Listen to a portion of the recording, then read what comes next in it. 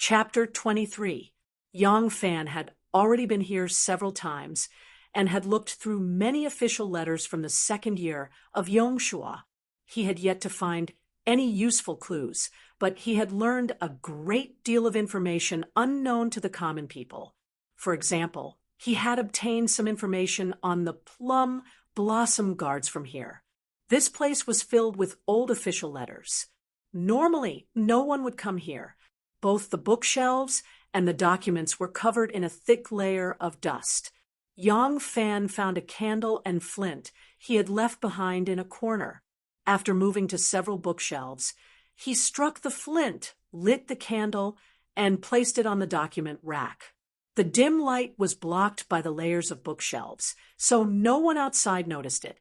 Yang Fan found the place where he had made his mark last time, took out an official letter, and carefully read it. In the second year of Yongchun, the Eastern Turks Gudulu rebuilt the Khaganate. Just as the Khaganate was established, he attacked Dingzhou. Qinghua Li Yuanghua repelled him. After reading the entire document, Yang Fan gently shook his head and put it back. He then took out the next one. Gu Dulu attacked Guizhou, besieged the Chanyu Protectorate, and killed Master Sima Zhang. Governor Wang Liben of Victory Province and Governor Li Chongyi of Summer Province split up to save him.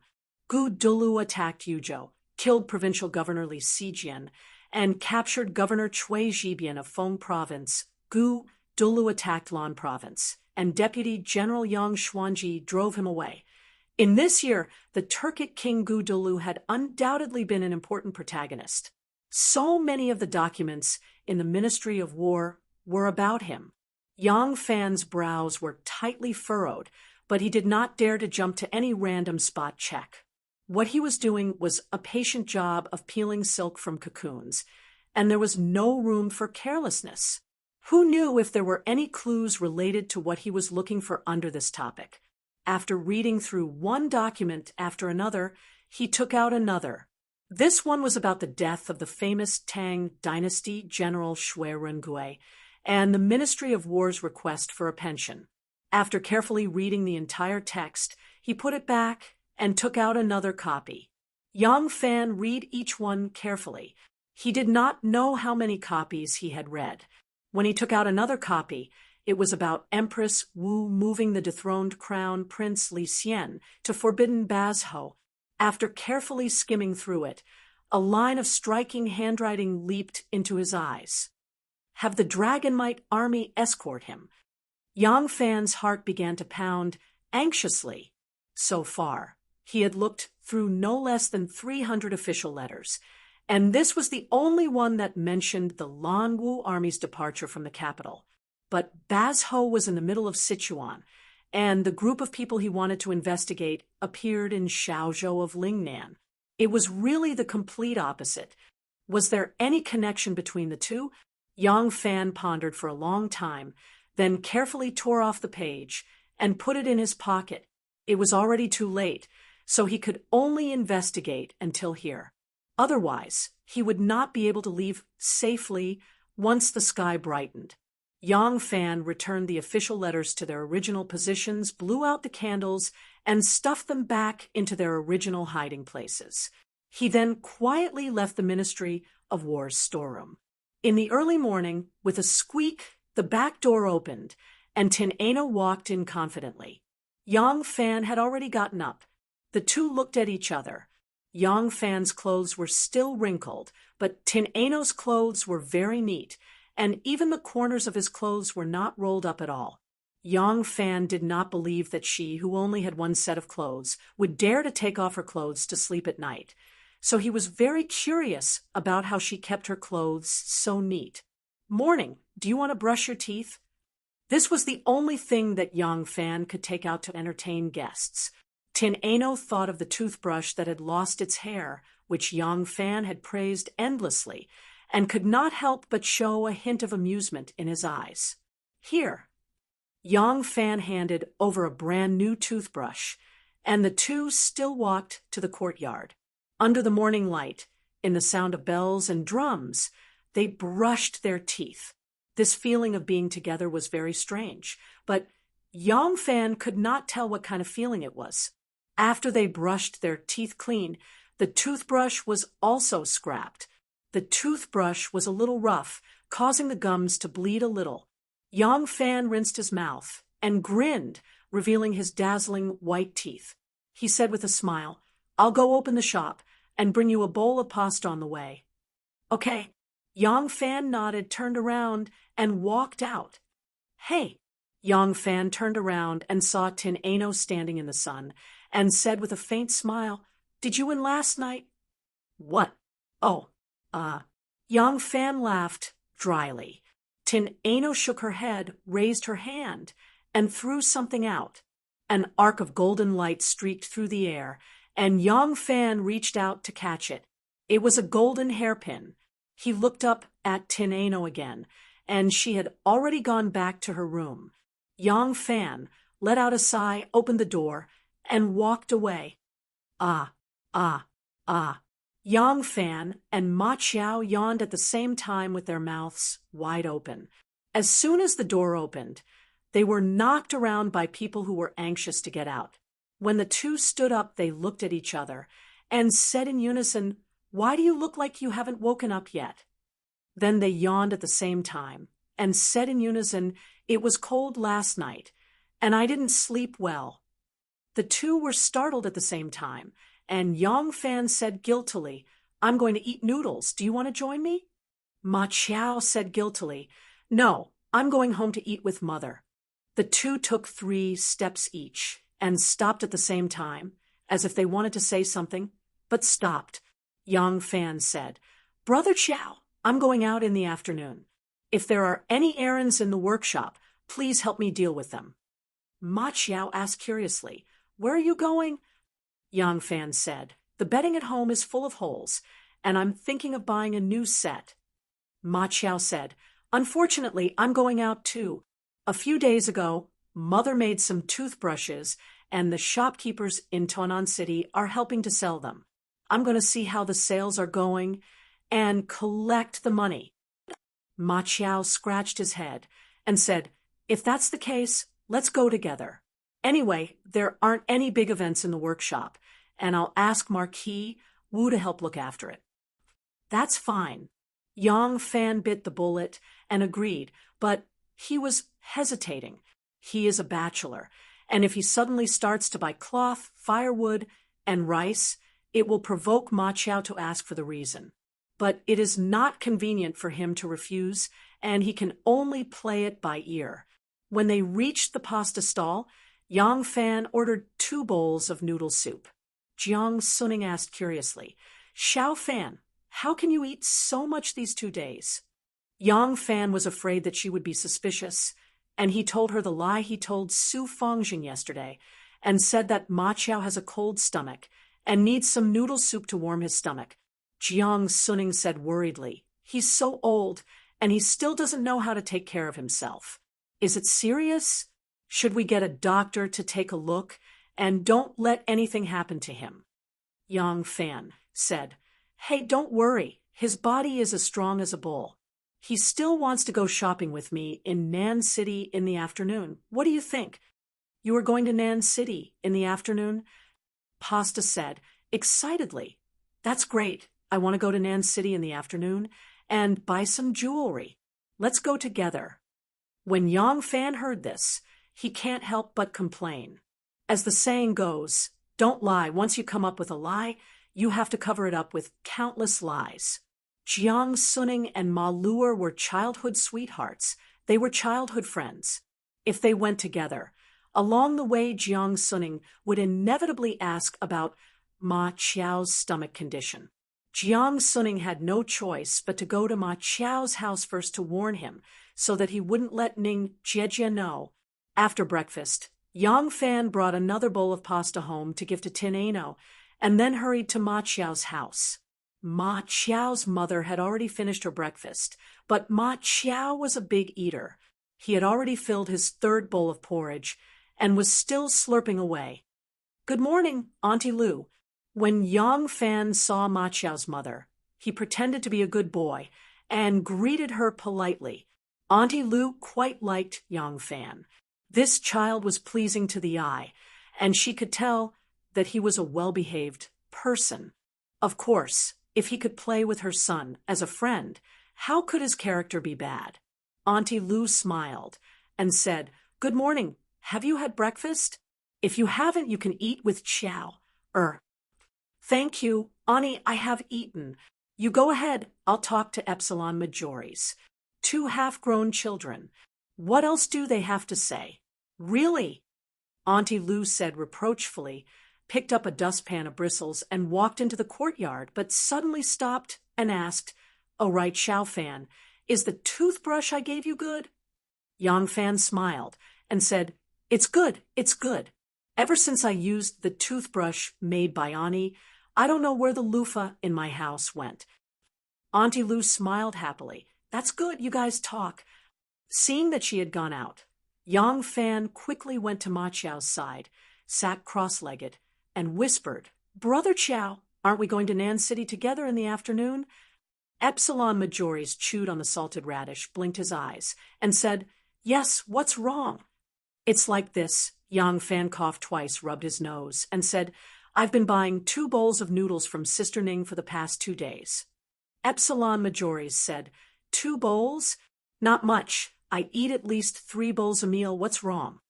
Yang Fan laughed dryly.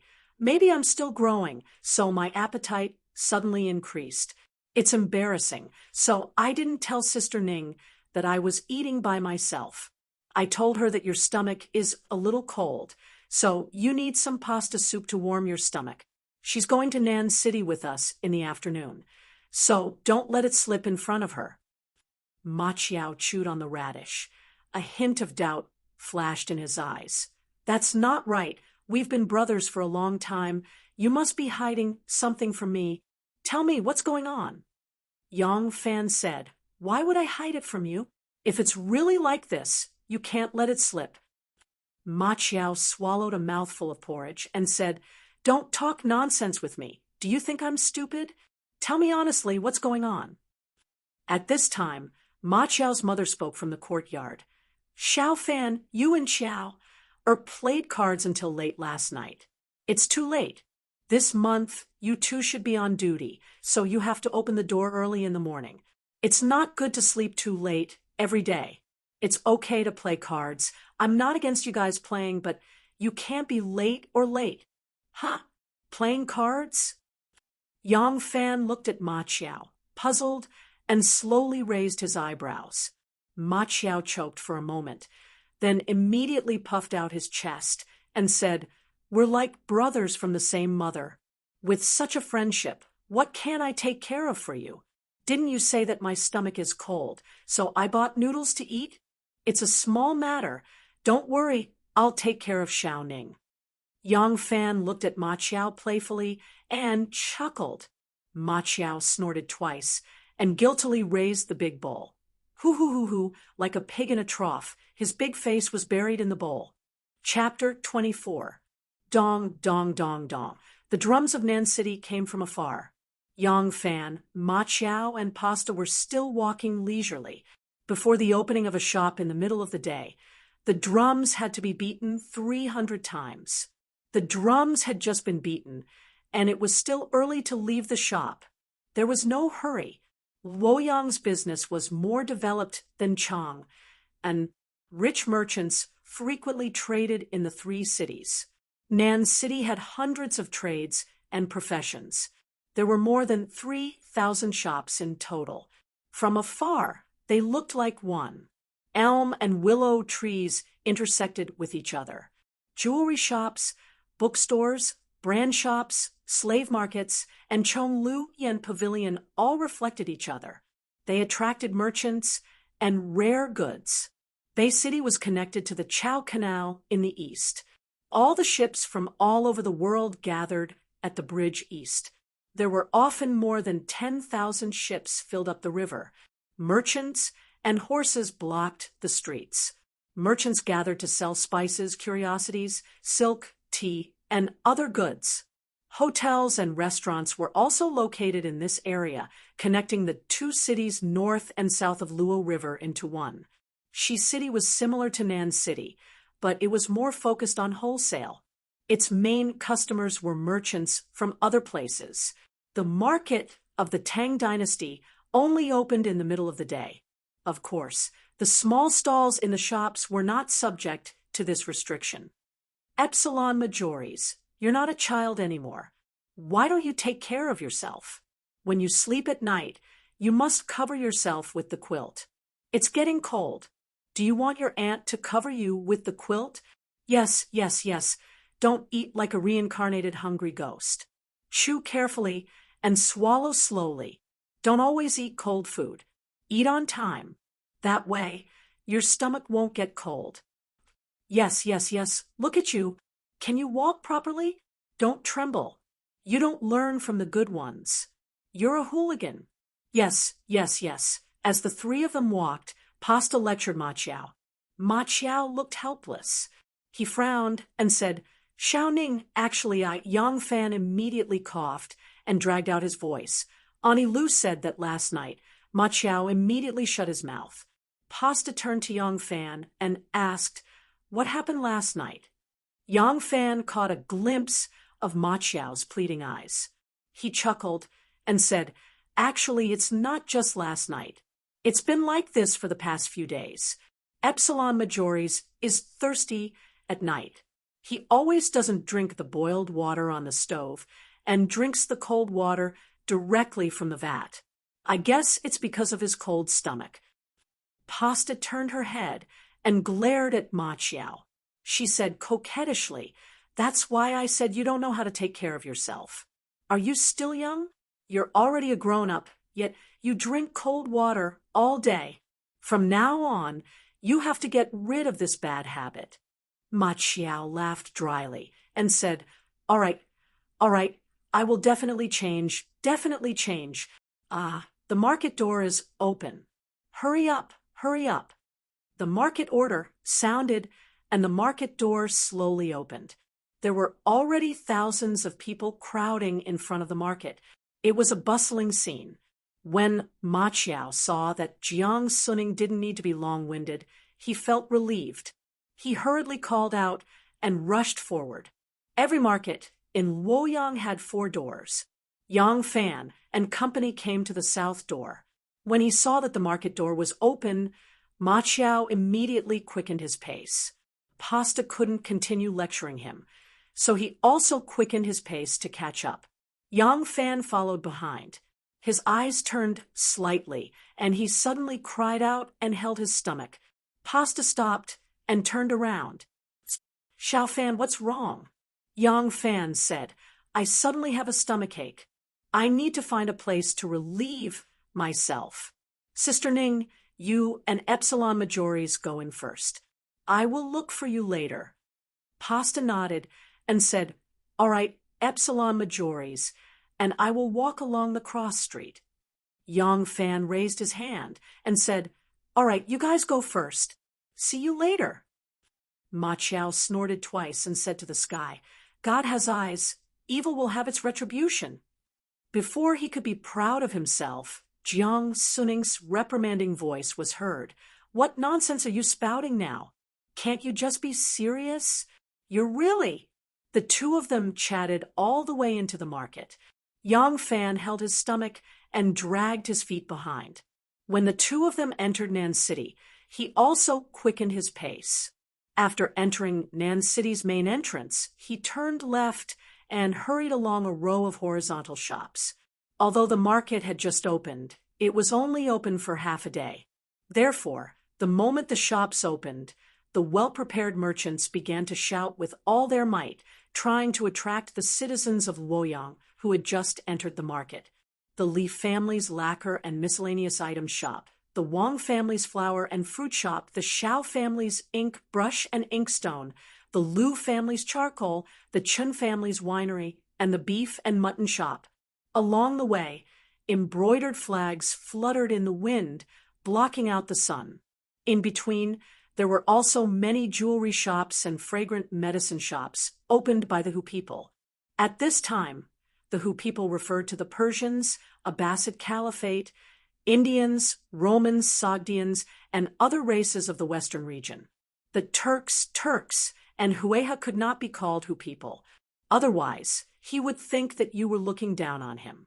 There were all kinds of people: officials, gentry, ladies, concubines, peddlers, pawns, Chinese, and Hu people. There were people on horseback, in carriages, and on foot. They all went their own way. As far as the eye could see, there were many beauties. Even if one did not want to buy anything, they could just stroll around and look at the beauties. However, one would not be able to see the charming scene of a city full of steamed buns here. This was because there were only two types of women who could wear open-necked dresses in two different places. One type was noble women and the daughters of ministers. They could be worn in mansions and the palace. The other type was the singing and dancing dress. They could be worn in brothels. Other women would not even have the chance to wear it, much less wear it on the streets. Yang Fan entered Nan City, turned left, and went straight to the Run family's gold and silver shop. He had to exchange the golden hairpin for money before he could buy things. In this era, gold and silver were not the common currency and could not be used for direct transactions. In this era, when buying and selling things, one would usually use the Kai Yuan Tong Bao as payment. If one wanted to pay in large quantities, one would use silk cloth as the general equivalent. The golden hairpin in Yang Fan's hand weighed less than 1 tael. At most, it could be exchanged for 2,000 taels. However, Yang Fan saw that the hairpin's workmanship and design were exquisite. An ordinary gold and silver shop's craftsmanship would not be able to create such an exquisite hairpin. If the gold and silver shop accepted his hairpin, there was no need to melt it, and it could be directly resold as jewelry. This was why Yang Fan insisted on exchanging it for 3,000 taels. The store manager, Honest Run, belittled the quality of the gold and ridiculed the workmanship. After speaking for a long time, Yang Fan did not say much. He only smiled and said, "Manager Run, it's fine if you only want to exchange it for 2,000 taels. However, you have to forge this hairpin into gold in front of me." Honest Run picked up the hammer without another word and raised it high above his head. He stared at the golden hairpin on the chopping board. After staring for a while, he gripped the hammer and glared at Yang Fan. He said fiercely, "You win. 2,500 taels. I will not increase it any further." Yang Fan said, 2,800 taels. The hairpin is yours. Otherwise, I will go to the Fu family's gold and silver shop. Honest Rin slammed the hammer on the anvil with his right hand and quickly picked up the hairpin with his left. He gritted his teeth and said, "Deal." Chapter 25. After leaving the Rin family's gold and silver shop, Yang Fan first went to the pottery shop to order pots and pans, then went to the oily rice shop to order rice, flour, oil, salt, and all kinds of ingredients. He gave the address and told them to send them home after the market was closed. Then he chased after maqiao and pasta. On the way, Yang Fan saw a grocery shop selling hairpins and all kinds of sundries. He remembered that Miss Anu had exchanged her hairpins for money and didn't even have hairpins, so he stopped to choose a hairpin for her. Yang Fan originally wanted to find a butterfly hairpin, but the shop didn't have it. The shopkeeper tried his best to sell a silver-plated peach hairpin. Seeing that Yang Fan didn't like it, he gave him a doll mask. Only then did Yang Fan agree. Epsilon Majoris, come back." Ma Chiao pulled Pasta's hand and ran away quickly. A goateed shopkeeper chased them until he was out of breath. He stopped panting and angrily threw the toothbrush on the ground. He stomped on it and pointed at Ma Chiao's back and shouted, "You brat, don't ask my family to help you sell things in the future. You'll ruin my family's reputation. How dare you sell such a broken toothbrush? It's outrageous." The shopkeeper swung his sleeves and angrily returned to his shop. When Yang Fan arrived, he saw this scene. He himself was a victim of the Ma family's toothbrush, so how could he not understand the reason? Yang Fan laughed in his heart. He quickly put on the mask and caught up with Ma Qiao. He patted his shoulder and shouted, "Where are you going?" Ma Qiao turned his head and saw a chubby baby with a cheeky smile on his face. He couldn't help but jump in fright. Yang Fan took off his mask, and Ma Qiao heaved a sigh of relief. Yang Fan laughed. "What's wrong? Like a stray dog?" Ma Qiao gloomily said, "I just went to shopkeeper Ding's shop to ask about the sales of toothbrushes. Who would have thought that when he saw me, he would fly into a rage? He said that the toothbrushes in my shop are too terrible. Some customers bought them and brushed their mouths with blood. Furthermore, they shed hair the moment they used them. Not only did they shed hair, but they also had a strong smell." Yang Fan looked at his dejected look and comforted him. "This plan won't work. Just find another way to make money. Why are you so depressed?" Ma Qiao said, "I don't care. I'm just worried about Mother. Mother wants to do some business to make money for me to marry. But no matter what business she does, she loses. This time, our family spent a lot of money to buy materials. Now that we can't sell these toothbrushes, not only did we not make money, we also lost money. I'm afraid that Mother will be sad and hurt her health." Her cheeks were red from all the running. Hearing what he said, she said, "You are filial by nature. For Denyang to have a son like you, it is Denyang's good fortune. What does it matter if we lose money? We can just climb up from where we fell." Ma Qiao said with a sad face, "But I always fall at that place. I suspect that it's a pit." Yang Fan held back his laughter and took out a few dozen coins from his pocket and stuffed them into Ma Qiao's hand. He said, "Take this money back and make me happy. Since you came today, you can take a stroll around the market. See if there are any small things that can make money and your family can make them. When you come back, you can start a new business." Ma Qiao quickly pushed the money back and said, "That won't do. You are alone in Luoyang without any relatives or friends. It's not easy to save up some money for emergencies. How can I take it?" Yang Fan said, "Who said I don't have relatives or friends? Sister Ning is my elder sister. Aren't you my brother? Don't tell me you don't recognize me as your brother?" This, Ma Qiao thought about how disappointed his mother would be after learning the truth. He could only put on a bashful face and put away the money. He pulled Yang Fan to the side and whispered, "Let's do it again another day. This time, everything we get will belong to you."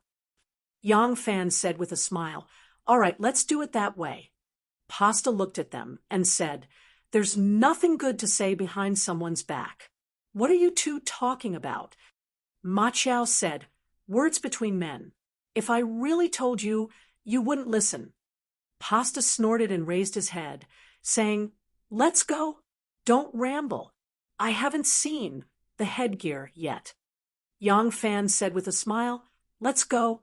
Let's accompany Sister Ning to look at the headgear first. Also, the bedding and bed sheets at my house have been gnawed by the rats. After we buy the headgear, Sister Ning can help me pick out some good fabric." The three of them chatted and laughed as they walked forward. Jiang Suning suddenly stopped in front of a headgear shop.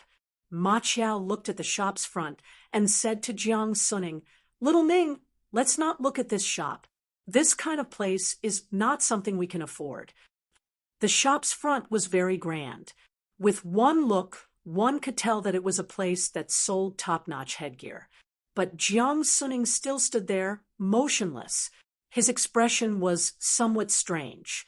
Yang Fan and Ma Qiao looked at each other and felt that something was wrong. They followed Jiang Suning's gaze and looked into the shop. They saw a noblewoman shopping in the shop. This woman had glossy black hair that was combed into a crow S-man bun. She wore a small-sleeved green gown with a light pink half sleeve. Her shoulders were draped with a white embroidered muslin cloth. She wore a bright red tunic skirt and a pair of dark green shoes. Looking at her age, she was about 30 years old. Her looks could only be considered below average, and her body had already put on weight. Accompanying her was a man who wore a black muslin scarf on his head. There was also a silk hairpin inserted at the foot of his hair. He wore a round-collared shirt with large sleeves. Looking at his age, he looked to be about 27 or 28 years old. This man had delicate features and a thin layer of powder on his face. Below his chin was a neatly trimmed beard. He looked to be full of spirit and could be considered a handsome man. The middle-aged woman was picking out headgear. The man stood by her ear and intimately whispered something, as if he was commenting on the jewelry she had picked out. In the Tang dynasty, the most popular jewelry was hair ornaments and bracelets. As for necklaces, rings, earrings, and the like, they were not popular. The woman picked out a buyao with gold beads. The man laughed and said something in her ear, making the woman laugh. She coquettishly hit him. On the man's shoulder, there was a cat-like animal. It was much bigger than a cat. Its whole body was red with many spots. Its thick and long claws were tightly clasped on the man's shoulder. Its ears were pricked up as it looked left and right. When it saw its mistress hit the man, it bared its sharp teeth and raised its small claws to slap the man's head, making the woman laugh. This was a lynx. It was often kept as a pet by nobles.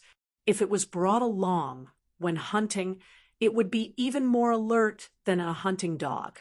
Its speed was as fast as the wind. Its common name was flying on the grass.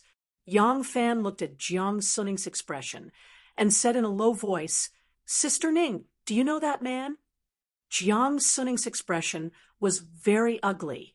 He replied in a low voice, "That man is called Lu Junfan." Yang Fan asked curiously, "Lu Junfan? Who is he?" Ma Qiao's expression suddenly changed. He said, "Lu Junfan, your fiancé, the man who is going to marry you at the end of the year, is him?" Jiang Suning nodded silently. He had bitten his lips so hard that they turned white. Chapter 26. Jiang Suning was only 16 or 17 years old, but this Lu was 26 or 27 years old, a difference of more than 10 years. But in the Tang dynasty, this was normal. According to the Tang custom, when a man and a woman got married, the man had to be older than the woman. There was a saying, "The man is 10 years older, and the woman is of the same age." The men of Dafu, especially the scholars, usually got married later. Therefore, it was normal for Lu Junfan to be older than Jiang Suning by more than 10 years. Seeing this awkward scene, Ma Qiao hurriedly said, "Xiao Ning, don't think too much. Maybe it's a sister or a neighbor." Yang Fan coldly said, "These two are a man and a woman over 30 years old. They went to a jewelry shop together and behaved so intimately. Do you believe that there is no relationship between the two?" Ma Qiao winked at him and tried to persuade him. "They are men. They just play occasionally. You saw it, but what if you didn't see it? Xiao Ning, you are a girl, a daughter-in-law who hasn't married yet. How can you be so self-righteous and ask questions? Why don't you just leave?" Yang Fan said, "Leave? Sister Ning can turn a blind eye to it and pretend it never happened?" Ma Qiao hurriedly pulled him aside and whispered, "Xiao Fan, what's wrong with you today? Why do you want the world to be in chaos? What do you want Xiao Ning to do? Can she go up and quarrel with him? We are about to get married. Just bear with it for a while and let it go." Yang Fan sternly said, "If you lie to yourself and others, how can there be happiness?" Ma Qiao became anxious and said, "Xiao Ning has already signed a marriage contract with him. Even though they haven't bowed to heaven and earth, they are already husband and wife. If you don't stop them, won't it be better to let them fight?" Yang Fan pursed his lips and didn't say anything. He just stared at Jiang Suning to see her attitude. He could tolerate others bullying him and lying to him, but he could not tolerate others bullying his friends. However, this was Jiang Suning's business after all, and he needed Jiang Suning's attitude. Jiang Suning's mind raced. Although the situation in front of him was infuriating and sorrowful, he was an unmarried girl. Could he really step forward and question him with the air of a legal wife? Jiang Suning was in a dilemma for a while. Then he sighed and said, "Forget it. Xiao Fan, let's go." Unexpectedly, before the three of them could take a step forward, another scene appeared in the shop. Jiang Suning's pretty face swelled up and turned purple when she saw it. It turned out that the woman did not like the ornament and walked to another cabinet. Lu Junfan hurriedly chased after her. Unexpectedly, the lynx suddenly jumped down from his shoulder and ran to the ground like a wisp of smoke, as if it wanted to catch up with its owner. Lu Junfan was also moving forward. The lynx was as fast as lightning. He didn't have time to react and stepped on the lynx's body. The red lynx screeched like a cat and rolled on the ground a few times. It pounced on the woman and whimpered pitifully. The woman's expression suddenly changed. She raised her hand and slapped Lu Junfan's face hard. She scolded, "You blind dog." Lu Junfan covered his face and said embarrassedly, It moved too fast. I couldn't react in time." The woman backhanded another slap and scolded, "You can't even take care of my Xiao Bei. What can you do, you useless thing?" After scolding Lu Junfan, the woman bent over and picked up the lynx.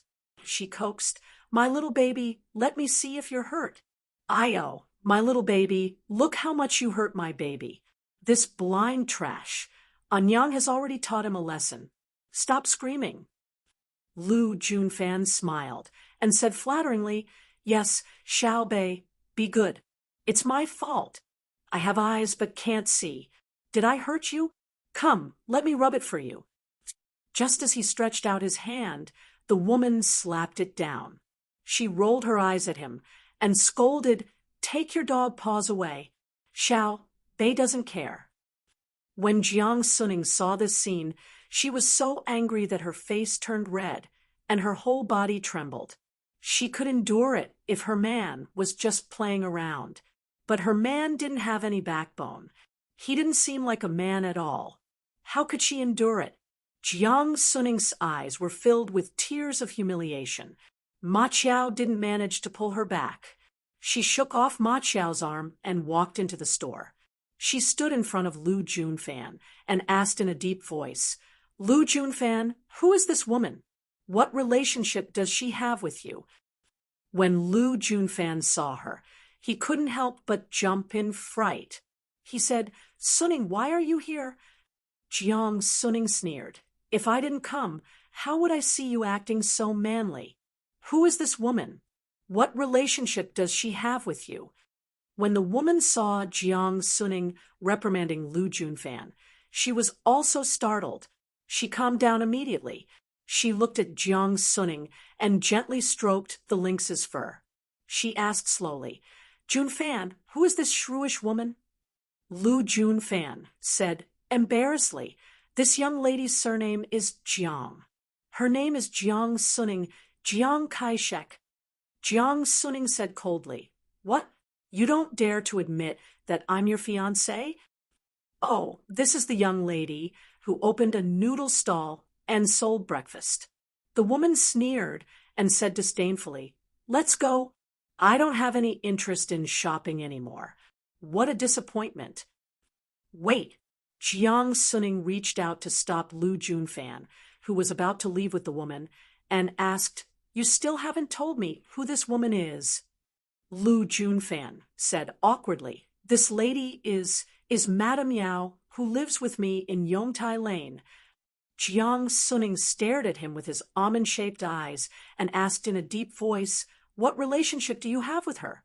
Lu Junfan flew into a rage out of humiliation and said, Jiang Suning, you haven't married into my family yet. Why are you so nosy? Since when did you have the right to ask about my affairs? At this time, Madame Yao had already walked out of the door. There was a light carriage at the door, and the driver was a Kunlun slave. Beside him was a Korean maid. Madame Yao raised the curtain of the sedan and said slowly, Lu Junfan, are you coming over? If you don't come now, you don't have to come in the future. Lu Junfan stomped her feet, walked around Jiang Suning, and walked out. Jiang Suning was also really angry. He chased after him and grabbed his sleeve and said unforgivingly, Lu Junfan, tell me clearly, what relationship do you have with her? Lu Junfan said angrily, Surname Jiang, you're too nosy. Not to mention that you haven't married into my family yet. Even if we consummate our marriage and become husband and wife, you still can't control me. Let go. Jiang Suning said stubbornly, Speak clearly first. Let go. Madame Yao said in disdain, What a useless piece of trash. If you don't want to say it, I'll say it for you. Madame Yao puffed out her chest and looked at Jiang Suning. She said proudly, You're asking me what relationship I have with Lu Junfan? Let me tell you, he eats my food, drinks my water, the expenses of making friends with scoundrels, and the expenses of gambling are all mine. Tell me, what relationship do I have with him? Madame Yao squeezed her handkerchief as she spoke. She took a step forward and said, arrogantly, Oh, I forgot to tell you, even the expenses for your wedding at the end of the year were paid by me. Why don't you ask your future son-in-law what kind of relationship I have with him? Lu Junfan's face turned red. Faced with Jiang Suning's angry and embarrassed gaze, he could only helplessly lick his lips. He licked away the thin layer of lipstick on his lips, but he didn't have the courage to say a single word. Jiang Suning was so angry that his whole body trembled. He pointed at Lu Junfan and said, a man should be able to support the heavens and the earth, but you're actually so useless. I know that your family's circumstances have fallen, and your family's circumstances haven't been as good as before. But the rich have their ways, and the poor have their ways. A poor person can't be short of ambition. You don't even care about your face, and you're actually a gigolo. To think that you're a scholar, do you even know what propriety, justice, integrity, and shame are? Lu Junfan flew into a rage out of humiliation after being scolded by Jiang Suning. She raised her hand and gave Jiang Suning a resounding slap on his face. Jiang Suning covered his cheek and said in astonishment, Lu Junfan, you actually hit me? Lu Junfan sneered. Although you and I haven't gotten married yet, we've already signed the marriage certificate. We're legally recognized as husband and wife by the laws of the Tang dynasty. Today, I'm going to teach a lowly servant like you who doesn't know how to be a wife a lesson. What about it? You're a good person, but you run a lowly business, set up a stall on the street, and sell noodles. Marrying into my family, isn't that a disgrace to my family's reputation? Although I've long heard of this, considering that your family's circumstances are poor, I had no choice but to do so. So I've never come to your house to make things difficult for you. Madame Yao and I both love poetry and singing. We often exchange notes and become bosom friends. Seeing that my family is poor, Madame Yao often gives me a helping hand. That's all. I didn't expect you to be so despicable. Not only do you unscrupulously criticize and ruin my reputation, you even insult my benefactor and bosom friend. How can I still tolerate you? Lowly woman, get lost. Madame Yao only sneered when she heard this, but she didn't expose him again.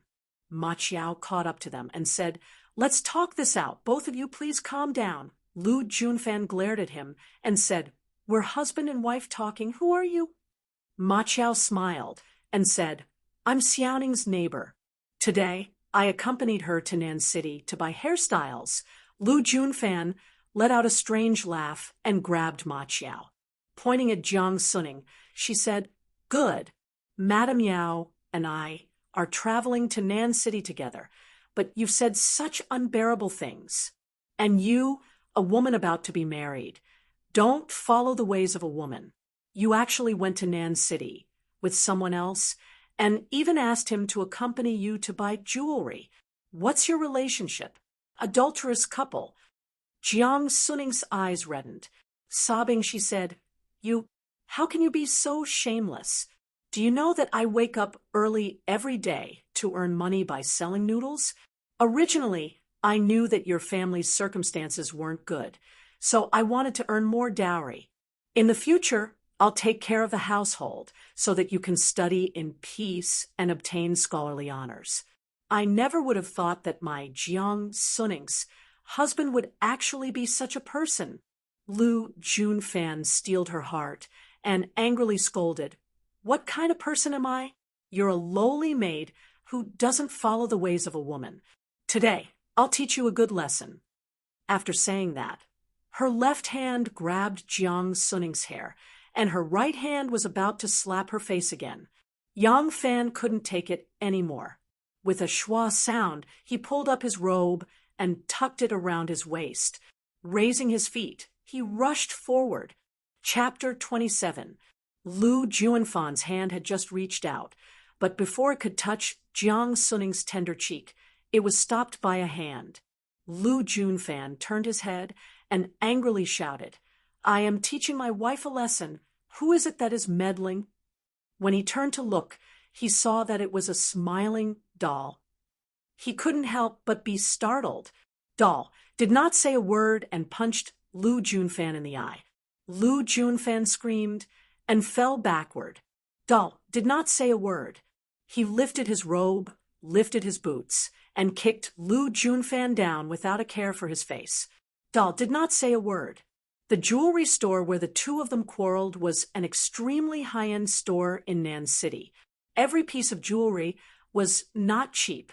Even the cheapest and most inconspicuous jewelry was worth half a year's worth of rations for an ordinary family. So it was usually very quiet. In the accounting room at the back of the store, the shopkeeper was accompanying the manager of the accounting room. They were busy sorting out the accounts. Sitting next to them were two young masters wearing embroidered robes and jade belts.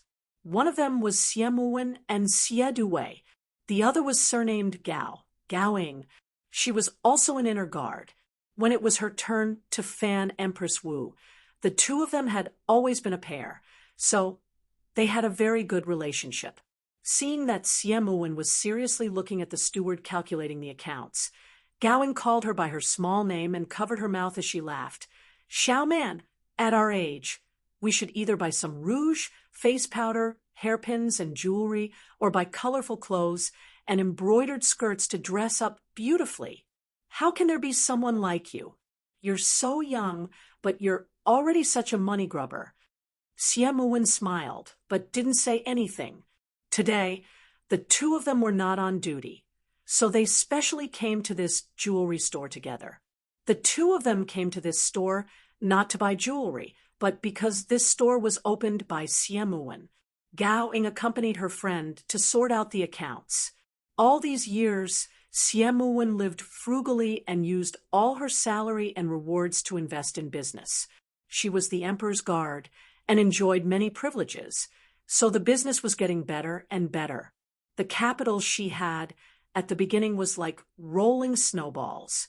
After a few years, she already had several stores in Luoyang City. Although Gao Ying teased her for being a money grubber, she actually admired her and envied her. Everyone earned the same amount of money. Her salary and rewards came in with her left hand and went out with her right hand. She didn't save a single cent in the past few years, so she felt that she was very tight. How did Xie make such a big business? Gao Ying sighed softly. Who are you working hard for? When you get married in the future, Won't all your assets be given to others as dowry, letting them enjoy the fruits of your labor? Look at you. You don't even know how to dress. You is not living for your age. With your status and appearance, are you going to be a good husband in the future? Why do you have to work so hard to save a dowry? Xie Muwen still smiled and didn't say anything. She didn't want to save a dowry. It was just that there was no need to tell Gaoing about her thoughts. Every time she said it, it would make her sad and disappointed. Why bother?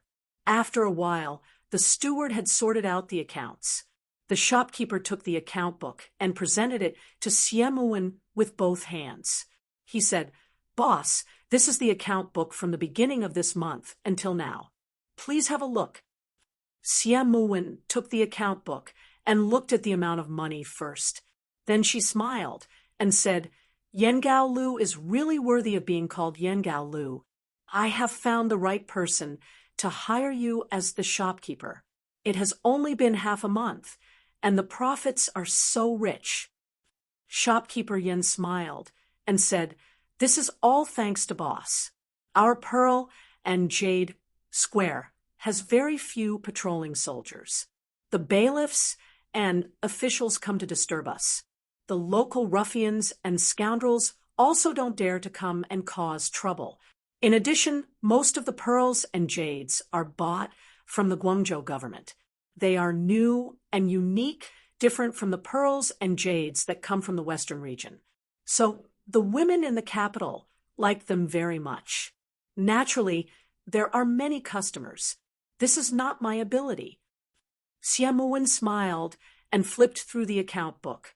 She said, "With my status, there is naturally no one who dares to come and ask for help. However, we can't force customers to come to our door. Shopkeeper Yan's management is proper. This credit is not fake. If you put in more effort, I will not treat you unfairly."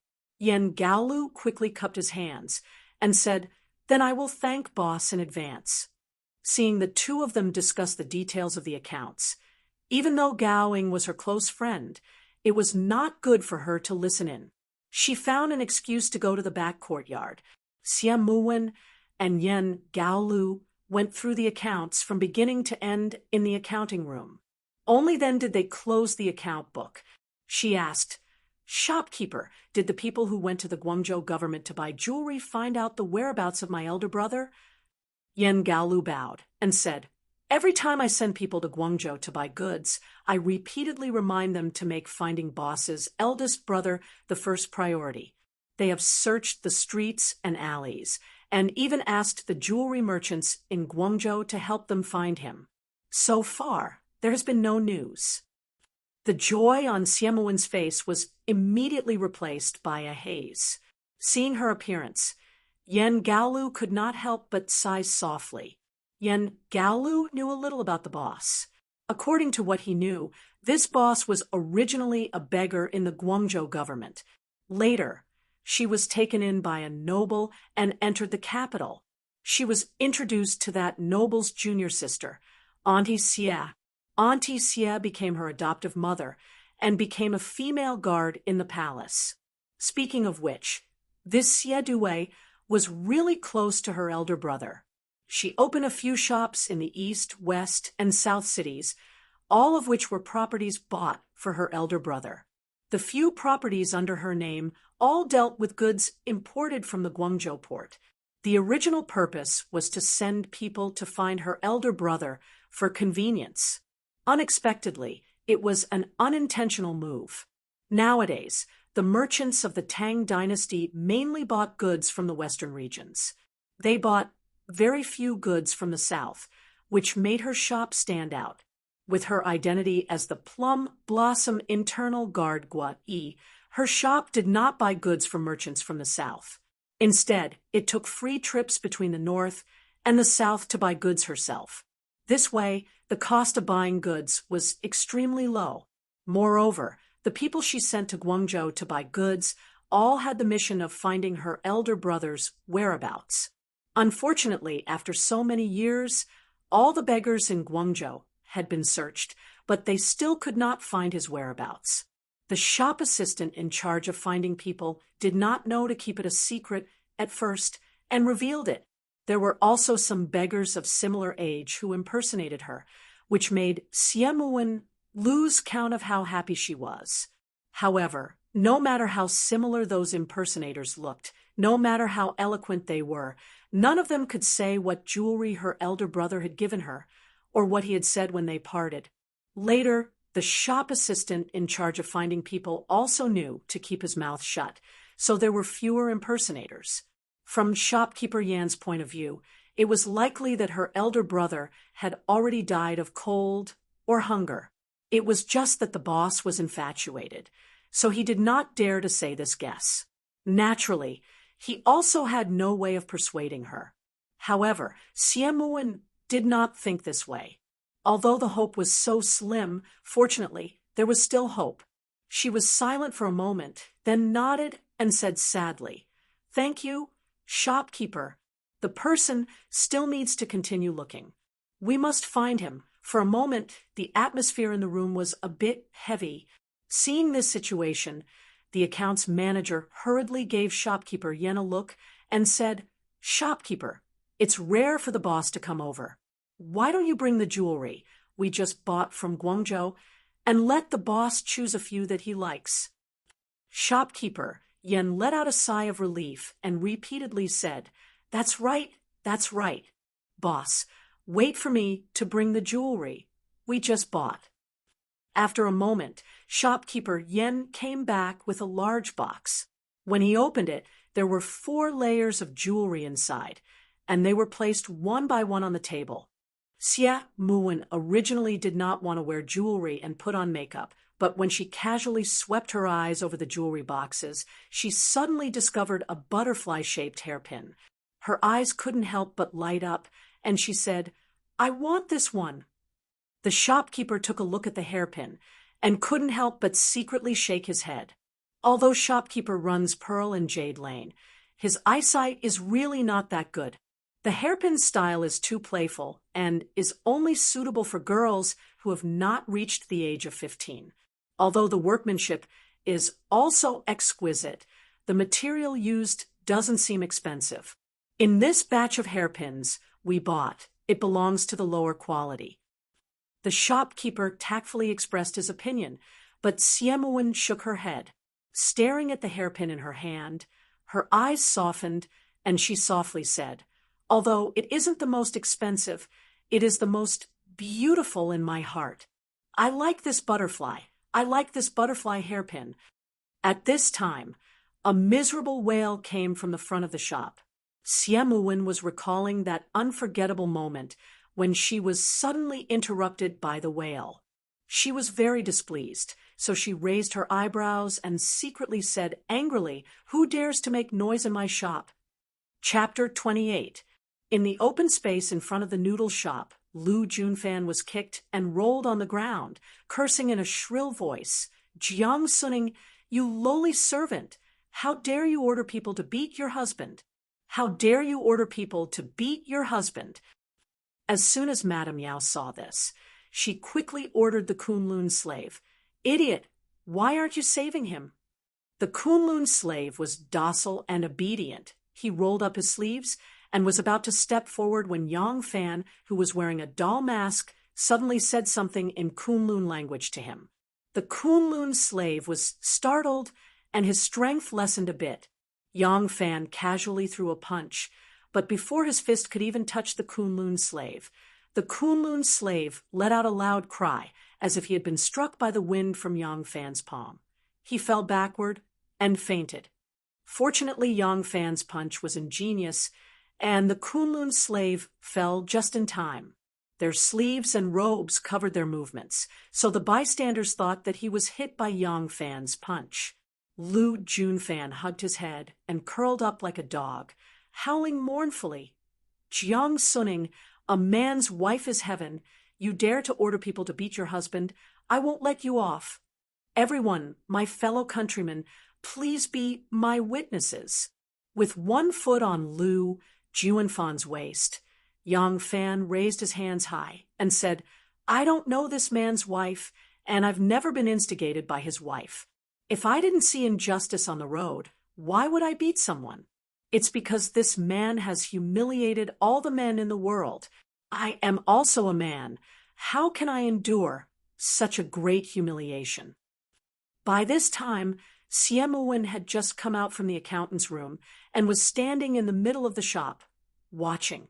Yang Fan exaggerated Lu Juanfan's evil deeds to the people and shouted, "This kind of animal, he was born as a man in vain, but his actions are a disgrace to the word man. All the men in the world have been humiliated because of him. Tell me, does this man deserve to be beaten?" The bystanders said in unison, "He deserves to be beaten." Yang Fan said, "He really deserves to be beaten. If you're a man, what are you waiting for?" Suddenly, the men in the crowd rushed forward, especially those who were traveling with their female companions or their wives. They were especially indignant. In order to show that they were men of indomitable spirit, they all rushed forward and used their fists and legs to draw a line between Lu Junfan, this shameless man who lived off a woman. "Make way. Lang Jun, make way for me." The women were even angrier than the men. Some of them were hot-tempered, and they immediately lifted their skirts and rushed forward to join in the gang beating up Lu Junfan. After being kicked by Yang Fan, Lu Juanfan's face was already swollen and bruised beyond recognition. Now that she was surrounded and beaten by these people, she didn't even have the strength to scream. Siemuin stood in the shop and heard everything that Yang Fan had said. Her face immediately revealed a look of disdain and disgust. As soon as the shop assistant saw the boss come out, he hurriedly stepped forward and asked, "Boss, do you want me to blow them away? I don't want to affect our business." Siemuin said, "Useless, stinky man. Using your body to beg for food is even more disgusting than using your hands to beg for food. You're worse than a beggar. Let them be." Looking at her, if it weren't for her status, she would have rushed out and ruthlessly kicked Lu Junfan a few times. When the shop assistant saw this, he didn't dare to say anything else. "Everyone, this adulterer is shameless, and so is that whore. It's her. Look." When Yang Fan saw that the people had been provoked, he suddenly shouted and pointed at Madame Yao, who was standing on the side of the road in shock. "Hit her, adulterer and adulterer. This adulterer and adulterer." The people had been incited and immediately rushed towards Madame Yao. When Madame Yao saw this, she was shocked and quickly ran to the carriage. She shouted at the Kunlun slave who was lying on the ground pretending to be dead, "Lowly slave, get up and take me away." The Kunlun slave who was lying on the ground pretending to be dead crawled up. His waist was no longer sore, and his legs were no longer painful. He jumped onto the carriage and drove away. Lu Junfan crawled up from the ground and chased after the carriage. As she ran, she gritted her teeth and said, "Jiang Suning, you lowly slave, just you wait. I won't let you go. Ouch." Before she could finish her sentence, rotten pears and dates were thrown at her like a downpour. Lu Junfan covered her head with her sleeves and ran away. At this time, the city magistrate came over with a few servants who were responsible for maintaining the order of the market. He shouted from afar, "Who is fighting here? You want to be punished by the authorities?" When the people heard this, they stopped, tidied up their clothes, calmed their breathing, and pretended to be bystanders. Someone commented, "Look at this pretty girl. How did she find such a man? It's really a pity." Pasta's face was dark. She lowered her head and hurried away. Ma Chiao and Yang Fan saw this and quickly left with her. Xia Muwen saw that the crowd had dispersed and returned to the rear hall. After they left the crowd, Ma Chiao complained to Yang Fan, "Xiao Fan, you were too reckless today. That spineless man left in anger and will take his anger out on Xiao Ning. If Xiao Ning marries him, will she still have a good life?" Yang Fan said, "Marry him? You still think that way? Is he a man just because he has balls?" Sister Ning, do you really want to marry this kind of filthy trash? Jiang Suning stood still. Her expression hesitated for a moment. She gradually became stern and said in a deep voice, "Although I am a woman, I was born poor. I am ashamed to marry this kind of man. When I go back, I will report to my mother and ask a matchmaker to come forward and divorce him." Yang Fan happily said, "That's right. Sister Ning is pretty and diligent. You can't find a good husband. I think Epsilon Majoris is not bad." Ma Chao hurriedly said, No, I can't. I've lived for so long and I've accomplished nothing. My family's situation is much worse than Xiao Ning's family. How could Xiao Ning's mother agree? Jiang Suning unhappily rolled his eyes at him and said, "Xiao Fan was just joking. Don't take it seriously. Even if you're willing, I'm not. Since I, Jiang Suning, am going to break up with that surnamed Lu, my future husband must be a bit stronger than him. Otherwise, wouldn't I be ridiculed by him? You, humph." Ma Chao hurriedly said, "That's right. Even if you want to marry, you should marry someone like Beta Persei. At least his handsome face is 100 times better than Lu Junfan." Jiang Suning slapped him and said angrily, "You want to die? How old is Lil Fan? He's even 2 years younger than me. Nonsense." Yang Fan stuck out her chest and said, "Although men are older than women, there are also women who are older than men. Sister Ning is handsome, gentle, hardworking, and capable. I can't ask for more. Sister just needs to nod, and I will find someone to go to your house to be a matchmaker." Jiang Suning laughed and lifted her leg to kick him. Yang Fan laughed and floated away. Jiang Suning faintly sighed and said, "All right, you two don't need to find ways to make me happy. I have already thought it through. Lu Junfan is not worth worrying about." Yang Fan and Ma Chao heard this and knew that she had really thought it through. They couldn't help but smile at each other, and their hearts relaxed. After waiting for Yang Fan to leave, Tin Ano's heart struggled fiercely. She looked inside and outside, and even risked opening the courtyard door to peep outside. With her eyesight, she couldn't see anyone watching her. She began to doubt whether she had misunderstood Yang Fan. She wanted to leave without saying goodbye, but thinking of the possible consequences, she didn't dare to take the risk. To leave or not to leave? Are there people spying on me? Tin Ano couldn't make up her mind and was at a loss. It wasn't until the door opened and Yang Fan came in that Tin Ano let out a sigh of relief. At least she didn't have to struggle with the problem of staying or leaving. When Yang Fan came back, it was already closing time. He had only been back for a while when Nan City's waiter had already sent over the pots and pans, oil, salt, soy sauce, vinegar, rice, noodles, vegetables, and all kinds of ingredients that he had ordered. Yang Fan asked the waiter to help him unload the things into the central room. He stared blankly at the small mountain of things in the room. To tell the truth, Yang Fan had never been to the kitchen before. He looked at the pile of things in front of him without a clue. He didn't even know what they were used for and didn't know where to put them. After the waiter left, Tin Ano came out of the room and saw Yang Fan's silly look. She couldn't help smiling and walked forward and said, "Let me do it." Firewood, rice, oil, salt, pots, and pans were all arranged in an orderly manner.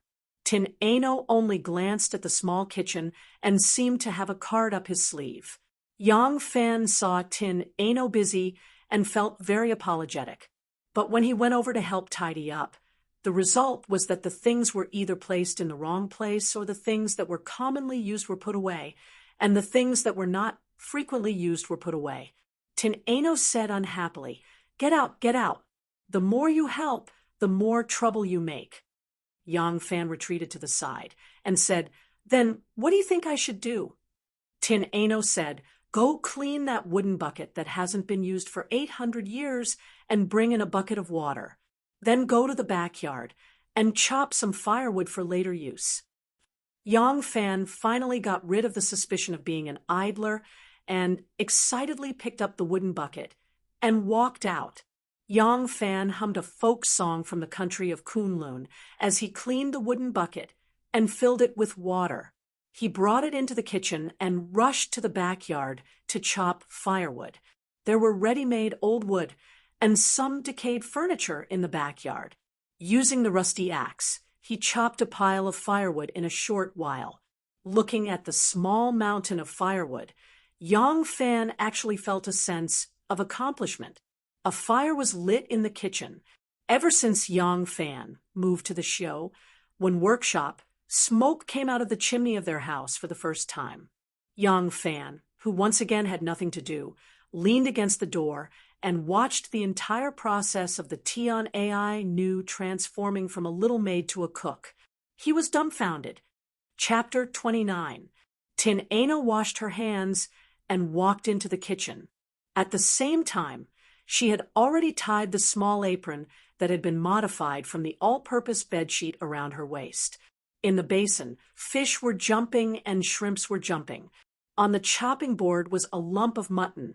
In the time it took Yang Fan to blink a few times, the rice had been washed and put into the pot. The scallions, ginger, and garlic had been peeled, flattened, and shredded.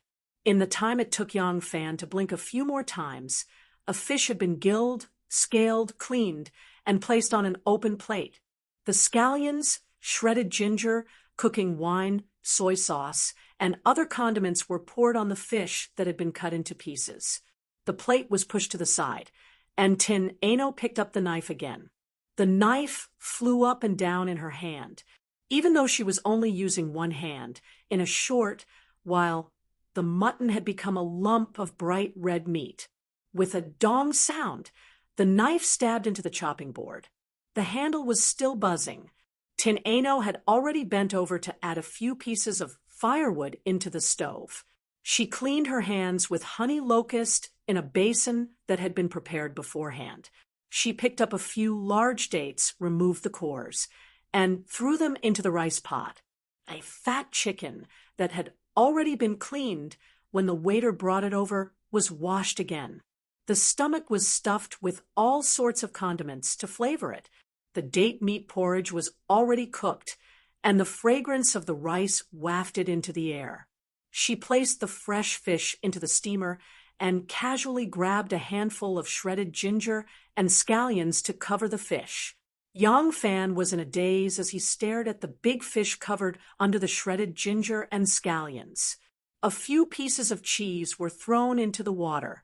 Tin Ano's jade-like movements and casual movements made her look like a calligraphy master waving a brush and splashing ink, writing a wonderful piece of calligraphy with ease.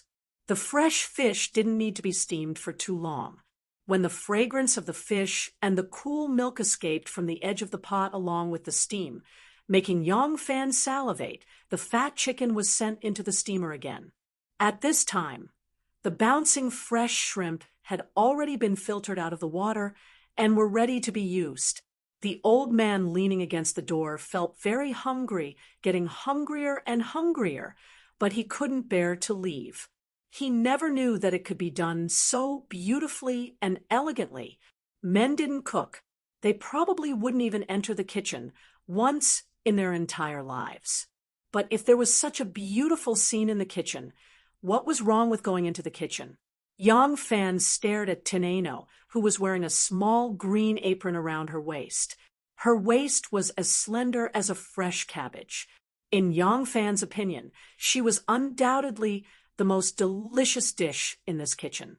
Her beauty was truly a feast for the eyes. The plate of delicious cabbage was still busy in the kitchen, whether it was waving the ladle, picking up the kitchen knife, sprinkling the chopped green onions, or swiftly cutting the lamb with a knife. Even the way she stooped over to add firewood was full of artistic beauty. It was as if she wasn't stir-frying, but dancing, as if sensing Yang Fan's gaze. Tian, Ainu suddenly asked without turning her head. Do you know what my favorite thing to do is? Yang Fan shook his head and said, I don't know. Tin Aino took a deep breath of the aroma of the food and said excitedly, Cooking. My favorite thing is to cook. Yang Fan was slightly embarrassed. So, she's a foodie. Vinegar and scallion chicken, steamed fish, grilled bright prawns, stir-fried lamb, and juju porridge were all placed on the table. Yang Fan and Tin Aino sat on both sides of the table, kneeling and raising the table. The dishes on the table were very sumptuous, but there were no vegetables. It wasn't easy for Yang Fan to improve his life. Of course, he wouldn't buy vegetables. Tin Aino wasn't picky about the ingredients he bought. Since the Sui and Tang dynasties, the barbarians and the Han lived together. The culture, clothing, food, and other aspects of the Central Plains were influenced by the barbarians and the barbarians. There were many changes. Nowadays, it was very difficult to see vegetables on the menu of the rich and powerful. Yang Fan ate with great relish. His belly was very round. A fat fish that was 1 catty, 8 tails and 6 chien, a fat chicken that was 3 catties and 4 tails, half a catty of mutton, and a plate of river prawns were almost swept clean by him. Even the pot of porridge was eaten by him. Tin Aino held the rice bowl and looked at the empty plate. He asked Yang Fan, Are you a reincarnated hungry ghost? Yang Fan held his round belly and sighed. This is the most delicious meal I've ever eaten in my life. Why don't you stay? Tin Aino glanced at him and said indifferently, You can afford to hire a cook like me? Yang Fan coughed and said, You must be a cook. Tin Aino took small bites of the porridge. He picked up some leftovers from the plate that Yang Fan had wiped out. He didn't care about Yang Fan at all. Yang Fan rolled his eyes and suddenly laughed. Let me see. Aya, today is the 3rd day since you came to my house. Tin Aino raised his pair of watery eyes and said, Huh. Yang Fan smiled. On the 3rd day after the bride's marriage, she needs to cook. Tin Aino snorted. He still ignored Dong Shuebing. Yang Fan rubbed his nose and said tentatively, That's right. The hairpin you gave me was exchanged for 2,800 coins. I'm getting more and more curious about you, from your speech and mannerisms, and the fact that you can casually take out a hairpin that is worth so much. You must be from a wealthy family. Why would you need to be a thief? Tin Aino put down his chopsticks. He said indifferently, You still can't help but want to know about my past. You don't have to say. Tin Aino shook his head. He said after a pause, There's no harm in saying, but I can only tell you about my past before I was 6. Yang Fan said excitedly, That's fine. Tell me. Tin Aino thought quietly for a while. He said softly, My family lived in Guangzhou's Zhouji County. There was nothing special about our family. My father was an ordinary farmer with a dozen or so acres of dry land. In the 5th month of the 1st year of Yongchun, there was a great drought in Guangzhou. The land was scarlet for thousands of miles. Then locusts came. The crops that had already withered were eaten up by the locusts. This beginning was probably not a happy story. Yang Fan couldn't help but stop smiling. He listened quietly. Tin Aino said, The government couldn't gather enough food for disaster relief. In order to survive, Grandpa, Father, the most common colloquial name at that time, sold the family's dozen or so acres of farmland. But at that time, the price of rice had already risen to 10,000 coins per bushel. How many days could this bit of money last? Very quickly, the city and the countryside were filled with people eating each other. The dead piled on the streets. Tin Aino said sadly, Misfortune never comes alone. Soon after, there was a great plague. The victims dragged their children. They begged during the day and slept on the streets at night. Many people vomited yellow liquid in their sleep. Their corpses were left by the roadside. At that time, there was a folk song that said, Li Si buried Zhang San in the morning, Li Si ascended to heaven at noon. Lu Er and Wang Wu went to the funeral. Yu Luo and Shuang went to the gates of hell. The starving people began to resort to any means necessary. The bread that someone had just bought was snatched away by the starving people. Just as they were about to catch up, the starving people threw the bread into the horse urine and stepped on it. The person who was robbed had no choice but to give up.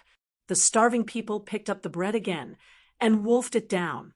The bark was peeled off, revealing the white trunk. The leaves were also eaten by the locusts and the starving people. Many people began to eat the guanine clay. They knew that they would still die if they ate it, but if they didn't fill their stomachs, they would really be starving. There was a man in our village who sold his land and his wife. In the end, he buried his 4-year-old son who had starved to death in a brick bed and fled for his life. There was also a widow. Her family had more than 100 acres of farmland. She was considered very wealthy in the village. At this time, it was difficult for her to support herself. She had a son and a daughter. They were both young. In order to support her son and preserve her deceased husband's bloodline, she personally pressed her young daughter into a basin of water and drowned her alive. Tin Ano raised her head and looked at Yang Fan. She seriously explained, "Do you think that this has nothing to do with me? I'm saying all of this because I want to tell you how miserable it was back then.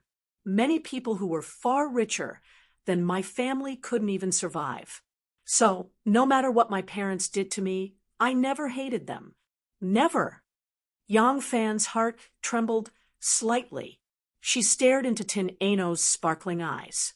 She wanted to tell her not to continue speaking, but facing that kind of gaze, she couldn't even speak.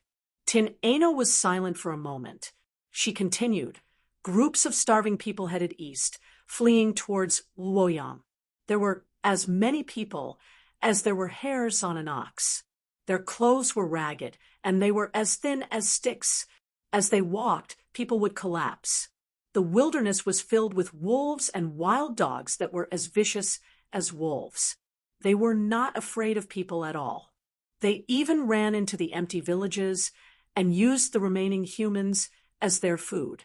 There are many people from Longxi who come to Guangzhou to buy wives, but they are not allowed to bring children. I saw with my own eyes a Longxi man lift a rather good-looking young woman onto the back of a donkey, but he snatched the child from her arms and threw it into the dry gutter. Grandpa, Tin Ano's voice trembled. Grandpa had no choice but to sell Mother, but the food he got wasn't even enough to eat for 3 days. Who cares? At that time, as long as he could have a bite to eat, as long as he could live a moment longer, what wouldn't he be willing to do? Many women were forced to sell their bodies. Every time they sold their bodies, they could only get a bowl of rice soup. Tin Ano gave a long sigh and faintly said, "After the food I got from selling Mother was finished, Grandpa stared at me. At that time, I was very afraid. I thought Grandpa was going to eat me. In the end, he only called me to a dry well and pushed me down." Yang Fan's body shook. His lips moved a few times, but he could not say any comforting words. Tin Ano said, "Grandpa threw some bricks and debris down, and then I don't know where he ran for his life." Yang Fan gently held her hand. Her hand was cold and trembling. When Yang Fan held her hand, she immediately held Yang Fan's hand in a death grip. She was like a person who had fallen into a dry, while grabbing onto a rope hung down by a kind-hearted person, unwilling to let go. Yang Fan said in a low voice, "I'm sorry. I shouldn't have asked about this. Please don't say any more." Tin Ano gently shook her head and mournfully said, "The stone thrown by Grandpa hit my head. I fainted, but I don't hate him. I really don't hate him. He couldn't do anything about it. At least, he didn't eat me." Note: Stir-frying existed in the Tang dynasty, but because it consumed a lot of oil and the quality of the raw iron wok was not good, it was easy to break. Soy sauce was invented in the Jin dynasty. It was already popular in the Tang dynasty. Before that, it was known as clear soy sauce, bean sauce, soy sauce, black bean sauce, pomelo oil, tanning oil, seed oil, fu oil, autumn oil, etc. After 755 AD, the soy sauce production technology was spread to Japan with Master Jianjin. Then it was spread to Korea, Vietnam, Thailand, Malaysia, the Philippines, and other countries. Chapter 30. Yang Fan listened with a heavy heart. He knew that the reason why Tin Ano repeatedly emphasized her father's helplessness and that she didn't hate her father was because she had been hurt too deeply in her childhood, especially when she was abandoned by her family. It was like a nightmare that she couldn't get rid of.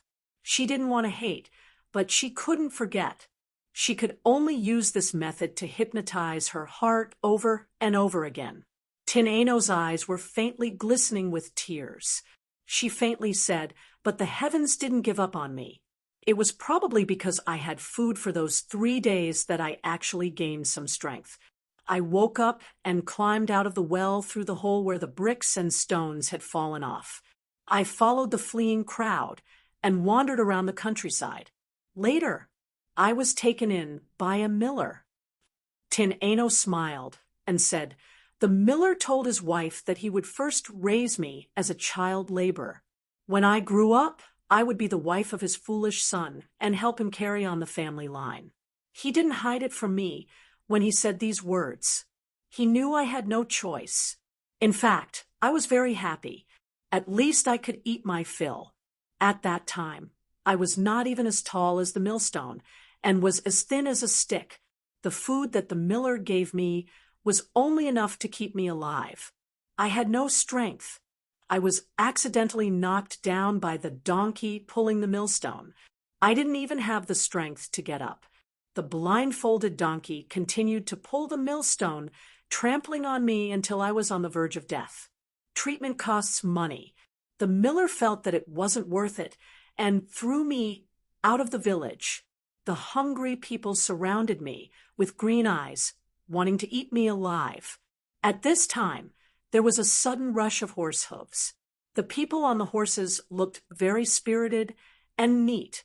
Because of the plague, their faces were covered with thick towels, revealing only their eyes. One of them looked at me coldly. Perhaps they had seen all kinds of tragedies along the way.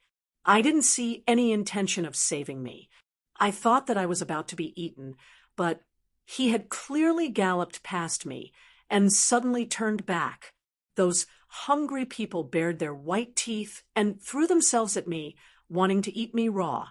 At this time, the man waved the whip in his hand. The weak, hungry people fell like paper under his whip. I was saved. He treated my wounds and fed me. Yang Fan asked, "Why did he change his mind and save you?" The Tian AI knew was silent for a moment before she answered. Later on, he told me that he had seen too many dying people along the way. Some of them would look like they were begging for mercy when they saw them passing by. Some of them would cry out in fear of death. Some of them were numb and ignored them. Tin Ano took a deep breath and said, "As for me," he said that in the eyes of this 6-year-old girl, he saw the tranquility of liberation. For a 6-year-old child to have such a gaze that transcends life and death, he felt that it was very unusual. So he saved me. Tears welled up in her eyes. Tin Ano raised her head. After a long time, she slowly lowered her head. Although her eyes were moist, the tears had already disappeared. In the end, she did not let them fall. She stared at Yang Fan and said word by word, "My name was chosen by me. Tin Ano, people don't love slaves. Tin Ano." When she said these words, she still tightly held onto Yang Fan's hand. Yang Fan could feel that in those hellish days, she had suffered not only from the drought, the plague of locusts, the plague, not only from witnessing the tragic deaths and the victims who took advantage of the situation, but also from her birth father.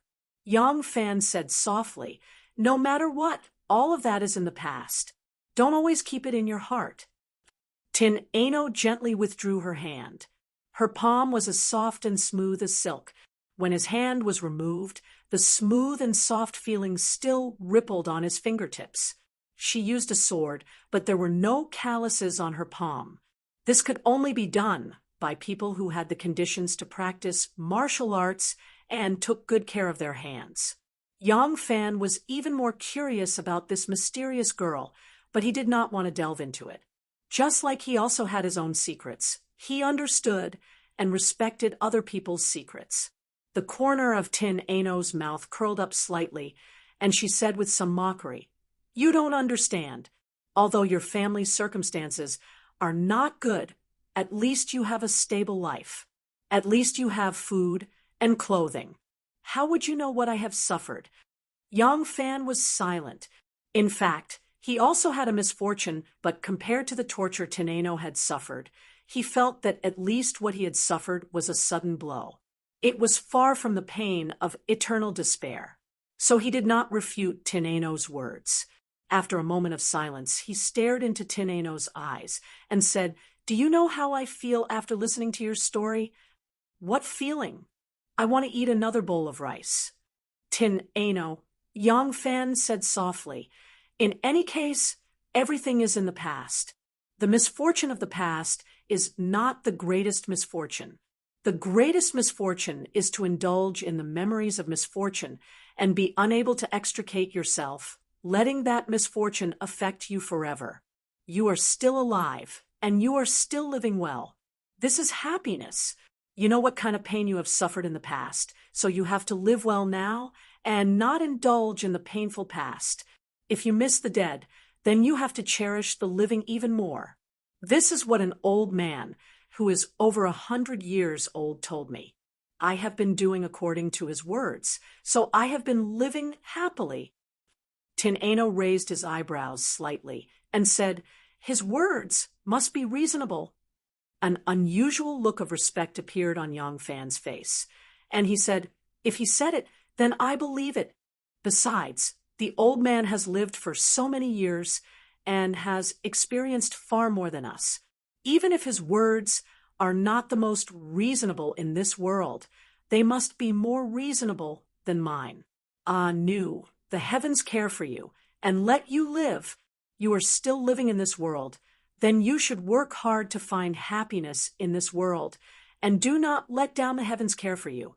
Looking at Yang Fan's unusually sincere eyes, Tin Ano's heart palpitated. Yang Fan's tone revealed his true feelings, and there was not a trace of falsehood. She was even more suspicious of her own judgment, but she was still not sure. After all, what she did had too much implications, and being moved, when the miller took her in and gave her half a bun, she was even more moved than now. It was hard to know a man's heart. Tin Ano said softly, "I will." Tin Ano's narrow eyes slowly raised. "I want to eat another bowl of rice." The two of them looked at each other and smiled. That smile was like a lamp suddenly lit up in the quiet midnight, and at that moment their hearts warmed a lot. This was the second time she smiled, and her smile was very beautiful. Yang Fan felt that she should smile like this more often. Tin Ano stood up and said, "You have eaten all the food. I will go get some more. What do you want to eat?" Yang Fan said, "I want to eat vegetables, very light dishes like wild vegetables dipped in sauce." "This is simple. It will be ready soon." Tin Ano put on her apron and leisurely walked to the kitchen. Her gait was very feminine. Yang Fan added, "If the sauce needs to be fried, put in a chicken." Tin Ano replied, "Okay." Her beautiful figure disappeared from the kitchen, and after a moment, a burst of egg fried sauce smell rushed into Yang Fan's nose.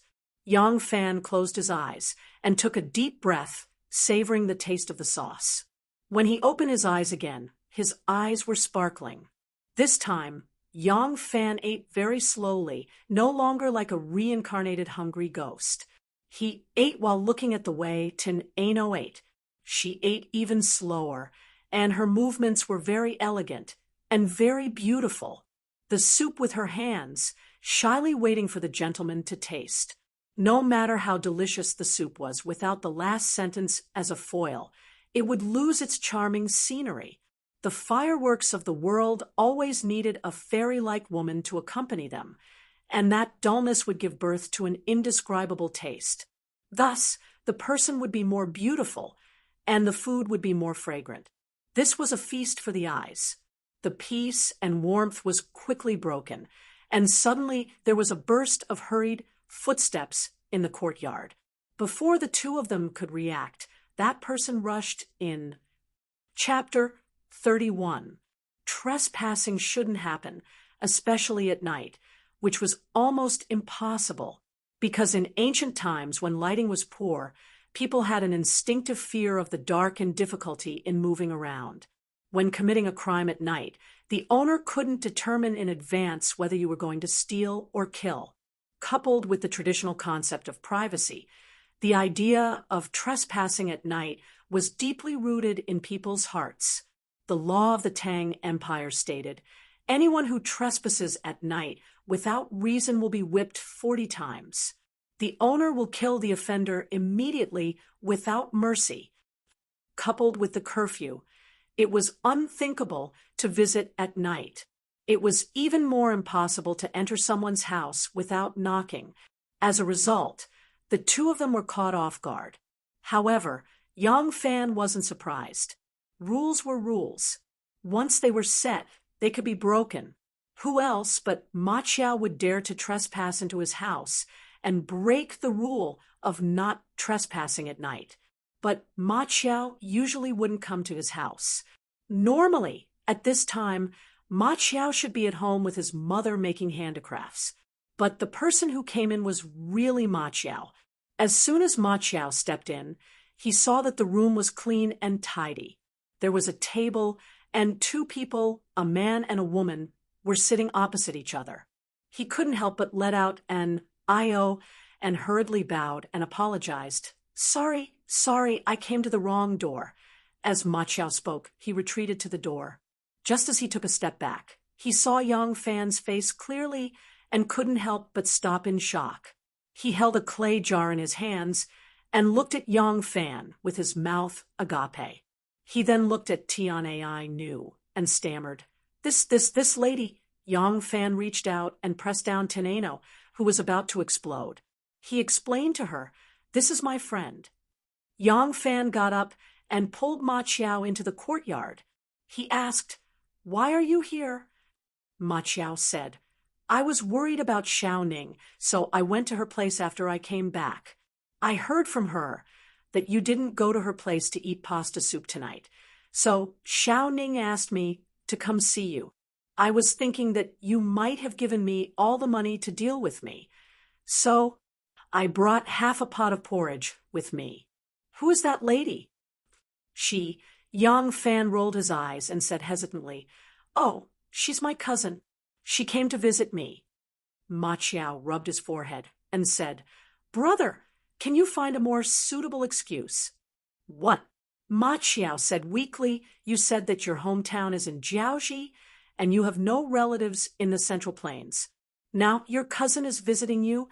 He came all the way from Jiaoji to Luoyang to visit you alone, and you still want to hide her at home like a thief, not letting anyone know?" Yang Fan's face turned red, and she said unhappily, "You know it's an excuse. Why did you say it? Why are you asking so many questions? Just treat her as a thief." Ma Qiao held the pot and said woodenly, "Have you ever seen such a beautiful woman be a thief?" Yang Fan said, "That's strange. Why can't a beautiful woman be a thief?" Ma Qiao said, "Once you enter a brothel, you don't have to worry about food or clothing. There are too many paths a beautiful woman can take. Be a thief? Ha, ha, ha, what a joke." Yang Fan was afraid that Teneno would be angry, so he quickly looked at the door and said in a low voice, "Don't talk nonsense. If she hears you, she won't forgive you." Ma Qiao sneered and said, "See, you're not happy with what I said, right? Quick, Tell me who she is." "Don't you find it annoying?" Ma Qiao looked at the door and squinted his eyes, whispering, "Your lover?" Yang Fan's heart moved. This reason seemed to make sense, so he pretended to ponder and said, Ma Qiao impatiently said, "So she really is your lover? My God, such a beautiful girl. Quickly tell me, whose family is this girl? How did you hook up with her?" Yang Fan knew that if he did not give him a satisfactory answer and satisfy this curious baby's curiosity, he would not give up, so he followed his train of thought and slowly said, "This girl is the daughter of a merchant I met on the Luo River." "Oh." Ma Qiao held the pot with his other hand and pricked up his ears. Yang Fan said, "This is what happened. One day, I was walking on the Luo River Bridge, and she was passing under the bridge with a boat. We fell in love at first sight, and after a while, we liked each other and decided to marry each other. But her parents despised the poor and loved the rich, and didn't want her to marry a servant. So she eloped with me." Yang Fan made up a very vulgar story, but the more vulgar a story was, the more it satisfied people's curiosity. So Ma Qiao believed it without a doubt. He smacked his lips and said excitedly, "Then what do you two plan to do in the future?" Yang Fan said carelessly, "What else can we do? Let her live here, according to the laws of our Tang dynasty. As long as the legal age for marriage is passed, and the man and woman are in love with each other, and a de facto marriage is achieved, then it will be recognized and parents can't interfere." Ma Qiao pinched his chin and said suspiciously, "That's not right, according to the laws of our Tang dynasty. A man can only get married when he is 20 and a woman is 15. You are only 17 this year, and there are still 3 years to go." Yang Fan said, "So, I plan to live like this for now. After 3 years, not only will we be husband and wife, but we will also have many children. Her grandfather and mother won't object to it, right?" Ma Qiao gave him a thumbs up and praised, "That's a ruthless move." Yang Fan took the opportunity to say to Ma Qiao, "Now her parents are looking everywhere for her whereabouts, so it's good that you know about this matter, and don't tell anyone else." Ma Qiao nodded repeatedly, Of course, of course. Don't worry, I won't tell anyone about this kind of thing, even if you beat me to death." Yang Fan let out a sigh and asked, "Oh, right, how is Sister Ning doing?" Ma Qiao said, "Auntie was also very angry when she heard it. She said that it's okay for a man to be poor, but if he has no ambition, then he will really have no future for the rest of his life. As the saying goes, a man is afraid of entering the wrong profession, and a woman is afraid of marrying the wrong man. If her daughter marries such a man, she will never have a chance in her life. Tomorrow, she will personally find a matchmaker to break off the engagement." Yang Fan said cheerfully, "That's good." The two chatted for a while more, and then Ma Qiao said goodbye and left. Yang Fan had already eaten until his belly was round, so he naturally took the porridge back. Yang Fan flashed into the room and saw Tin Ano sitting behind the table like a lotus flower emerging from the water. A pair of bright eyes stared at him with interest, which made Yang Fan's hair stand on end. He couldn't help but think to himself, "Why is she looking at me like that? What we talked about, could it be that she heard it?" Tin Ano stared at Yang Fan until his eyes wandered, not daring to meet her eyes. Only then did she proudly raise her chin, snorted softly, and stood up with the help of the table, saying, "I'm sleepy. You clean up these cups and plates." Finishing, she raised her head, and like a proud peacock, she gracefully left. The lights went out, and moonlight shone through the window, filling the entire room like flowing water. On the floor, it was like a sparse shadow splashed with ink. Yang Fan went out to play and gamble again. This time, Tin Ano naturally wouldn't follow him again. Last time, Yang Fan found the sentence, "Escorted by the Lanwu army," in the Department of Records of the Ministry of War. At that time, the person escorted was the dethroned crown prince, Li Xian, and the destination was Bazhou in the center of Shu. This was completely different from Xiaozhou in the south of the Yangtze that he wanted to investigate, but this was the only clue he could find. Tonight, he would continue to read the unfinished documents about the second year of Yongchun. If he still couldn't find any other clues about the Lanwu army leaving the capital on official business, he would have to investigate this group of people who went to Bazhou and Shu that year. Although the two places had nothing to do with each other, the people who went to Bazhou on official business might be able to go to Xiaozhou to do something else. After a whole night of hard reading, when the time was almost up, Yang Fan rubbed his red eyes and let out a long sigh. Up until today, he had read all the official letters from the Ministry of War in the second year of Yongchun. That year, the only record of the Lanwu army leaving the capital was the one about escorting the dethroned crown Prince Li Xian to Bazhou. It looked like he could only start with this clue. Yang Fan walked to the window and slightly opened it. He used his bloodshot eyes to look at the dark sky. The world was still vast, but it was already the darkness before dawn. The first rays of dawn were about to appear. Yang Fan let out a long breath of impure air and looked back at those tables that were piled up like a mountain. Then he lightly flipped down the stairs and threw himself into the boundless night like a nightingale. Chapter 32. Early in the morning, Yang Fan went to open the door as usual. Today was the last day of the month, and tomorrow it would be someone else's turn. Everything seemed normal. When he opened the door, he was still knocked around like a reed swaying in the wind. He was taken advantage of by bold and shrewd young ladies in exchange for a good day's mood.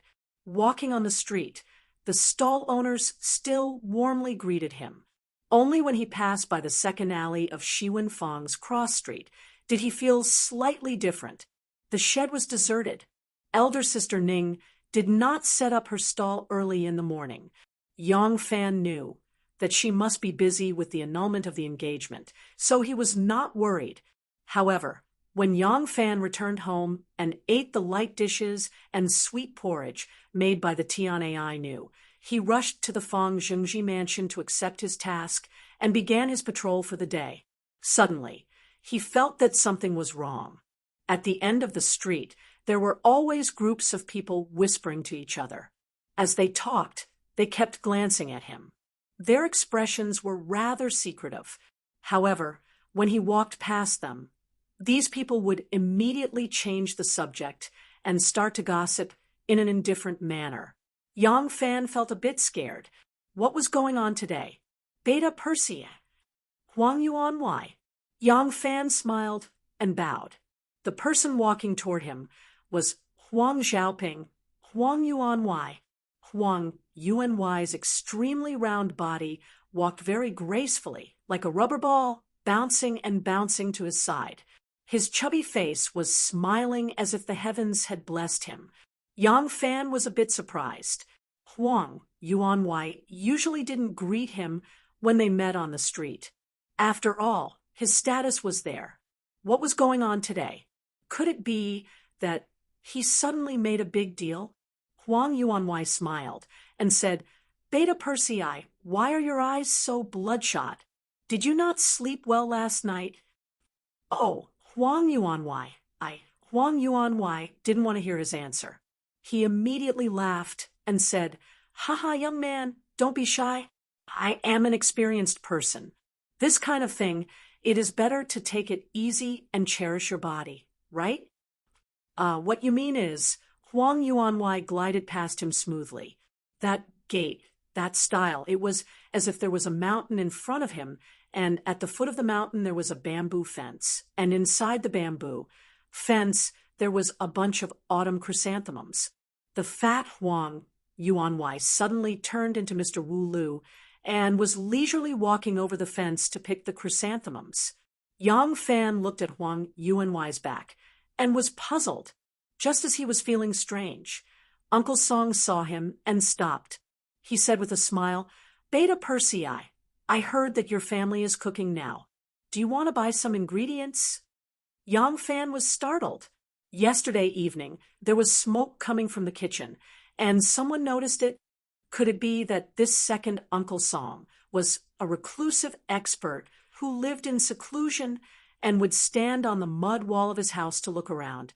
Song Gowron, who was dressed in coarse clothes and had a mustache, smiled and said, "Spinach, wild rice, lettuce, mushrooms, alfalfa, shepherd's purse, day-lily. They're all fresh. See what you want." Yang Fan hesitated and said, "This second uncle, I don't have any money on me. Maybe next time. I will take care of your business next time." Second Uncle Song took out a bunch of chives and handed it to Yang Fan. He said kindly, "You are spending a lot of money now, so you must be tight on money. If you need it, just let me know. I am not short of your share. Here, this chives is for you. When you go back, you can chop some vegetables and stir-fry some chicken. It will taste great." Second Uncle Song patted his shoulder and said in a low voice, "Second Uncle told you, chives can nourish the kidneys and strengthen the yang." Huh. While Yang Fan was astonished, Second Uncle Song, with a Mona Lisa smile on his face, picked up his load and swaggered off. Yang Fan slowly walked forward. As he walked, he suddenly thought of the reason. Ma Chiao, that lousy mouth of his, can it be guarded? As soon as Yang Fan understood the reason, he angrily went to look for Ma Chiao. After walking through 2 alleys, he still couldn't find any trace of Ma Chiao. Suddenly, a young girl in green walked towards him. This young girl's hair was in a lily bun, and she was leading a large black dog. She was looking straight ahead and acting as if there was no one else around. Yang Fan saw that it was Miss Xiaodong. Not good. Yang Fan wanted to hide, but Xiaodong had already walked in front of him. Yang Fan was about to take advantage of her poor eyesight and brace himself to brush past her. Xiaodong looked at him and hesitated. She called out, "Is this second Lang of the Yang family?" Ah, it's Miss Xiaodong." Yang Fan smiled bitterly and stood still. As if he had just seen her, he greeted her with a smile and said, "Yes, it is Yang Fan. Miss Xiaodong, where are you going?" Xiaodong tiptoed closer, like a cat, until Yang Fan could clearly count the number of sparrows on her nose and cheeks. She squinted her eyes and said happily, "Ah, it really is Second Lang." The joyful expression disappeared in a flash, and the young girl's face changed into a resentful expression. She faintly squinted at Yang Fan and said, "Erlang is so heartless. Do you really not know the affection I have for Erlang? You usually pretend to be stupid. I only know that you don't want to get married too early. I don't blame you. Who would have thought that you would run away with a merchant girl?" As Xiaodong said this, 2 lines of tears rolled down her cheeks. Yang Fan panicked. He looked around and tried to persuade her. "Xiaodong, don't cry. If others see you like this, they will think that I did something to you. Can you not cry anymore?" Xiaodong stopped crying and straightened her chest. She said in a clear voice, "Second Lang, there is no one else here. Let's talk clearly. Tell me, in terms of appearance, temperament, and character, which part of me is inferior to that merchant girl? Tell me." Xiaodong was born nearsighted, coupled with the fact that she often did needlework. She had a good eye for Yang Fan. At this time, both of her eyes were facing inward. Her eyes were focused on the space between Yang Fan's eyebrows. Yang Fan was completely defeated by Miss Xiaodong's sharp eyes. He was like a lecher who was abandoned by his mistress. He was so ashamed that he couldn't show his face. He lowered his head and said in a remorseful tone, "Xiaodong, you are a good girl. You are hard-working, capable, gentle, and kind-hearted." Yang Fan didn't dare to look at her. He slightly raised his eyes and stared at the tip of her nose. He counted the freckles and said in the most sincere tone, "Your eyebrows are as noble as the clouds in the sky. Your eyes are as bright as the stars in the foggy night. Your appearance is as pretty as the flowers in spring. Your figure is as tender as the chives in my hands." Miss Xiaodong wiped her tears and asked, "If that's the case, why do you like her and not me?" Yang Fan sighed and said in a deep voice, "Maybe this is called fate. Miss Xiaodong, you and I are fated but not fated. You see, your family is rich, and I am just a worker with four walls. You are gentle, hard-working, and capable, while I am lazy, ignorant, and incompetent. How can I be worthy of a good girl like you? I am ashamed of my inferiority, ashamed of my inferiority." Miss Xiaodong lowered her head and looked at her flat chest. She said sadly, "You don't have to coax me. I know, I am too thin." "No, no, absolutely not," Yang Fan hurriedly denied. "Xiaodong, don't think like that. You are a good girl who is loved by everyone. Everyone in the village knows about you. Who doesn't know about you? You see," Yang Fan pointed at the dog that was wagging its tail at Miss Xiaodong's knee and said, "You see, even the dog likes you." Miss Xiaodong said angrily, "But Erlang doesn't like me. He has eyes but can't see. He is not even as good as my family's big black." Yang Fan said repeatedly, "Yes, yes, yes. I have no taste, no luck." Miss Xiaodong turned and walked away. Yang Fan grabbed her and said, "Stop, that's a tree. It's none of your business." Miss Xiaodong shook off his hand and left angrily. Yang Fan secretly heaved a sigh of relief and quickly slipped away as fast as he could.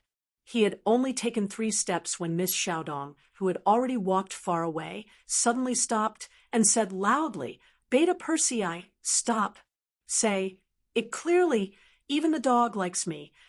Are you saying that I am as thin as a skeleton?" Yang Fan broke into a run. Miss Xiaodong's angry roar came from behind. "Big Black, bite him!" Woof, woof, woof. Yang Fan covered his head and scurried away like a rat. After a short while, Annie Hua of the Hua family's knitting workshop's high-pitched and sharp curse sounded from the courtyard of her house. "Second Yang, this immoral bastard." Chapter 33.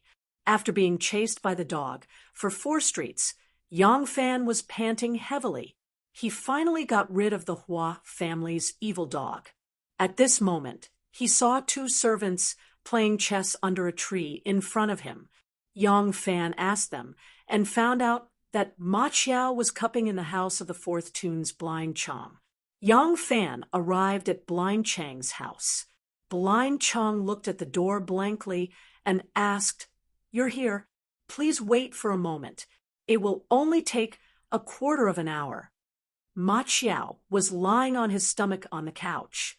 His back was full of bamboo tubes. He was clenching his teeth to endure the pain. When he saw Yang Fan, he greeted, "Xiao Fan, are you here for cupping too? Look at your crow's mouth. My stomach feels cold. I'm suffering from the wind now. Hey, my shoulders hurt when I move." Yang Fan snorted and sat down at the side. He said with a straight face, "Ma Qiao, tell me clearly what's going on in the street." Yang Fan called him by his full name. It was obvious that he was angry. Ma Qiao listened with a blank face and asked, "What's wrong? Why are you so angry?" "What's wrong?" Yang Fan was unable to restrain his anger as he said, "What did we say last night? Didn't you promise me with your own mouth that you won't tell outsiders that I have a girl in my house?" Ma Qiao said, "That's right. That's what I said. What's wrong?" Yang Fan asked angrily, "Can you guarantee that you didn't tell anyone?" Ma Qiao blinked his eyes and said, "That's right. I didn't tell anyone at all. Oh, I told my mother." Yang Fan glared at him. Ma Qiao said confidently, "My mother is not an outsider. What are you afraid of?" "Auntie Lu, she is indeed not an outsider." Yang Fan said weakly, "But if your mother knows about it, it means that everyone in the neighborhood knows about it. Your mother will tell everyone in the neighborhood about it in the shortest time possible. Yang Fan wanted to cry, but had no tears. My dear brother, don't tell me you don't know your mother's temperament. Ma Qiao mumbled guiltily. What are you afraid of? Isn't it just eloping? Who cares? Besides, how could the people in the workshop not be on your side? Don't worry, no matter how this matter spreads. It will only be the gossip of the people in the workshop. No one will tell this to an outsider. If an outsider were to inquire about it, everyone would have to cover it up for you. Blind Chong immediately pricked up his ears and listened carefully. Eloping was too interesting. Yang Fan was speechless. Ma Qiao's words were true. At that time, Confucianism had not yet flourished. The people were keen to spread the news of love and promote it. Even if it was not in line with etiquette, the people would only talk about it with relish. Few would seek perfection or reprimand. Sima Xiangru and Zhu Wenjun eloped without any censure from the court or condemnation from the people. Li Jing and Hong Fu's elopement was even more talked about and praised by the Tangs. Elopement was a very romantic love story in the eyes of the Tangs. There would not be any moral gentleman who would come out to criticize it. In addition, the people at that time had a very strong sense of region. As long as the neighbors and the people from the same hometown knew of this identity, they would become closer. The people in the workshop would definitely speak up for Yang Fan. Everyone could imagine the resistance that the modern police encountered when they went to the mountain village to rescue the trafficked women. They could imagine how the people at that time helped their relatives and not reason. The problem was that Yang Fan's wife was not really an eloped girl. Yang Fan naturally had misgivings. However, at this point, from the reaction of the people in the workshop, no one connected it to the imperial court criminal that they had been searching for a few days ago. Tin Ano lived in his house. Even if she did not go out, she would be discovered sooner or later. After this matter, it might become a good excuse to cover up her true identity. Thinking of this, Yang Fan's anger dissipated.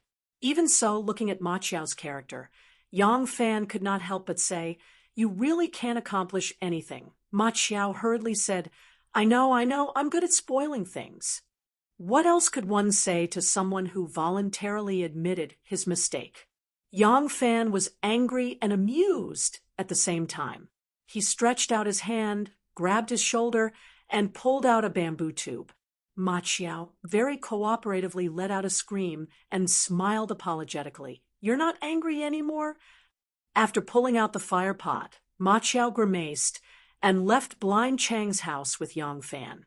Just as they reached the cross street, a group of 3 people slowly walked towards them.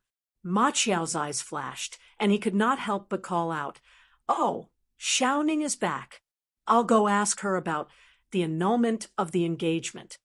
Yang Fan turned his head to look, only to see the slices and the dough maker on his left and right, supporting a white-haired old lady, walking towards the square. He hurriedly stepped forward to greet them. Grandma's son, Aunt Wang. Yang Fan and Ma Qiao went up to greet them. They first greeted Matchmaker's son and Pasta's mother. Then both looked at Jiang Suning. Jiang Suning lightly shook his head. His expression was gloomy. Yang Fan and Ma Qiao's hearts tightened. Because they were on the road, it was not appropriate to ask too many questions, so they followed behind them and walked towards Jiang Suning's house. They entered the Jiang family's house. Pasta poured a few bowls of cold water and served them. Grandma's son and Pasta's mother took off their shoes and sat cross-legged on the couch. Yang Fan and Ma Qiao sat next to the couch and carefully asked Grandma's son about the annulment of the engagement with the Liu family. How did it go? Grandma's son was already very old. It was said that even the marriage between Pasta's mother and his father was arranged by this old woman. She was the most experienced matchmaker in the workshop. Grandma's son smacked her toothless mouth and sighed. "AI, I've been a matchmaker all my life. I don't know how many couples I've talked to. I didn't think that after spending all my time hunting geese, I would be pecked in the eye by the geese. Finally, I've been blind to betroth Ning, to such an animal. As the old woman said this, she slapped herself harshly. Pasta's mother's face darkened. She was originally unhappy, but when she saw Grandma's son like this, she quickly pulled her back and said, "Grandma, don't be like this. When we first got engaged, I saw that Lu Jun fan. At that time, his parents were still alive, and he looked like a good young man. Who would have thought that he would become like this today? Grandma, you're not the only one who made a mistake. I made a mistake too. Grandma, you don't need to blame yourself. Right now, we need to quickly think of a plan." Yang Fan heard the conversation between the two and whispered to Pasta, "Sister Ning, that Lu fellow doesn't agree to break off the engagement." Pasta's eyes reddened and tears welled up in her eyes. She tightly pursed her lips and lightly nodded her head, but didn't say anything. Ma Chiao impatiently said, "Auntie, what's going on? Tell us. There are so many people here. Surely we can come up with a plan. Xiao Ning and I grew up together. Xiao Fan also treats Xiao Ning like her own sister. We're not outsiders. If there's anything, just say it." Pasta's mother sighed and said, "This morning, Xiao Ning and I went to find Grandma and explained the situation. Grandma was very angry when she heard it, so she accompanied us to the Lu family to discuss the matter of the separation. In the end, when we arrived at the Lu family, Lu Junfan was determined not to divorce, and even said in front of Xiao Ning, when Pasta's mother said this, her whole body trembled, her face was ashen, and she couldn't say anything for a moment. Grandma's son continued, "That little bastard said that once Xiao Ning marries him, he will torture her to death." Yang Fan and Ma Chiao's lungs immediately exploded with anger. Yang Fan angrily said, "That shameless scum! A man like him, lying under a woman's crotch and begging for pity, begging for charity to get by. If Sister Ning marries him, won't she be wronged for the rest of her life? If he doesn't want a divorce, why can't we?" Grandma's son said, "Xiao Su, you've just returned to the Tang dynasty, so you don't know our Tang dynasty's laws. Of course, there is such a thing as a divorce between husband and wife, but a divorce is a divorce. Only when both sides agree can it be a divorce, or else how can it be considered a divorce? That man named Lu hates Xiao Ning for humiliating him in public, and with hatred in his heart, how can he let Xiao Ning go? Besides, he's such a spineless man. Even though he made peace with Lady Yao, he's still an adulterer. Would Lady Yao be willing to bear children for him? If he gave up such a good girl like Xiao Ning, where else could he find a satisfactory young lady? Of course he won't divorce." Ma Chiao asked, "Grandma's son, if he doesn't want a divorce, is there no other way?" Chapter 34. Grandma's son shook her head that was full of white hair and said, "Unhappily, other methods won't work. There's another way, and that is for the man to divorce his wife. Think about it. If we want to divorce him, he won't agree. Will he divorce his wife? The other one is the magistrate." Yang Fan's eyes lit up and said, "That's right. If he doesn't want a divorce, then we'll magistrate. Epsilon Majoris and I, our witnesses, will sue the magistrate. I don't believe that a beggar like him, who sells his body for food, has any connections in the magistrate." Grandma's son shook her head and said, Difficult. Magistrate, difficult. If a woman wants to sue her husband, no matter if she's right or wrong, she'll be sentenced to 2 years in prison, and even then, she won't win.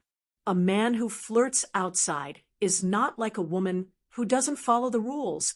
Why would the magistrate sentence you to divorce? There are only 2 criteria for a divorce: breaking the law and violating the law. Ning doesn't meet either one. Yang Fan and Ma Chiao looked at each other. If one wasn't a professional, they wouldn't be able to understand this. The two were confused, and finally Yong Fan couldn't help but ask, "Granny, what do these breaking the law and violating the law mean?" Grandma's son said, "Breaking the law means killing, raping, and murdering the other party's people. Violating the law means a marriage that violates the laws of the Tang dynasty. For example, the law forbids people with the same surname to marry, but the husband and wife have the same surname. Such a marriage is illegal and must be divorced." Yong Fan frowned and said, "If that's the case, then these two methods really can't be used. But that Lu guy is so despicable. He's obviously not a good match. Can't we just divorce him if we want to?" Grandma's son sighed faintly and said, "The world belongs to you men and is on your men's side. Women don't have a place to reason." Modern people always said that women in the Tang dynasty had a high social status, but that was only relative to other dynasties. It was impossible for their social status to be higher than that of men or to be on equal footing with men. In the history books, there were stories of women being arrogant and domineering. It was precisely because it was not an ordinary phenomenon that it became a legend. Which of those domineering women didn't have an extremely unyielding maiden family? Most of them were princesses of the royal family. How could ordinary women compare? The law of the Tang Empire stipulated that if a husband and wife fought each other, the wife would be punished more severely. A woman who sues her husband will be sentenced to 2 years in prison, regardless of whether she is right or wrong. During the Ming and Qing dynasties, it was even more severe. If a husband and wife fought each other, regardless of whether they were injured or not, the wife would be flogged 100 times. In fact, if the husband accidentally bumped into the wall while chasing after his wife, the wife would be sentenced to death. But if a wife accuses her husband, she will first be flogged 100 times and sentenced to 3 years in prison. After that, the husband will be tried to see if he is guilty. If the accusation is false, the wife will be hanged immediately.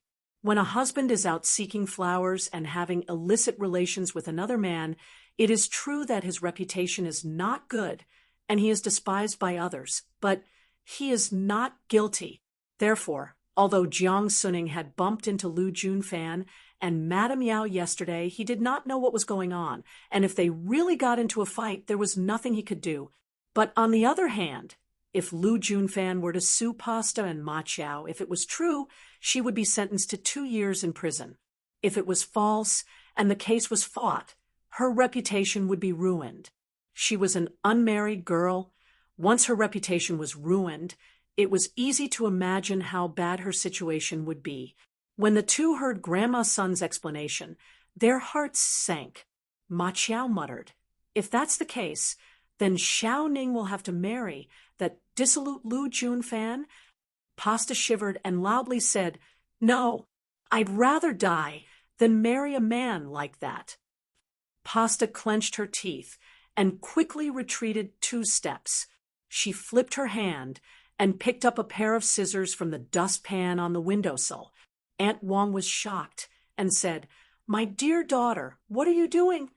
The old lady wanted to snatch the scissors from her daughter's hands, but she saw that the tips of the scissors were already against her body. She was afraid that if she tried to snatch the scissors, she would kill herself. She was so frightened that her face was as white as paper. Grandma's son also stood up in shock. Pasta's tears, which she had been holding back for a long time, fell down. She sobbed and said, "Mother, that day I saw him with my own eyes in front of that Madame Yao. If he was out seeking flowers, that's fine. Even if he's a man, I can still tolerate it. But he's such a good-for-nothing. Do I have to be like him and endure humiliation and beg for food?" Pasta held the scissors up and said in a low voice, "Mother, don't be afraid. I won't kill myself. I just want to ruin my face. That Lu fellow won't marry a girl who looks like a ghost." Aunt Wong was shocked and said, "You can't do that. There's always a way." if you ruin your face, which man will want you in the future? She said, Moo, even if your daughter can't get married in this lifetime or marry a rough man from the mountains, it's still better than marrying such a man. Even if your daughter is as ugly as a ghost, your daughter can at least straighten her back and be a person. Otherwise, even if I have the face of a flower and the face of the moon, I'll still live like a ghost. Yang Fan said, Sister Ning, things haven't come to that. Let's talk about it a little more. Before he finished speaking, he suddenly dashed forward and snatched the scissors from Jiang Suning's hands. Although Yang Fan's movement was extremely fast, everyone was afraid that Jiang Suning would ruin his face, so they didn't pay attention to him. Moreover, it wasn't strange for a young man to be agile, so they didn't suspect anything. Grandma's son was ashamed and embarrassed. She was the one who arranged this marriage, and now that things have come to this, Grandma's son felt very embarrassed. She said to Jiang Suning, Ning, please don't do that. Things haven't come to that. Let's talk about it a little more. Grandma's son thought for a while and held on to Jiang Suning's hand and said to Pasta's mother, I was the one who arranged the marriage for Delang at Su Fangjing's house. In front of Su Fangjing, I still have some face. Since we can't get the one named Lu to agree to the divorce, I'll go to Su Fangjing's house and ask Su Fangjing to come forward. Maybe we can get the one named Lu to change his mind. Pasta's mother said happily, That's great. Then we'll have to trouble Granny. She took out a handkerchief from her pocket, opened it, and took out a string of money and stuffed it into Grandma's son's hands. Grandma's son's face had gone dark. How could she accept it? And kept on rejecting it.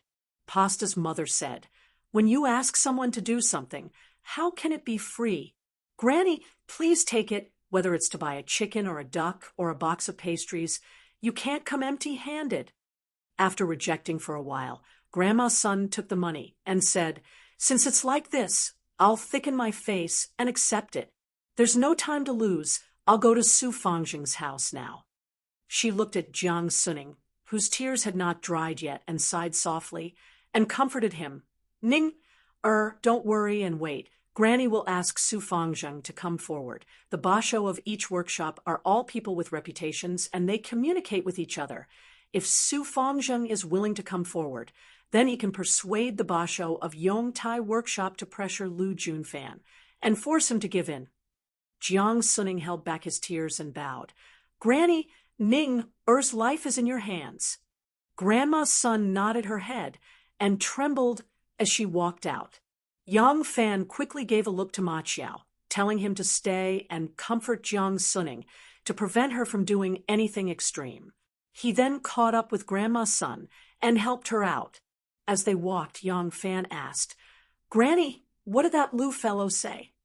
When Grandma's son heard this, an angry expression appeared on her face, and she said, I've been a matchmaker my whole life, and I've never seen such a shameless man.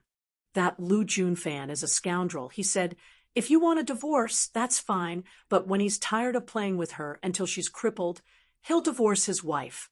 That man is worse than an animal.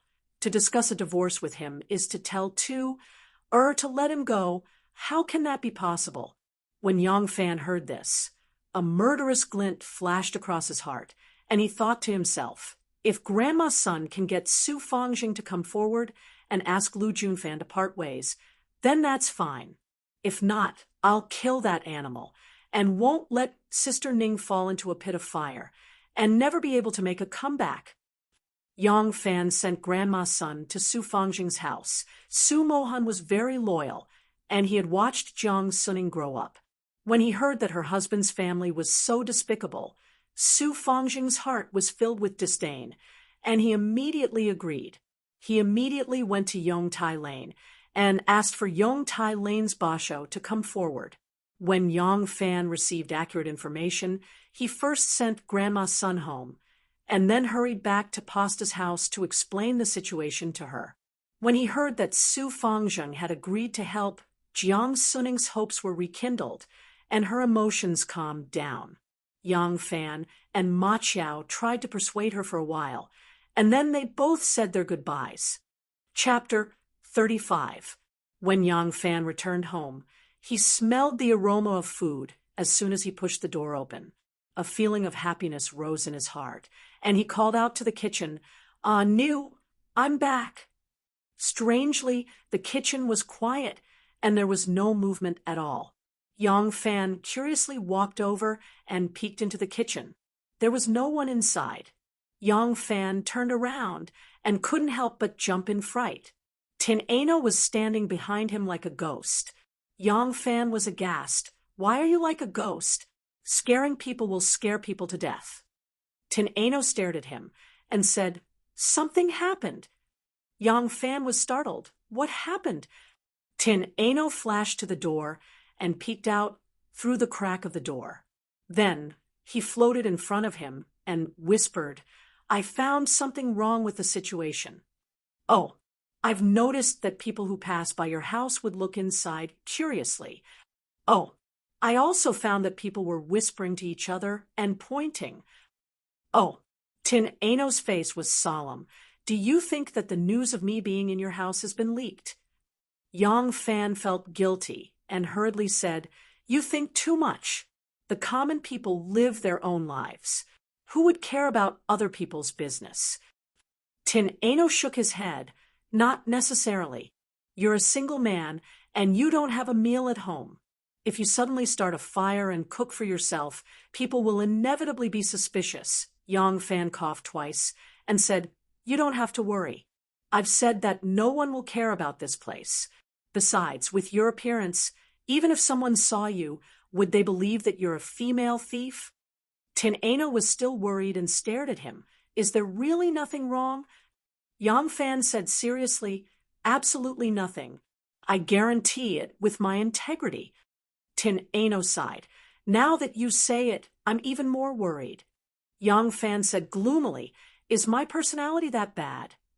Tin Ano rolled his eyes at him and asked, "Do you have any dignity?" Yang Fan stared at her and asked, "Is the meal ready?" Tin Ano looked at him strangely and said, "You can still eat?" Yang Fan said, "Why can't I eat? Nothing will happen. Think about it. If the news of you being here is leaked, won't I be implicated as well? Since I'm not afraid, what are you worried about?" Tin Ano tilted his head and thought carefully. Then he smiled and said, "Not bad. This reason really makes me feel much more at ease. Then let's eat." Yesterday, it was as if they were moving into a new house. Naturally, it was a little more grand. Today, it was impossible to have a sumptuous meal. However, even if it was an ordinary dish, after being cooked by Tin Ano's pair of miraculous hands, it looked and smelled great. When Yang Fan saw the table full of delicacies, he couldn't help but feel hungry. He picked up his chopsticks and said, "Come, come, come. Let's eat." Tin Ano smiled and said, "There's no rush. I still have a main dish that hasn't been served." Yang Fan put down his chopsticks and said in surprise, "There's still a main dish." Tin Ano took out a bundle from under the short table and gently pushed it in front of Yang Fan. Yang Fan looked at Tin Ano suspiciously. He put down his chopsticks and opened the bundle. Under the light, there was a glow of pearls and jewels, enshrouding and dazzling. 2 blocks of jade, 1 hanging pearl, and several gold ingots and silver bars. Yang Fan was stunned for a while. He slowly raised his head and looked at Tin Ano. Tin Ano said, "Today I went out and brought back some things." Yang Fan slowly covered the bundle and pushed it back under the table. He calmly asked, "What is the meaning of this?" "Thank you gift," Tin Ano said. "I said before, the grace of saving a life should be rewarded generously. This is my thank you gift." Yang Fan's eyes flashed. "You're leaving?"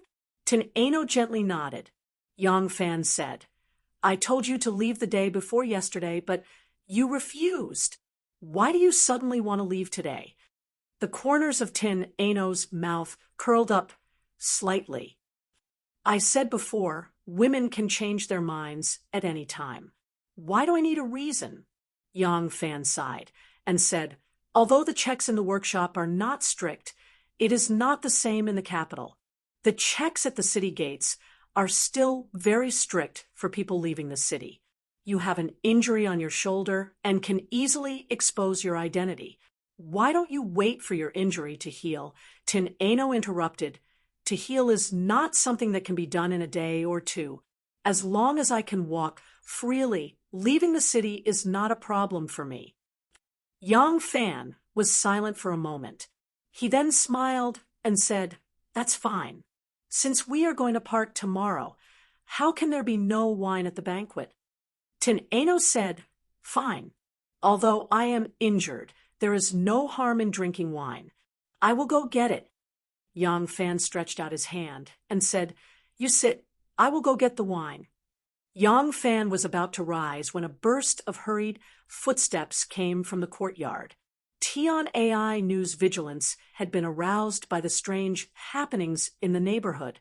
As soon as she heard the sound of footsteps, her gaze immediately became alert. Yang Fan was looking at her hand, holding the chopsticks. Her fingers were slender and delicate. When the footsteps sounded, her thumb, index finger, and middle finger holding the chopsticks moved like an orchid blossoming. She had already turned from holding the chopsticks into a reverse grip. The index finger of her right hand was lightly placed in front of her thumb, and her pinky hooked the end of the chopsticks.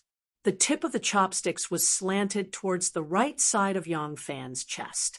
She had become a standard sword grip. Of course, she did not want to deal with Yang Fan. She slightly tilted her head, her left ear listening to the approaching footsteps. Yang Fan believed that when she suddenly stabbed back, the chopsticks in her hand would move like lightning and pierce straight into the throat of the person entering the door. Not only was she fast at killing fish, she was even faster at killing people. Yang Fan immediately asked, who is it? This time, the person outside the door did not rashly rush in. He first said, Xiao Fan, it is me, Ma Qiao. As soon as he finished speaking, the door opened and Ma Qiao walked in. As soon as he entered, it was still the same low table. The man and woman were still sitting opposite each other. They were still eating under the lamp. The situation was the same as last night. Ma Qiao snorted twice and said, you are eating. Sister-in-law, sorry to disturb you. The chopsticks in Tin Ano's hand fell to the table with a dang sound. She was tongue-tied and said, sister-in-law. Yang Fan quickly stood up and rushed over to block Ma Qiao's line of sight. She asked, why are you here? Ma Qiao walked around Yang Fan's body and looked at the food on the table. He repeatedly praised, Aya, sister-in-law is really good at cooking. This food smells so good. Tin Ano glared at Yang Fan. Yang Fan hurriedly said, Epsilon Majoris, don't talk nonsense. We haven't done that yet. As Yang Fan said this, she turned her head and winked at Tin Ano. Anu, leave for a moment. Epsilon Majoris is here. He has something to discuss with me. Tin Ano slowly stood up and cast a suspicious glance at Yang Fan. He slowly walked to the back door. Yang Fan pulled Ma Qiao to sit down and asked, why are you here? Seeing that Tin Ano had left, Ma Qiao immediately restrained the forced smile on his face. He sighed and said, isn't it because of Xiao Ning's matter? Yang Fan was moved. There is news from Su Fangzheng's side. Could it be that the one surnamed Lu is still unwilling to agree? Ma Qiao said, Su Fangzheng went to Yongtai Lane and saw M.O. Basho there. When M.O. Basho heard Su Fangzheng explain his intention of leaving, he was greatly puzzled. He said that this matter is not easy to handle. Yang Fan said, why is that? That one surnamed Lu has reached this stage. He shouldn't have much ability in the lane. Ma Qiao said, that's right. That one surnamed Lu indeed doesn't have much ability. However, Even though he doesn't have much ability, that Madame Yao he's latched onto has a great background. Yang Fan's eyes narrowed slightly. He asked, that Madame Yao, what is her identity? Ma Qiao said, that Madame Yao doesn't have much of an identity. She's just a merchant's wife living in the lane. But Madame Yao's mother is not an ordinary person. Yang Fan asked curiously, what kind of extraordinary person could the merchant's mother be? Ma Qiao said with a wry smile, Madame Yao's mother used to be a wet nurse for someone. Who? Princess Taiping. Chapter 36. Yang Fan was shocked. He opened his eyes wide and said, there's such a thing? Ma Qiao nodded lightly and said, that's right. The Prime Minister's doorstep is a 7th-ranked official. Moreover, she is Princess Taiping's wet nurse. Because of this relationship, very few people dare to offend her. Therefore, Mo Basho advised Su Fangzheng not to cause trouble. Yang Fan frowned and said that Madame Yao shouldn't interfere. Think about it. If the one surnamed Lu breaks off the engagement, won't he be able to wholeheartedly attend to her? Ma Qiao laughed coldly and said, even if the one surnamed Lu gets married, won't that Madame Yao still be able to summon him whenever she wants to? Will Madame Yao be jealous of him? Besides, she only treats the one surnamed Lu as a plaything. It's not like she's marrying him. That day, I humiliated her ruthlessly. That woman has a vicious heart. She can't wait to humiliate Xiao Ning. Yang Fan was silent for a moment. He slowly said, if that's the case, it's my fault. If I hadn't offended them that day, perhaps Sister Ning wouldn't have met with so much trouble after breaking off the engagement. Ma Qiao said, forget it. Let's not talk about this. You sincerely treat Xiao Ning as an elder sister. That's why you're willing to stand up for her. Even if you didn't humiliate them that day with their despicable nature, how could they easily let Xiao Ning go? Ma Qiao was silent for a moment, then said, Shopkeeper Su is quite loyal. Although he knew that Madame Yao has such a status, he still wanted to give it a try. So he strongly invited shopkeeper Mo to come forward and persuade Lu Junfan. He even agreed on behalf of Xiao Ning that as long as Lu Junfan was willing to break off the engagement, he would give him some money. He originally thought that this person was too spineless, so if he was given some money, perhaps he would agree. Who would have thought that Madame Yao was at the Lu residence at that time? She actually walked out of the inner chamber and shamelessly ridiculed him, saying that a pasta soup seller's money was nothing in her eyes. She also said that Xiao Ning was going to marry that man surnamed Lu. She asked Su Fangzheng not to waste his time and come back to tell Xiao Ning to prepare to be a bride. When Yang Fan heard this, a fierce look flashed across his eyes. Even though Ma Qiao was merely relaying these words, he could imagine how condescending Madame Yao must have been at that time and how much hatred she must have harbored for elder sister Ning. This woman was narrow-minded and vengeful. That Lu Junfan was despicable, shameless, and without any backbone. With these two people together, if Pasta really married into the Lu family, he wouldn't just be unable to raise his head. He would be living a life worse than death. Yang Fan's hand pressed heavily on the couch. Suddenly, he touched a corner of the bundle. His heart was moved. Ning Jiejia's family's little bit of money is nothing in their eyes. If I use the precious jewels that Anu gifted me, can I buy Ning Jiejia's freedom? With just a thought, Yang Fan dispelled this idea. Now that this matter was hindered by Madame Yao, even if Lu Junfan was willing, she would not. He was only a shopkeeper, and Ning Jiejie was only a pasta seller. If they suddenly took out this much treasure, Madame Yao would only need to send a name card to the authorities and say that they were suspected of theft. Then it would become a big problem. Besides, that Lu Junfan was a profit-seeking fellow. Although his character was despicable, he was not an idiot. If someone was willing to take out this much treasure to buy Ning Jiejia's freedom, there was no guarantee that he wouldn't be blinded by greed. If he got an inch, he would take a foot, trying to squeeze even more wealth out of Ning Jiejia. Ma Qiao saw him, lowering his head in contemplation, his expression uncertain. He knew that Yang Fan was thinking of a way to help Jiang Suning. He heavily patted his shoulder and said, "Xiao Fan, don't worry. I have already thought of a way." Yang Fan suddenly raised his head and happily said, "You have a way?" Ma Qiao nodded and said, As soon as I left Su Fangjing's house, I started to think of a way. That man with the surname Lu doesn't have any redeeming qualities. If she marries him, Xiao Ning's life will be ruined. She grew up with me, so no matter what, I can't just watch her jump into a fire pit. I thought about it.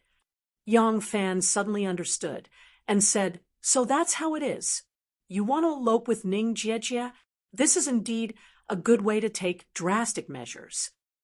Huh. Ma Qiao's jaw almost dislocated. He stuttered, "This is a good way?"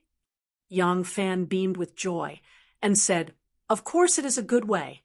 I have long seen that Ning Jiejia treats you differently. I think she also likes you in her heart. Since you have this idea today, it couldn't be better. The two of you elope and become real husband and wife. That man surnamed Lu won't be able to stay." The corner of Ma Qiao's mouth suddenly twitched. He said, "Brother, although Xiao Ning hasn't married yet, the marriage contract has already been signed. In other words, she is someone else's wife. Elope? Only you can think of that. That is against the law. Even if I elope with her, we have already had 7 or 8 children. She should still be someone else's wife unless he is willing to divorce her. Besides, she has an old mother. I also have an old mother. Tell me, where can we escape to with our families?" Yang Fan then realized that he had thought wrongly.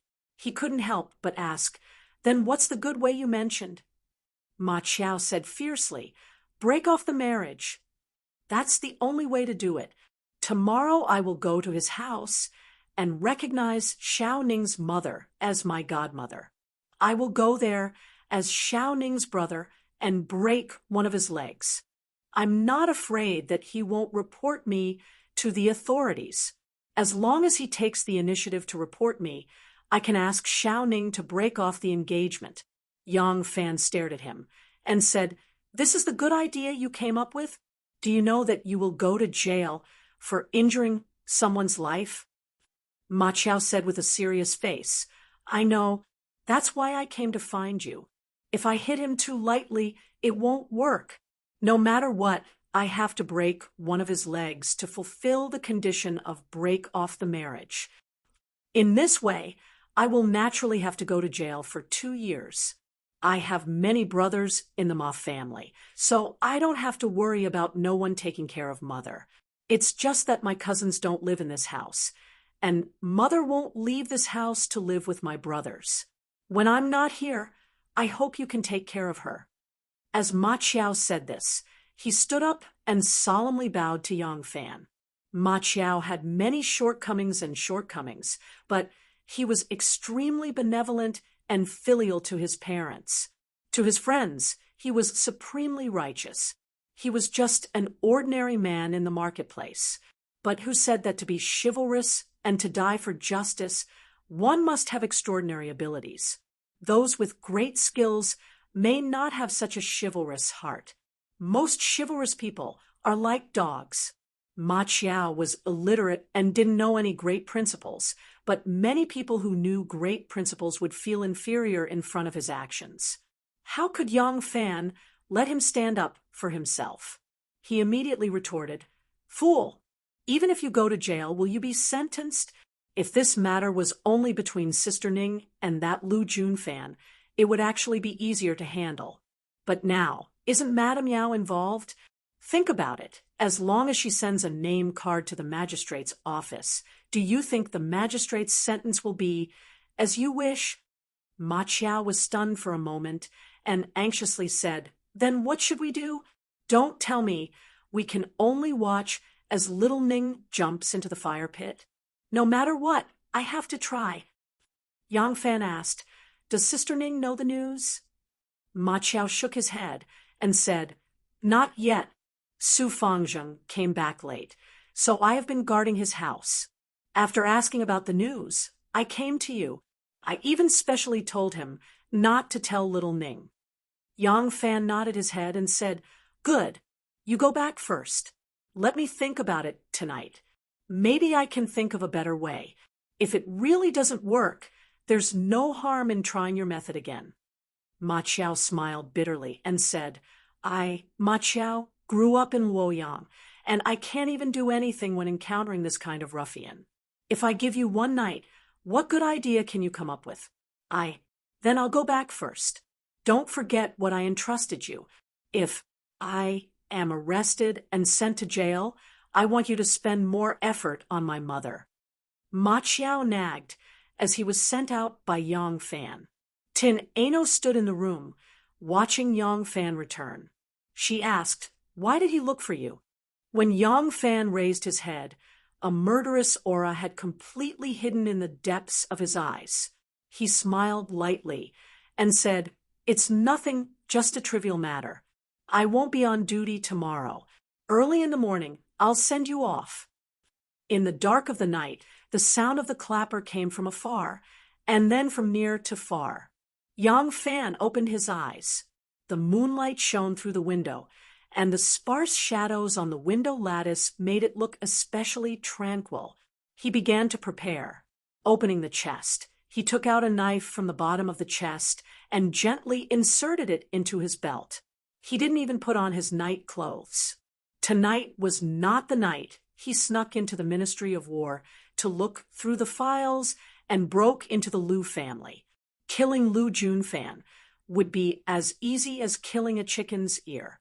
There was no need to act as if he was facing a formidable enemy. Yang Fan finished packing and was about to leave. His body had just moved when he suddenly stopped, his hand already gripping the hilt of the knife. The door to the rear courtyard opened, and clear light poured in, casting a shadow on the ground like a sparse shadow on the window, exquisite and protruding. Yang Fan let out a breath and loosened his grip on the knife. Tin Ano slowly walked in. Tin Ano stood with her back to the light, so the expression on her face couldn't be seen. The clear and cold moonlight shone from behind, accentuating her slender waist. Her figure was extremely beautiful, and there was an indescribable elegance and beauty about her. "You're going to play cards again?"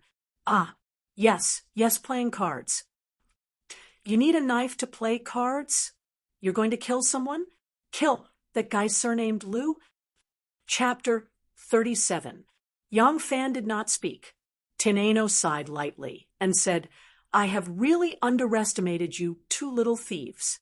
One is willing to go to jail for his childhood playmate, and the other is willing to kill for her. There are indeed many loyal people in the marketplace." Yang Fan could no longer conceal it and sighed lightly. "Nu, go back and sleep. You will leave early tomorrow morning. You don't have to care about my matters." "I don't want to care, but I can't watch my savior walk into a dead end. Can you really succeed in killing someone in the middle of the night with your lousy stealing skills? Is there no other way?" Yang Fan smiled and said, "Maybe there is, but I can't think of it." Pausing for a while, he continued, "If I have no other choice, I don't want to kill. Actually, I wanted to use the jewelry you gave me to exchange for Sister Ning's freedom." Tin Ano tilted his body slightly and looked at Yang Fan with some surprise. The value of those jewelry. A commoner like Yang Fan might not be able to accurately estimate its value, but as a little thief, he could more or less guess its approximate value. Such a fortune. He could actually give it up so easily for a woman who was neither his relative nor his lover. Tin Ano slightly raised her eyebrows and said, "These jewelry that I gave you, although it is not extremely valuable, It is enough to let you escape from poverty and enter a well-off family. You can marry a satisfactory wife and live a rich life without worrying about food and clothing. You are willing to give it away, just like that. Yang Fan indifferently said, new, perhaps mediocre commoners who are busy making a living are like ants in the eyes of heroes like you, who can come and go freely. But this doesn't mean that we don't value friendship and do not know loyalty. In my heart, a pearl is not more precious than a smile from a friend or a relative. Tin Ano's eyes became even brighter as he asked, "Then why did you change your mind?" Yang Fan said, "Because Madame Yao is interfering in this matter. If this guy surnamed Lu had ambition and ability, he wouldn't have fallen to such a state. He couldn't carry anything on his shoulders, nor could he lift anything with his hands. It would be difficult for him to make a living with this amount of money. But how long could this money last? To him, Madame Yao was a mountain of gold that he could use whenever he wanted. Although this scoundrel had no backbone to speak of, he was not stupid or ignorant. If he were to tempt him with benefits, he might instead feel that he was a rare commodity and would be even more unwilling to let go. Moreover, with Madame Yao stirring up trouble, this method won't work. So you want to kill him? Kill him. Since he's no longer around, the marriage will naturally be dissolved." Tin Ano smiled and said, "That's right, but is it really as simple as you think? You also know Madame Yao's identity. Now that you have gone to her house twice to break off the engagement, Lu refused, and he died. What would Madame Yao think? If she informed the authorities, who do you think the authorities would investigate?" Yang Fan clenched his teeth and said, "Then I will kill her as well." Tin Ano shook his head lightly. "You have gone to her house twice in a row to argue for a separation. Apart from Lu, is Madame Yao the only one who knows? Since Madame Yao has this kind of identity, if her mother runs to Princess Taiping's residence and cries, even if the authorities do not look at the monk's face, they will still make a big move. You want to help that Miss Xiaoning, but in the end you will harm her." Yang Fan was startled. He really did not think that doing this would have such a troublesome ending. Tin Ano gazed at him and slowly said, "To kill, you must take advantage of the moment when the person you want to kill is most relaxed. When you make your move, you must find his weakness. Only then can you succeed in one strike. Dealing with a person is the same. You must also find his weakness. It is easy for you to kill Lu, but you cannot avoid the many troubles that will follow. That Lu is extremely greedy. If you want him to change his mind, you must start with the word wealth. You originally planned to use those jewels. This idea is not wrong. It is just that you used the wrong method. Directly bribing him will not work." Yang Fan's eyes brightened. He blurted out, "Could it be you have a brilliant plan?" Tin Ano said, "First light the lamp." "Okay." The lamp was lit, and the room was dim. Half of Tin Ano's face was reflected in the light, sparkling like egg white. A few strands of beautiful hair gently hung on her cheeks. Her evening makeup was slightly messy, and she seemed to have a few more traces of charm than her usual cold demeanor. Her eyes were as bright as the stars in the sky. But looking at the stars, one would not feel the same as looking at her eyes. She was originally a little beauty that could move one's heart. Looking at a beauty under the moonlight added 3 points of color.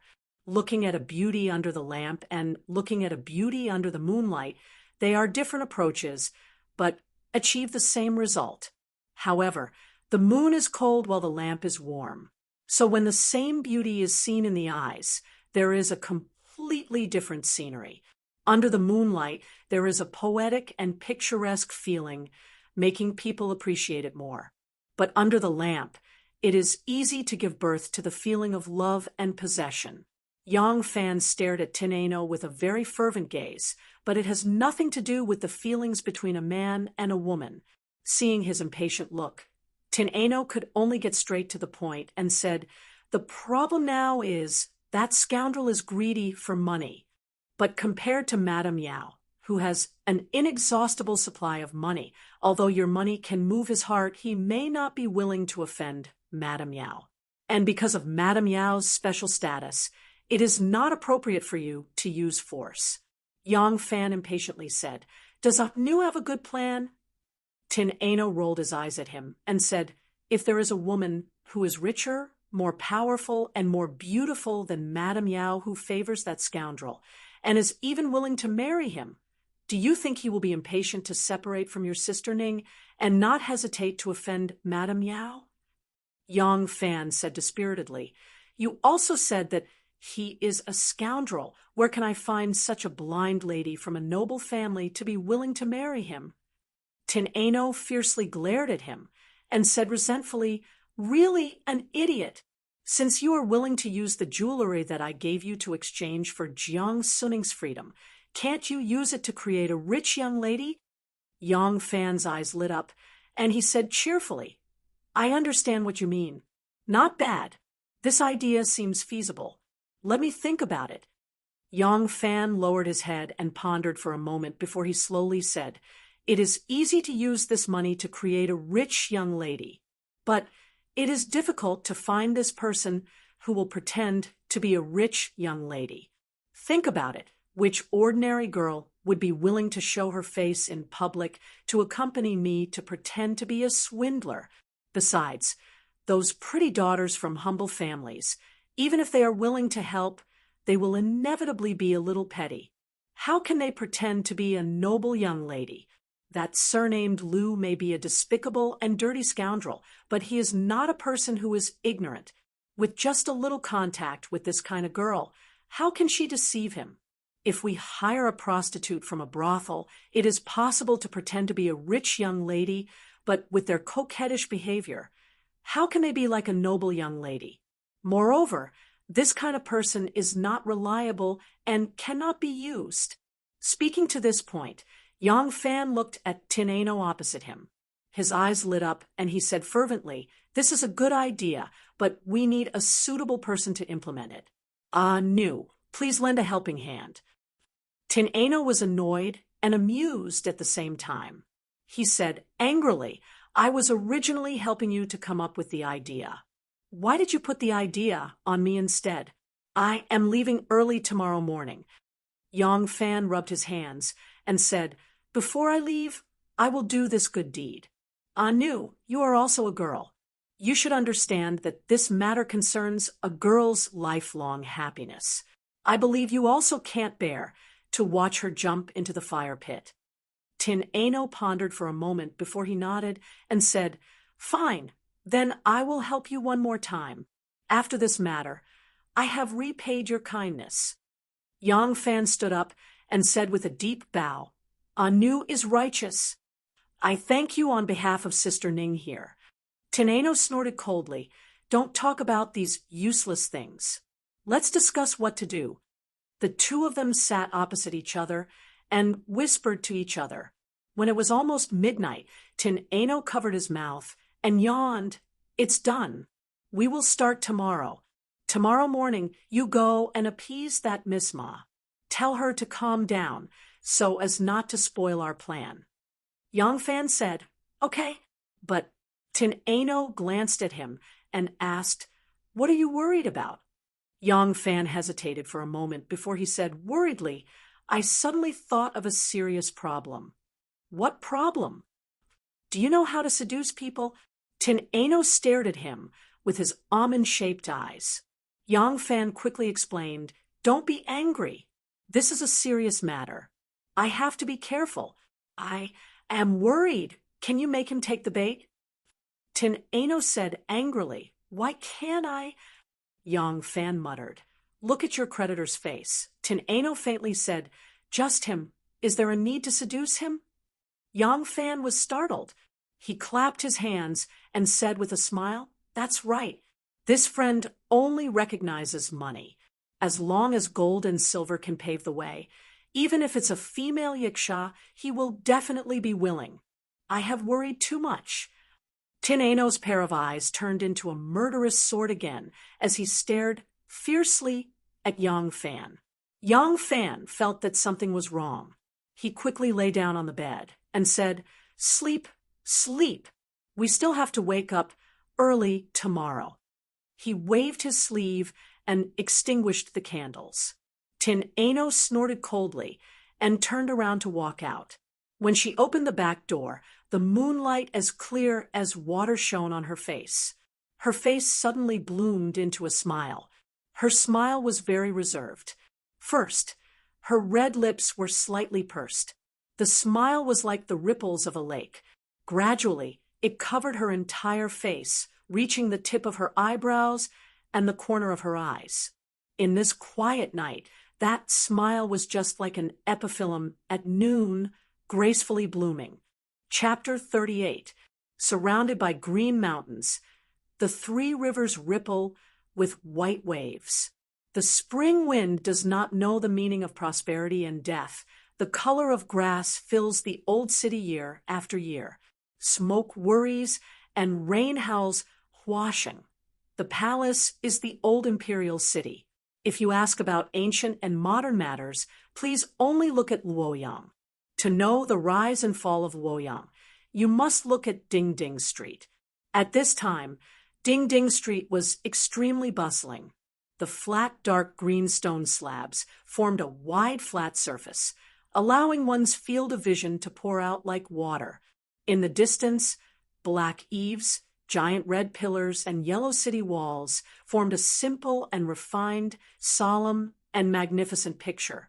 That was the lofty and proud Ding Ding Gate.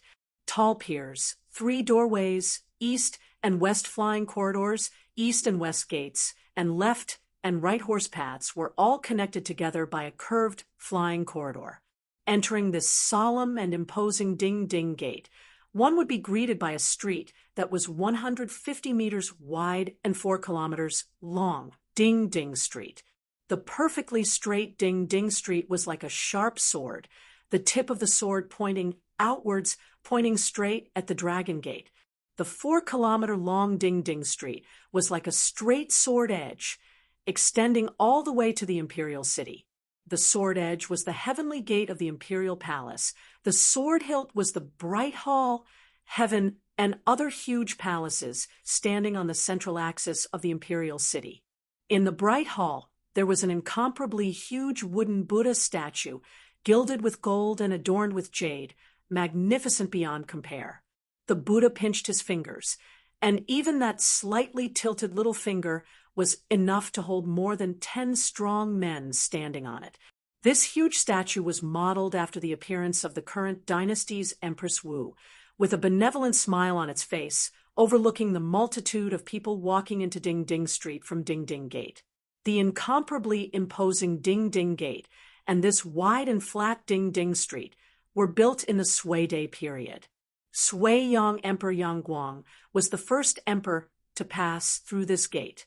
Now, the Sui dynasty was no more, but this magnificent building, built with the concentration of countless manpower and material resources, still displayed its function.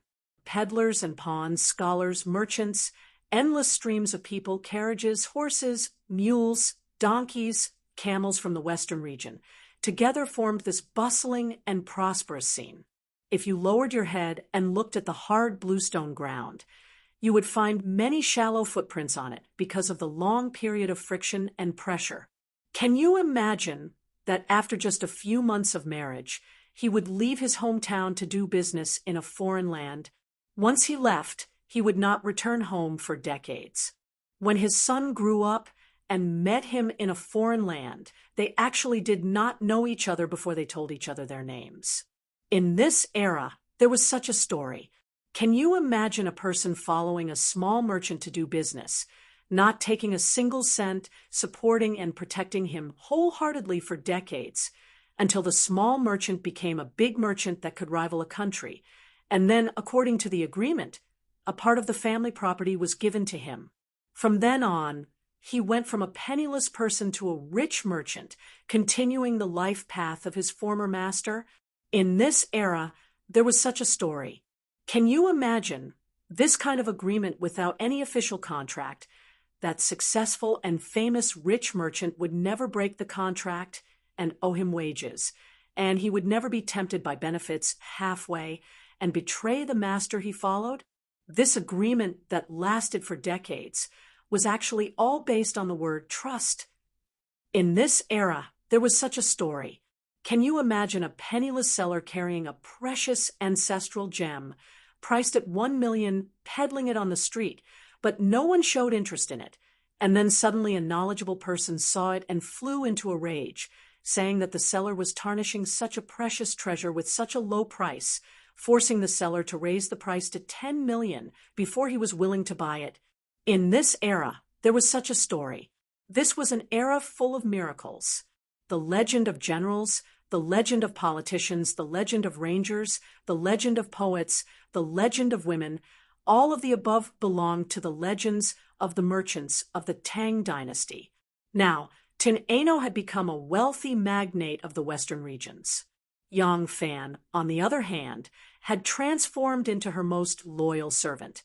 The wealthy western regions girl, Tin Ano, and her loyal servant, Yang Fan, were standing on the busiest Ding-Ding Street in Luoyang at this moment. This street was filled with pedestrians. Everyone who walked on this street, whether entering or exiting, was looking for the opportunity of life, to win wealth and fame, and to express their life's aspirations. Whether it was high officials, nobles, young masters, peddlers, or beggars, they were all walking on this street, and then separately entered the mansions or shacks on the left and right side, walking under the same sky and entering into their own different lives. Here, a Persian with red hair, blue eyes, a rugged appearance, and a camel in rustic clothes could be a rich businessman who spent a lot of money. A scholar who looked well-dressed and waved a feather fan could be a skillful thief. A white-haired, trembling old man who walked with a walking stick could be an old wanderer who lived in seclusion. It was not allowed to do business on the street, but mobile peddlers could be found everywhere, taking advantage of the endless flow of people, playing hide-and-seek with the public on the 4-kilometer-long street, and all the streets and alleys that extended in all directions. Tian Ai Nu wore a hat with a carved beard on her head and a veil covering her face. Although no one could see her face, based on the way she stood and the way she behaved, it was obvious that she was born in a wealthy family. She was the daughter of a noble, since she was young. She was graceful and noble. Yang Fan now did not doubt her ability to pretend to be a dragon or a tiger. Tin Ano frowned and said, "What we need to do now is to buy a full set of clothing, a mansion, a light carriage, a maid, a manservant, and everything a noble daughter should have. To buy these things, we need to find a middleman. Why did you bring me here?" Yang Fan smiled and said, "In terms of wisdom, I am not as good as you, but after all, I have lived in Luoyang for so long and can be considered as half a local snake. In terms of knowledge, you are not as good as me. Find a middleman? A middleman needs to check the identity of the buyer. Let me ask you, can you meet people with your identity? Or can I meet people with my identity as a shopkeeper?" Although the middleman was a broker that helped to introduce workers, contact people to buy, and sell servants, houses, and all kinds of tools, but the responsibility they had was not small. For example, scholars, farmers, merchants, and businessmen were all good people. So good people could not be bought as servants, even if they were willing.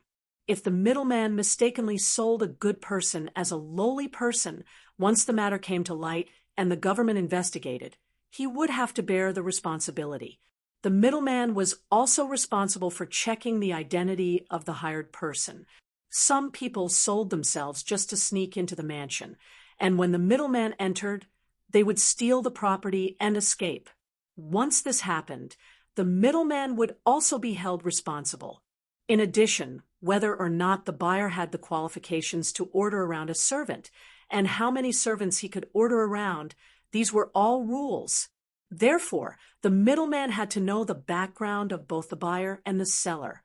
With the two's current identity, It was naturally impossible for them to pass the middleman's test.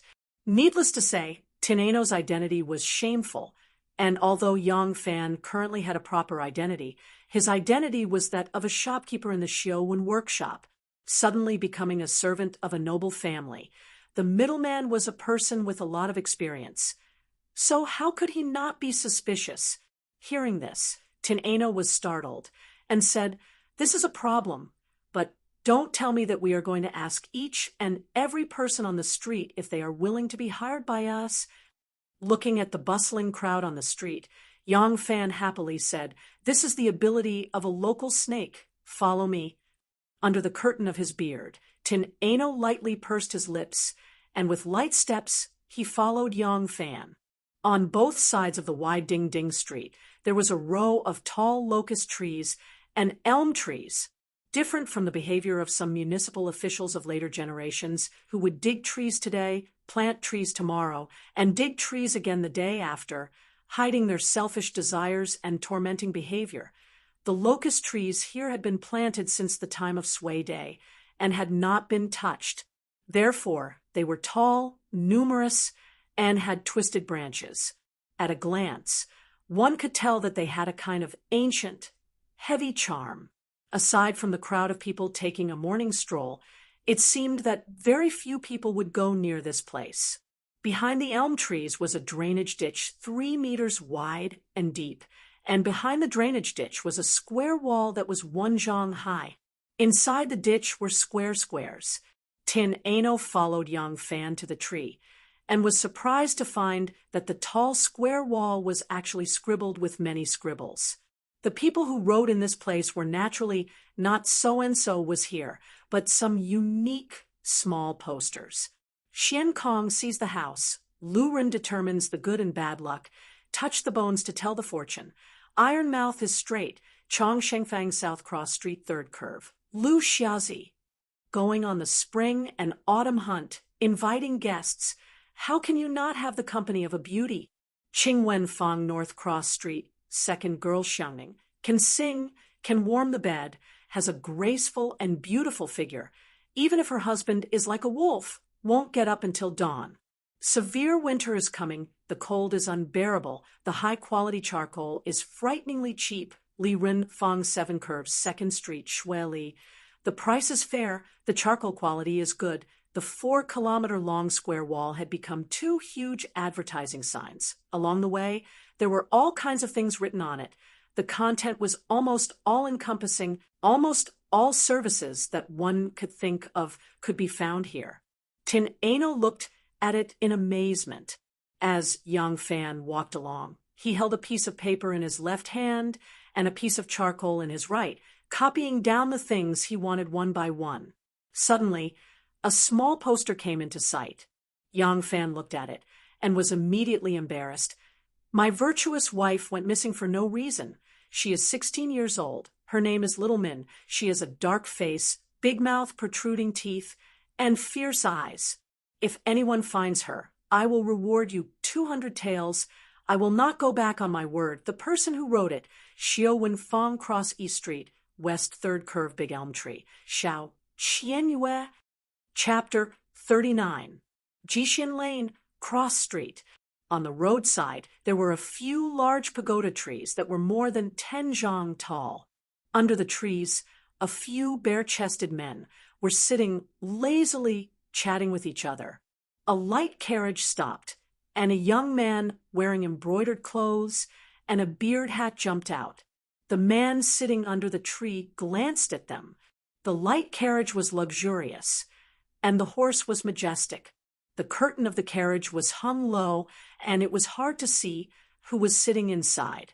On the shaft of the carriage, there was a little girl dressed as a servant, and her face was also very pretty.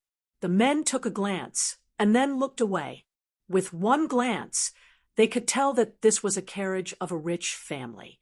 The owner of the carriage could not have any relationship with them, nor would he hire them to do anything. However, the handsome young man wearing embroidered clothes and a beard hat came towards them. The young man was very handsome, and his smile was very bright.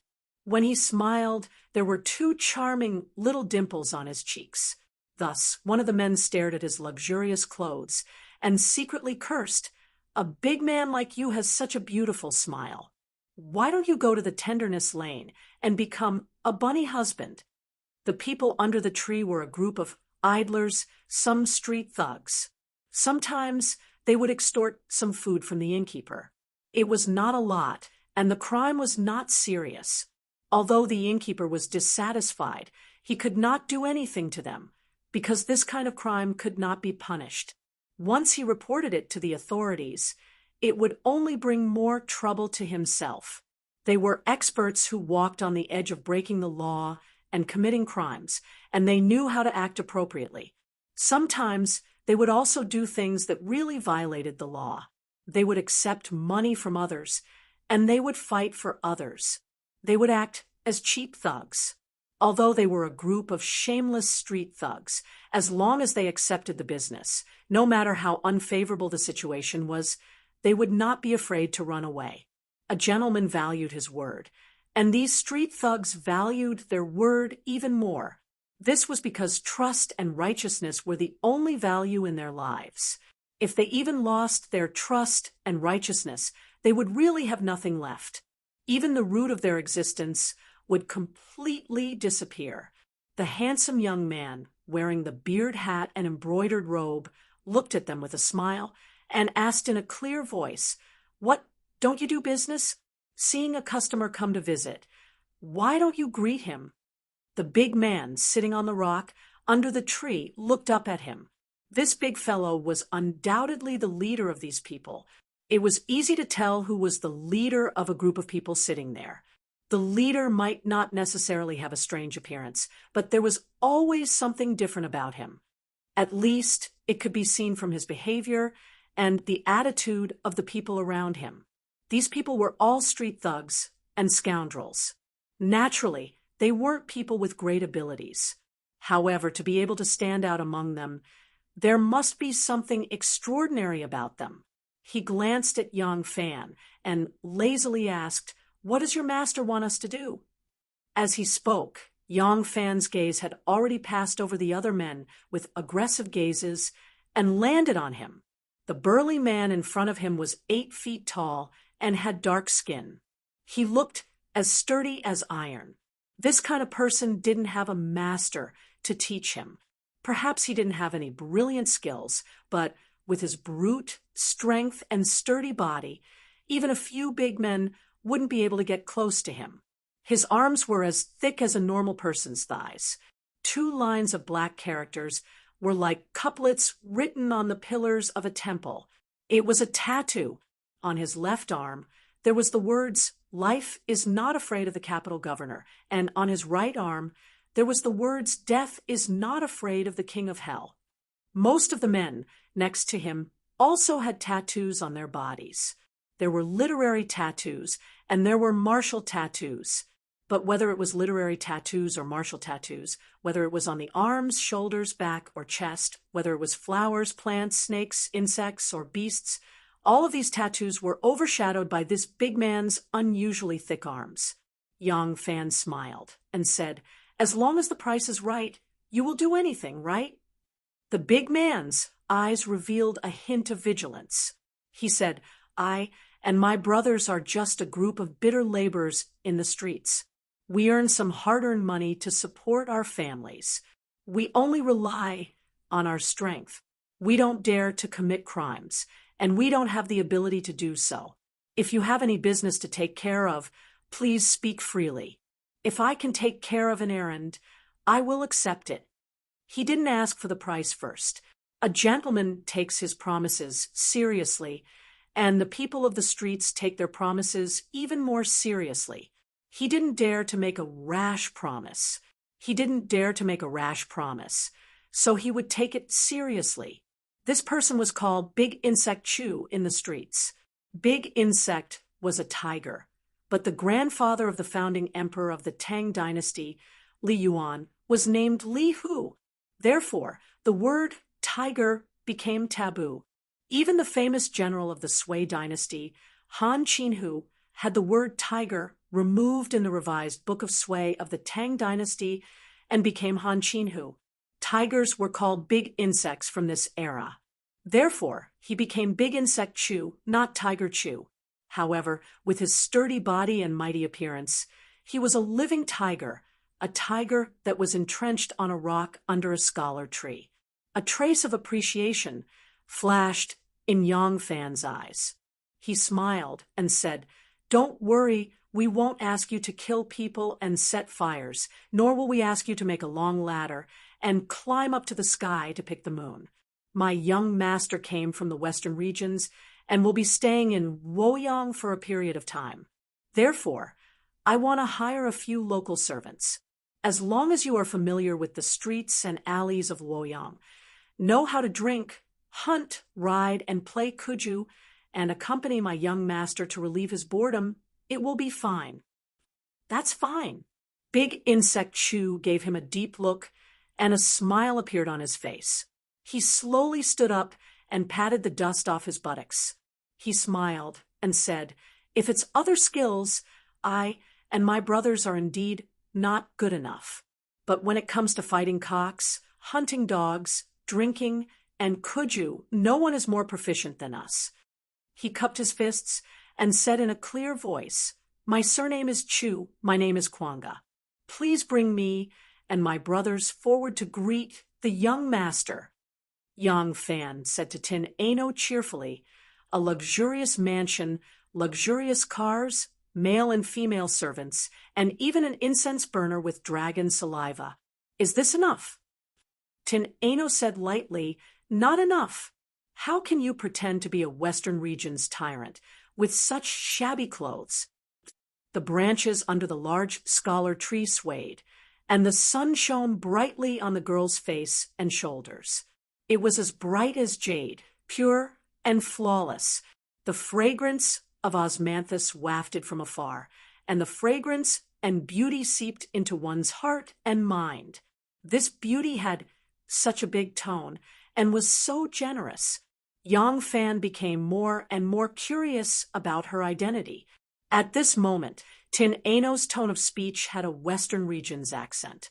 Yang Fan really did not know that she actually knew how to use her mouth, extremely exquisite mouth skills. Not only did she make her voice sound stiff like a Western region's person speaking Chinese, she even proudly showed Yang Fan her even more amazing mouth skills, the voice of an old man, the voice of a child, the voice of insects and birds, the voice of wind, rain, thunder, and lightning. In fact, Yang Fan also knew mouth skills, but he was far inferior to Tin Ano. He could only change his voice into a simple man's voice, such as an old man's voice, a rough man's voice, and there seemed to be nothing that Tin Ano could not imitate. Yang Fan really could not think of anything in this world that she could not do. After listening to Tin Ano's answer, Yang Fan could not help but ask in surprise, "This is not enough? Then what do we still lack?" Tin Ano said, "We still lack a pet. How can a daughter of a wealthy family in the Western regions not have a pet by her side?" Yang Fan, who was wearing a green shirt and a small hat, rolled his eyes and said, "Pet, isn't that what I'm pretending to be now?" Tin Ano burst out laughing. Then, as if thinking of something, 2 blushes spread from her cheeks to the tips of her eyebrows. Yang Fan could not help but be a little stunned. Tin Ano's pretty face turned serious, and she said angrily, "You go do your work." Watching Yang Fan's back as he walked towards Chu Kwanga's group of people, Tin Ano's eyes slightly curved like a crescent moon. As a result, there was a touch of moving charm that rippled out from her watery eyes. Tin Ano said that they were still missing a pet, so they went to buy one. Pets were the norm in the Tang Dynasty for the nobles, so there were places in the capital that specialized in selling pets. Yang Fan and Chu Kwanga walked behind the light carriage, talking as they walked. During the conversation, Yang Fan learned that Chu Kwanga was originally a low-ranking general in the imperial army. Because he had offended his superior, he was whipped and then kicked out of the army. Chu Kwanga did not want to talk about his unfortunate past with someone he was not familiar with, So Yang Fan did not ask too much. After a few words, Chu Tiange began to ask about their background. My daughter's surname is Xiaohou, and her first name is Ing. Her ancestor once served as the military officer of Jiuquan County during the Han Dynasty. Later, he lived in Dunhuang and changed his business. After hundreds of years, he has become a big family in Dunhuang. Oh, then why did she only bring you to Luoyang? Yang Fan laughed and said, That's not true. My family's a Lang and a Langjun, a Lang Leoi, Langjun Xiaoya, came together, but they went to Yangzhou. At that time, because Miss caught a cold, they did not go together. Now, Miss is living alone in Luoyang and is very bored, so she wants to walk around and relax. As Yang Fan explained the origin of his daughter to Chu Tiange, he secretly praised Tin Ano for his meticulous thinking. In today's world, as long as the family was above average, they would use Kunlun slaves and Korean maids, and these two kinds of maids could not be hired without the help of a middleman. But Tin Ano had smoothly solved this problem by setting up his identity as a member of a big family in Dunhuang. The big families in Dunhuang lived in the western regions, so they had not developed the habit of using Kunlun slaves and Korean maids. Instead, they often used some strong and rough men as attendants. In this way, without the help of a middleman, they could easily hire people to pretend to be servants. This girl was not simple, but he did not notice that Chu Tiange, who was slightly tilting his head to look at the light carriage, had a faint look of thought in his eyes. This marketplace was not as simple as it seemed. Chapter 40. Chu Kuanga pointed to a door in front of them and said, We're here. This is the place. The largest pet shop in Luoyang belongs to Li Jun's family. Yang Fan hurriedly stopped the carriage and said to Chu Kuanga, Brother Chu, tell your brothers to wait outside. We'll accompany Miss to the pet shop to take a look. Chu Kuanga agreed and ordered a few brothers to guard the carriage under a tree at the entrance of the alley. Tin Ano put on a carved beard hat and leisurely got out of the carriage, followed by a maid in green. Yang Fan and Chu Kuanga, one on the left and the other on the right, led the way into the pet shop. This was the trading square, located in the northeast corner of Luoyang City. Because it was north of the Luo River and close to the imperial city, it was a place where high officials and nobles liked to live. Therefore, although the trading square was located at the edge of the city, the land was more expensive than most of the shops south of the Luo River. Even so, Li Jun's shop occupied a large area, even larger than the mansions of many officials. However, from afar, the mansions of nobles and nobles could be seen with domed eaves and flying corners. Inside, there were pavilions everywhere. Although Li Jun's pet shop occupied a large area, the courtyard was empty and the houses were sparse. This was because most of the houses here were animal houses for all kinds of pets. The door of Li Jun's house was open, and there were no family members guarding it. When the three of them entered, they saw not only many merchants, but also many noble men and women in brocade clothes. They were being served by male and female servants, entering and exiting the house. It was very lively. Li Jun's house only sold one kind of thing, animals. In modern terms, he opened a pet shop. In this pet shop, animal houses and rooms were built everywhere. The big ones were like palaces, and the small ones were only the size of a palm.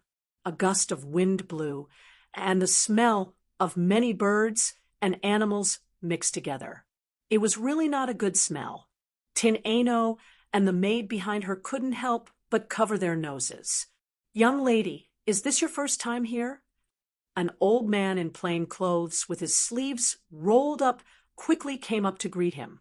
With a face full of smiles, he cupped his hands and bowed to Tin Ano. This man looked to be in his 50s, with grizzled hair and a thin figure. His eyebrows and the corners of his eyes were full of shallow wrinkles, but his spirit was very bright. Chu Kwanga stood at the side and introduced, "Master, this person is the shopkeeper of this shop." Li Jun, hearing this, Tin Ano nodded slightly. He turned his hat slightly and looked at Yong Fan, indicating for him to speak. Yong Fan took a step forward and said to Li Jun, "My young lady wants to buy a pet to her liking. Please introduce it to me." With business knocking on his door, Li Jun's face was full of smiles as he repeatedly said, "Of course, of course. This is the young lady's first time here. I will lead the way for the young lady." Li Jun led Tin Ano all the way down. There were things that flew in the sky, walked on the ground, swam in the water, poisonous and non-poisonous. Everything was there. Crickets, spiders, parrots, hawks and hawks, all kinds of goldfish, monkeys, fighting cocks, fierce Tibetan mastiffs, well-behaved forest dogs, Persian cats, cranes, deer, turtles, and even donkeys and sheep were all kept as pets. "Young lady, please take a look. What do you think of this gorilla slave? This gorilla is so ugly." "Hee. Then, young lady, please take a look here. What do you think of this long-eared male? Its hair is like a black satin, glossy and shiny. The donkey's braying is so unpleasant. Ha! Then this snow-clothed lady is clever and clever. Young lady, you will definitely like it. No, I like to ride, shoot, and relax in the countryside. This parrot is not suitable for me." Tin Ano walked all the way, only shaking his head. Li Jun's face was a little embarrassed. He couldn't help but ask, "I wonder what kind of pets the young lady likes." Tin Ano tilted his head and thought for a moment before replying, "It would be best if it could accompany me to relieve my boredom and accompany me to hunt when I go out of the city to hunt." Li Jun heaved a sigh of relief and said, "That's easy. Young lady, please follow me." Li Jun led them quickly to a dog house and introduced, "Young lady, how about choosing a hound? The hounds here are all precious breeds of dogs from the East and West countries. They have all been carefully trained. They understand human nature and human language. They are the best companions for hunting and playing." Tin Ano lightly said, "I don't like dogs. I've never liked them." Yong Fan remembered what she had told him that night. The domestic dogs had become wild dogs, roaming the village with wolves eating humans. He couldn't help but look at her deeply. Li Jun's voice choked as he thought to himself, "This guest is not easy to deal with. However, since she has entered my house, if I don't let her return satisfied, wouldn't that ruin my reputation?" Li Jun thought for a moment and said, "Since that's the case, please follow me to the backyard. The price of the pets, there is a higher level." Yong Fan said, "Sir, just choose a pet that my lady likes. As for the price, it's not a problem." Li Jun led them into the backyard and walked to a cage. He pointed inside and said, "Young lady, please take a look. What do you think of these lynx? This lynx has sharp teeth and claws and is the best at hunting. Not only does it understand human nature, but it also looks good. It is a pet that the nobles in the capital like very much. It's just that this lynx only eats meat and doesn't eat vegetables. The daily expenses are a bit too high." Tin Ano gently shook her head. Although there was a thin veil hanging on her face, anyone could see that she didn't even look at the lynx in the cage. Ever since she entered the backyard, her eyes had been staring at the strongest iron cages at the end of the yard. Li Jun saw her staring at the end of the yard and coughed. "There are 2 cheetahs in the cage over there. This leopard is fierce by nature. If it is already an adult, it is difficult to get rid of its bestial nature and train it. Therefore, the cheetahs here are all caught from a young age and brought here for training. Therefore, it is not easy to sell them. My wife, please think about it. After so many years of feeding it, not counting the manpower and the training master's salary, just it needs to eat more than 10 kilograms of meat a day." Tin Ano waved her hand and didn't listen to his long-winded words. She walked straight over, and with a gentle sweep of her eyes, she saw the beautiful female leopard. Li Jun said, "Little lady, this leopard is worth." Tin Ano raised a slender finger and stopped Li Jun from speaking. Then she slowly pointed at the slender and beautiful female leopard and said, "That's it." The female leopard seemed to understand her words. At this moment, it raised its head and opened its bloody mouth, revealing a mouthful of sharp snow-white teeth. It let out a roar that shook the entire cage.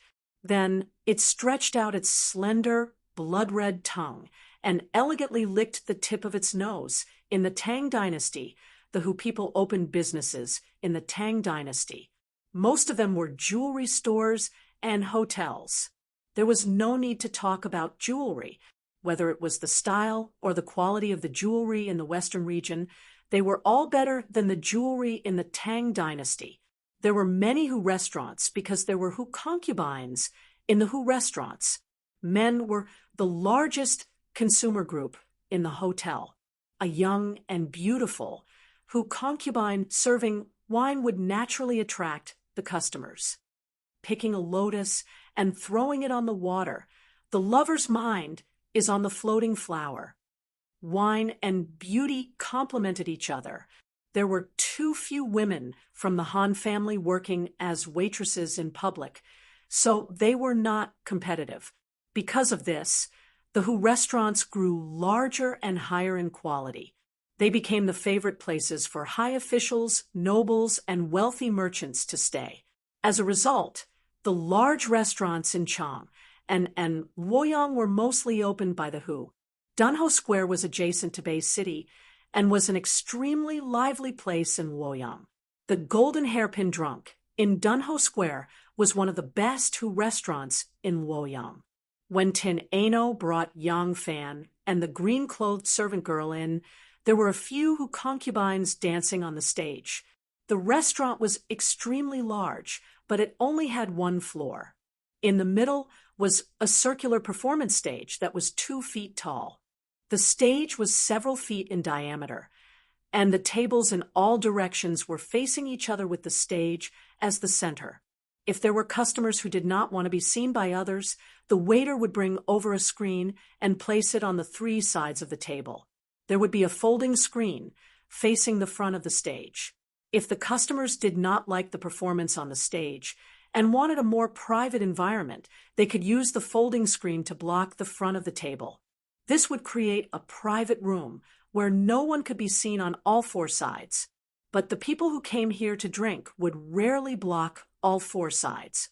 They came here to drink for the wine and beauty, so how could they block the beauty from the table? When they were happy, they would even jump onto the stage and dance with the Hu concubines.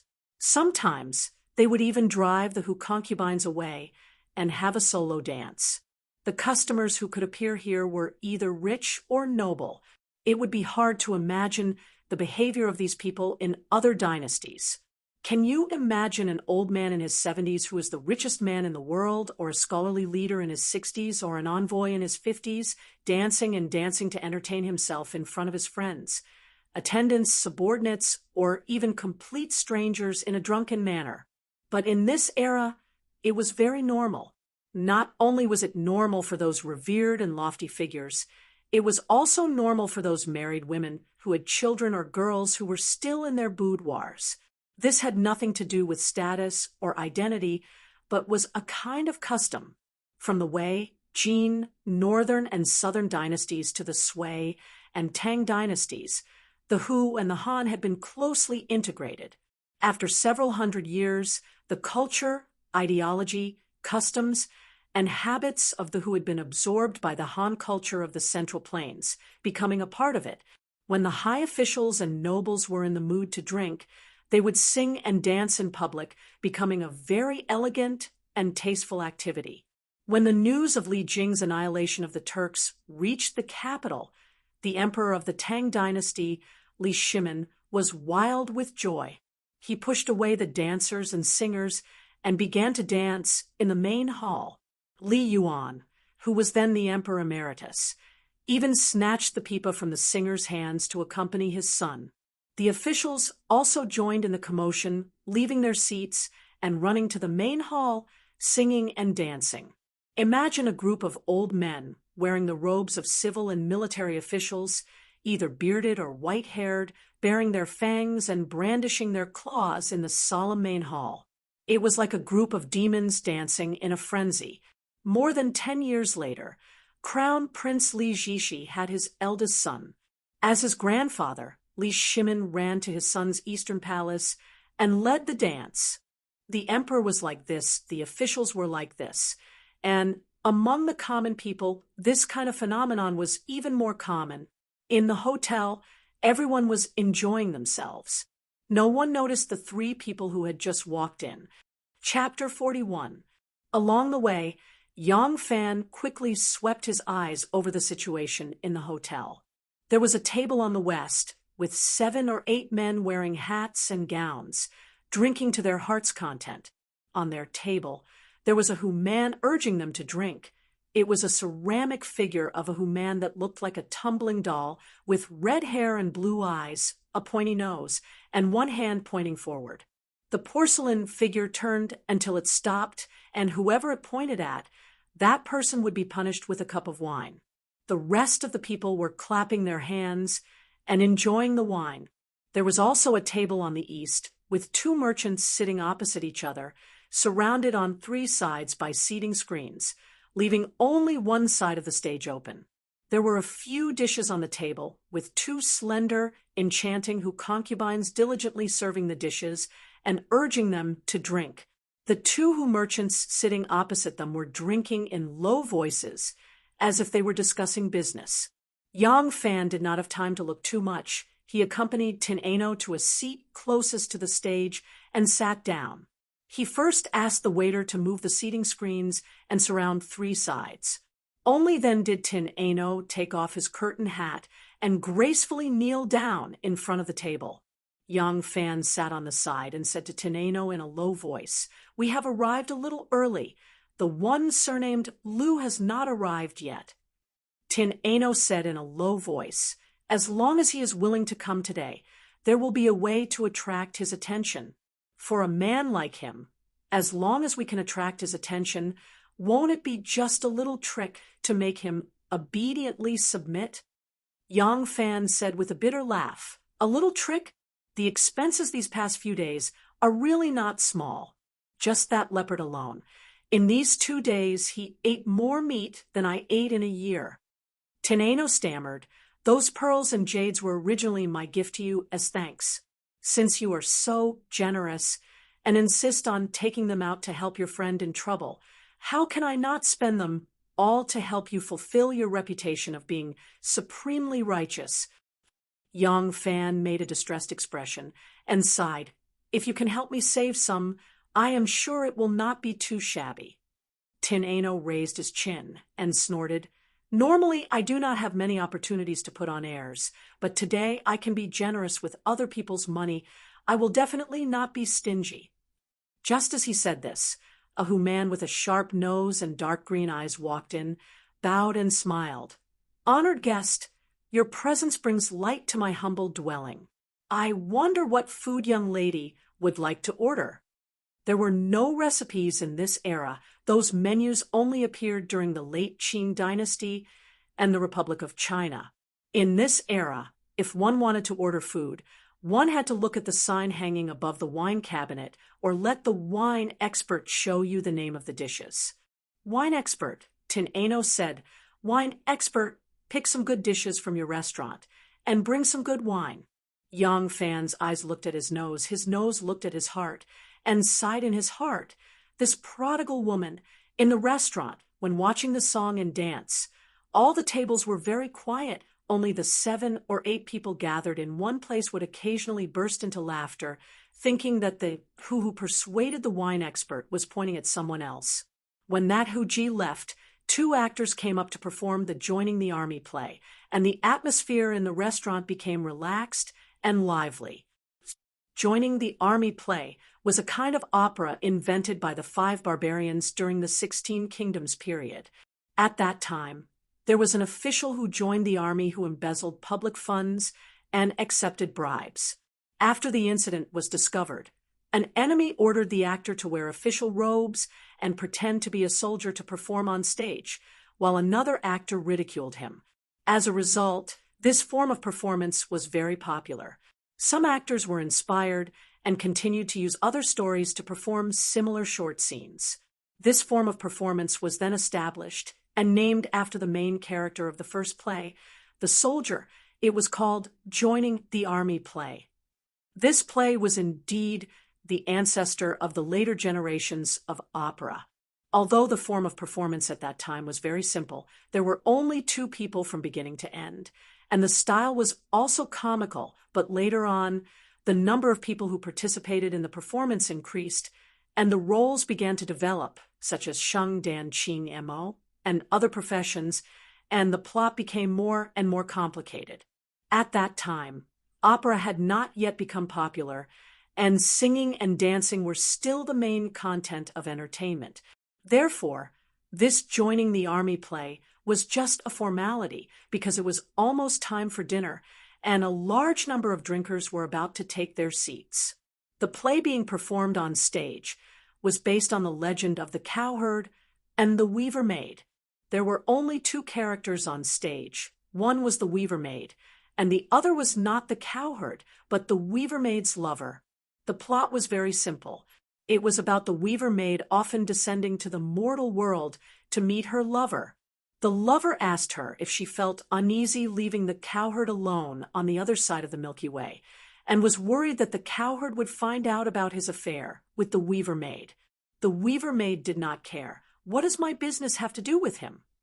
Instead, she comforted the lover not to worry, saying that the Milky Way was far away, and the cowherd would not find out. This small play was humorous and mixed with a lot of pornographic content, but it was said in a more reserved and elegant manner. After all, the people present were either rich or noble, and they would not like things that were too vulgar. However, not liking vulgarity did not mean that they did not like such topics. Every time the drinkers understood the hidden meaning between the two actors, they would laugh knowingly. Yang Fan had never come into contact with such things, so he watched with great interest. Not long after, the dishes were served.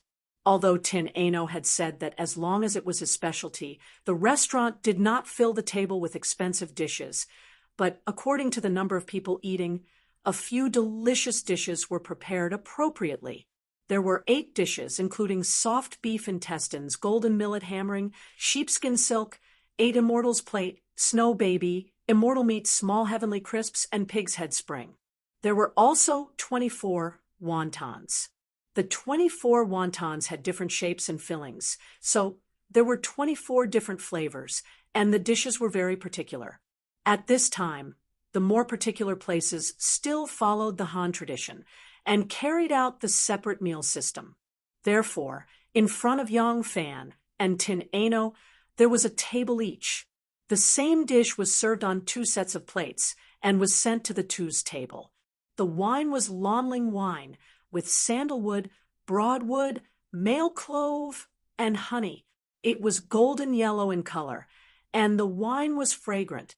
The fragrance could be felt from afar. Even if one drank it, one would not feel a headache, dry mouth, or diarrhea. This was Shandong's Lonling wine, with a very long history. It was said that the water there was used to weigh things, and was heavier than water from other places. The wine here was pure and delicious, probably because of the water quality. The two ate the dishes, tasted the wine, and waited quietly. The number of customers gradually increased. The two's position was very good, diagonally from the door. As long as a customer entered the door, they would certainly see them. Not long after, they saw Lu Junfan carefully escorting a well-dressed woman into the room. Yang Fan gave Tin Ano a look, and Tin Ano's eyelids slightly drooped down. More than 90% of the guests had arrived. Amidst the clamor, Dong Ling, the manager of Drunken Golden Hairpin, suddenly walked onto the stage with a smile on her face. She bowed in all directions and loudly said, "Honored guests, please be quiet. Please be quiet." The inn was silent, and everyone looked at Dong Ling Not knowing what this bearded Persian wanted to do, Dong Ling smiled wholeheartedly and said, "Honored guests, this morning someone came to my inn to consign a cup of good wine.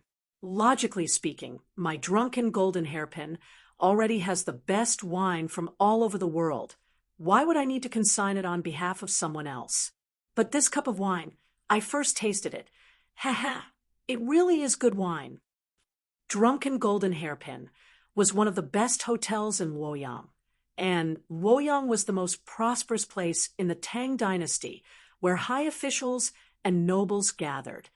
In other words, Drunken Golden Hairpin was one of the best hotels in the entire Tang dynasty, and Dong Ling said that his inn had gathered the best wine from all over the world, and it was not a lie. However, under such circumstances, the shopkeeper of Dongling Mountain had actually done the business of consignment sale that only small wine shops in the countryside would do. Furthermore, he had personally appeared and solemnly introduced the wine to the guests.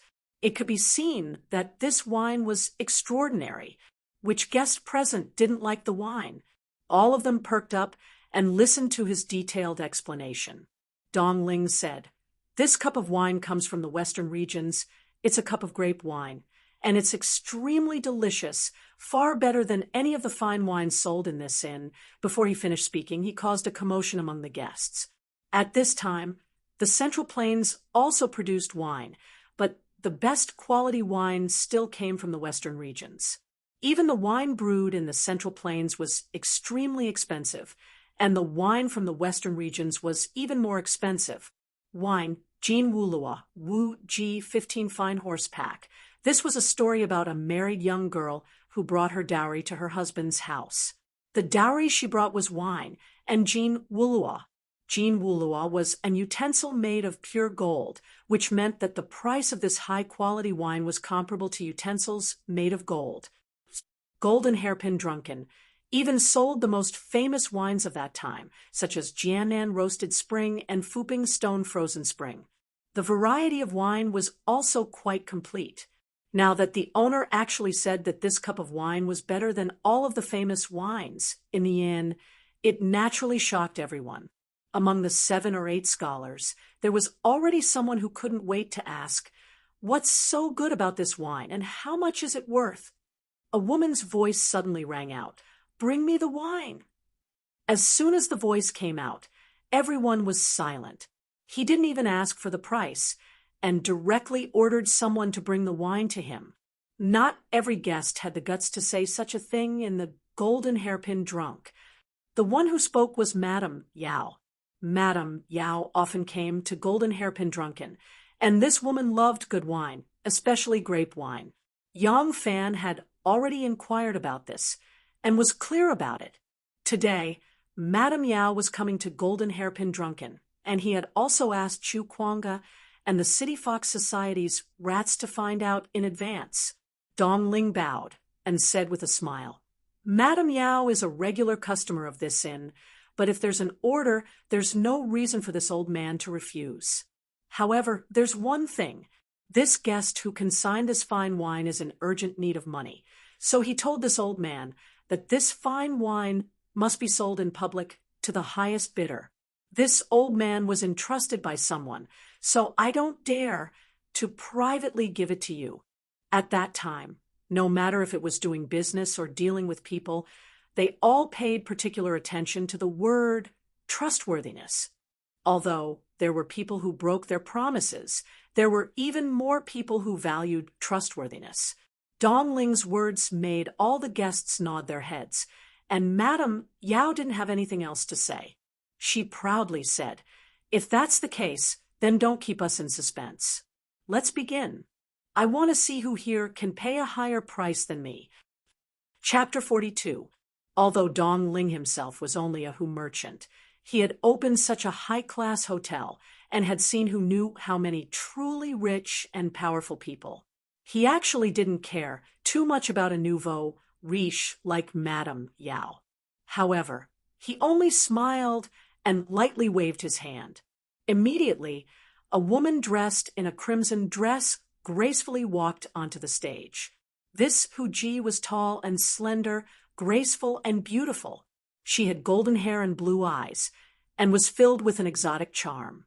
Her beautiful eyes looked around, and there was a gentleness like flowing water. Her breasts were high, and her waist was slender. A fiery red pomegranate skirt was tied around her slim waist, swaying her beautiful round bottom that could cause the downfall of nations and people. In her hand was a light blue glazed wine goblet.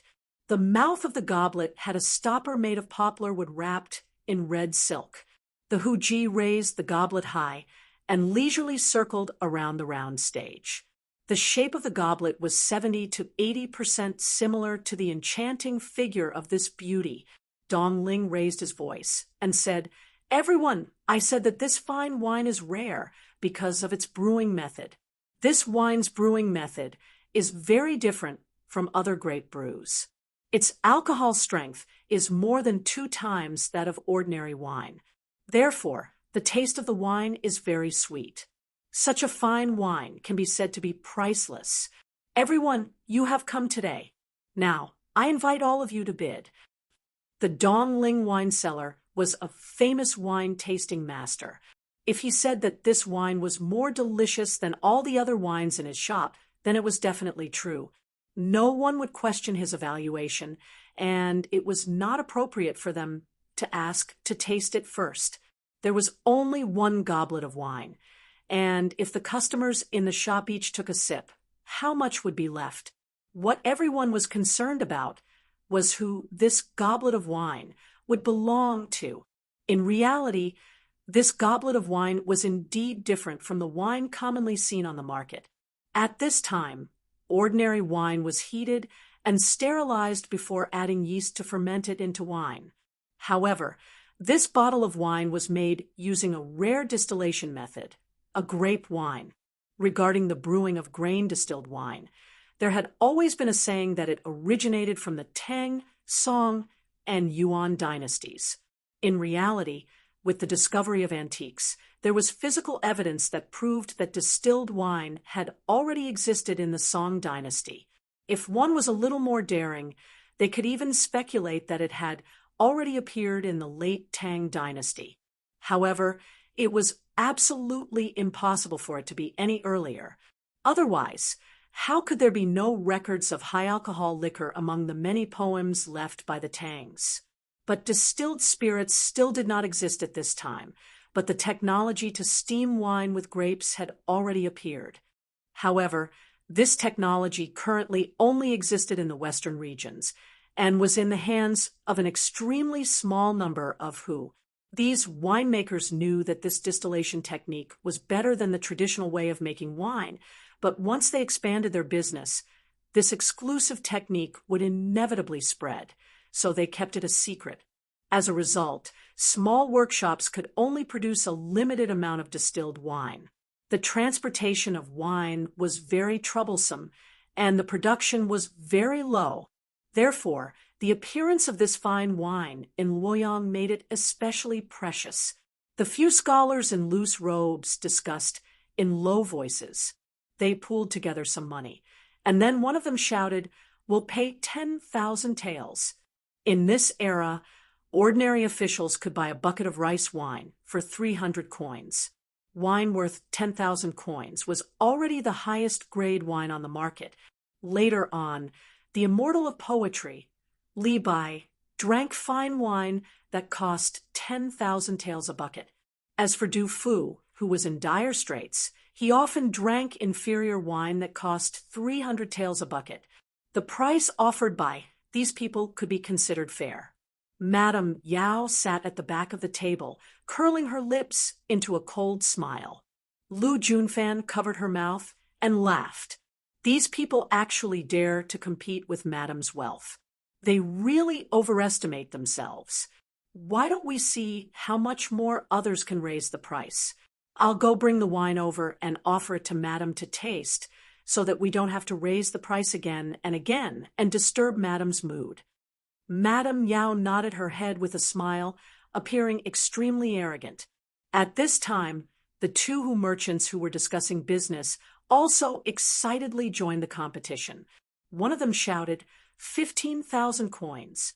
This price was already extremely high. Furthermore, these two merchants had raised the price to 5,000 coins. It would not be good for others to raise the price by 300 and 500 coins.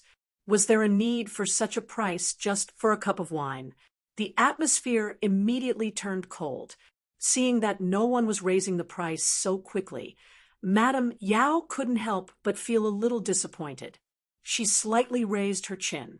Lu Junfan understood and loudly shouted, 20,000 coins. Immediately, a wave of dejected sighs could be heard from all around. The merchant who had raised the price slightly knitted his brows and hesitated for a moment. However, he had just negotiated a large business deal and originally wanted to win this cup of good wine to share with his business partners. At this time, it was naturally not good for him to show his cowardice. Thus, he said, 25,000 coins. This price was somewhat unreasonable. No matter how good the wine was, it was not worth this price. Lu Junfan hesitated for a moment and turned to look at Madame Yao. Madame, Yao angrily said, trash, do you think I can't afford it? Lu Junfan immediately raised 3 fingers and proudly shouted, 30,000 coins. The merchant groaned inwardly. Although he was extremely wealthy, taking out 35,000 coins just to buy a bottle of wine was still too extravagant. However, in front of an esteemed guest, it was not good for him to back down. He could only grit his teeth and shout, 35,000 coins. In the private room to the south, Yang Fan frowned and said to Tineno in a low voice, this is bad. A merchant has appeared out of nowhere. If the two of them can't compete and Madame Yao withdraws, it will be difficult for us to proceed with the next step of our plan. Tineno quickly glanced outside and said in a low voice, that shouldn't be the case. Since this Madame Yao is used to being domineering, even though the price is a little high, she will still buy it for the sake of her pride. Tineno smiled and softly said, men care about their face, but in reality, women care about their face even more than men do. Just as Tineno finished speaking, Lu Junfan fiercely shouted, 45,000 coins. It seemed that Madame Yao was also worried about cutting her own flesh with a blunt knife. If she increased the price by 55,000 coins, the two sides would not be able to come to an agreement. If she gave up, she would lose face. If she didn't give up, she would feel the pain of spending the money. Thus, she might as well raise the price by 10,000 coins and hope that the other side would back down. The Persian was now riding on a tiger's back. He was about to raise the price when the merchant next to him pulled him back and whispered a few words to persuade him. The Persian took the opportunity to get out of the situation. He put on a resentful look and stopped bidding. Dongling stood on the stage, beaming with joy. That person who had consigned the fine wine for sale insisted on selling it in public. At first, he didn't think much of it, but since he had received a commission of 500 coins, all he had to do was help the seller sell the wine, so he didn't mind. He didn't expect that this bottle of wine would actually sell for a high price of 45,000 coins. Although the price was fixed at the beginning, no matter how high it was sold, he wouldn't be able to take a cut from it. However, once this news spread, it would undoubtedly raise the reputation of his golden hairpin drunk. This profit would truly belong to him. Dongling's face was full of smiles as he said, 45,000 coins. Madame Yao bids 45,000 coins. Is there anyone else who wants to raise the price? The surroundings were completely silent. Dongling shouted twice, but no one responded. He then said, if there is no one willing to raise the price, then this bottle of fine wine will belong to Madame Yao. Yao Yun lightly raised her chin again, her expression incomparably arrogant. Lu Junfan hurriedly stood up and walked quickly to the stage. As he walked, he looked left and right, immensely proud of himself. Lu Junfan jumped onto the stage. Just as he was about to take the wine bottle from the hands of the gaudy Huji, an extremely clear and melodious voice suddenly came from one of the private rooms. 60,000 coins. Just as Lu Juanfan's hands touched the wine bottle, his smile froze on his face. He slowly turned his head and looked towards Madame Yao. The surrounding guests all looked towards the source of the voice. Madame Yao's eyebrows twitched as a wave of anger suddenly rose. Her pair of sharp eyes fiercely glared around, suppressing all the discussions that had arisen. In a loud voice, she shouted, 70,000 coins. Almost as soon as her voice fell, that melodious female voice rang out again, 80,000 coins. The clamor that had just been suppressed by Madame Yao's gaze could no longer be stopped. Sounds of exclamations, gasps of cold air, and the sounds of people craning their necks to inquire about the identity of the buyer rose one after another. Madame Yao was so angry that her entire body trembled. She fiercely glared towards that private room. Yang Fan was sitting to the side, and was also in a lower position. Thus, Madame Yao did not even glance at him. Her gaze was firmly fixed on Tin Ano. This was a little girl with a sweet smile. She was younger than her, prettier than her, and wealthier than her. Competition had already made her angry. The other party was also a woman, which made her even more hostile. Furthermore, this person of the same gender was far superior to her in all aspects. Madame Yao could no longer suppress the jealousy in her heart. Madame Yao clenched her teeth and said word by word, 90,000 coins. 100,000 coins.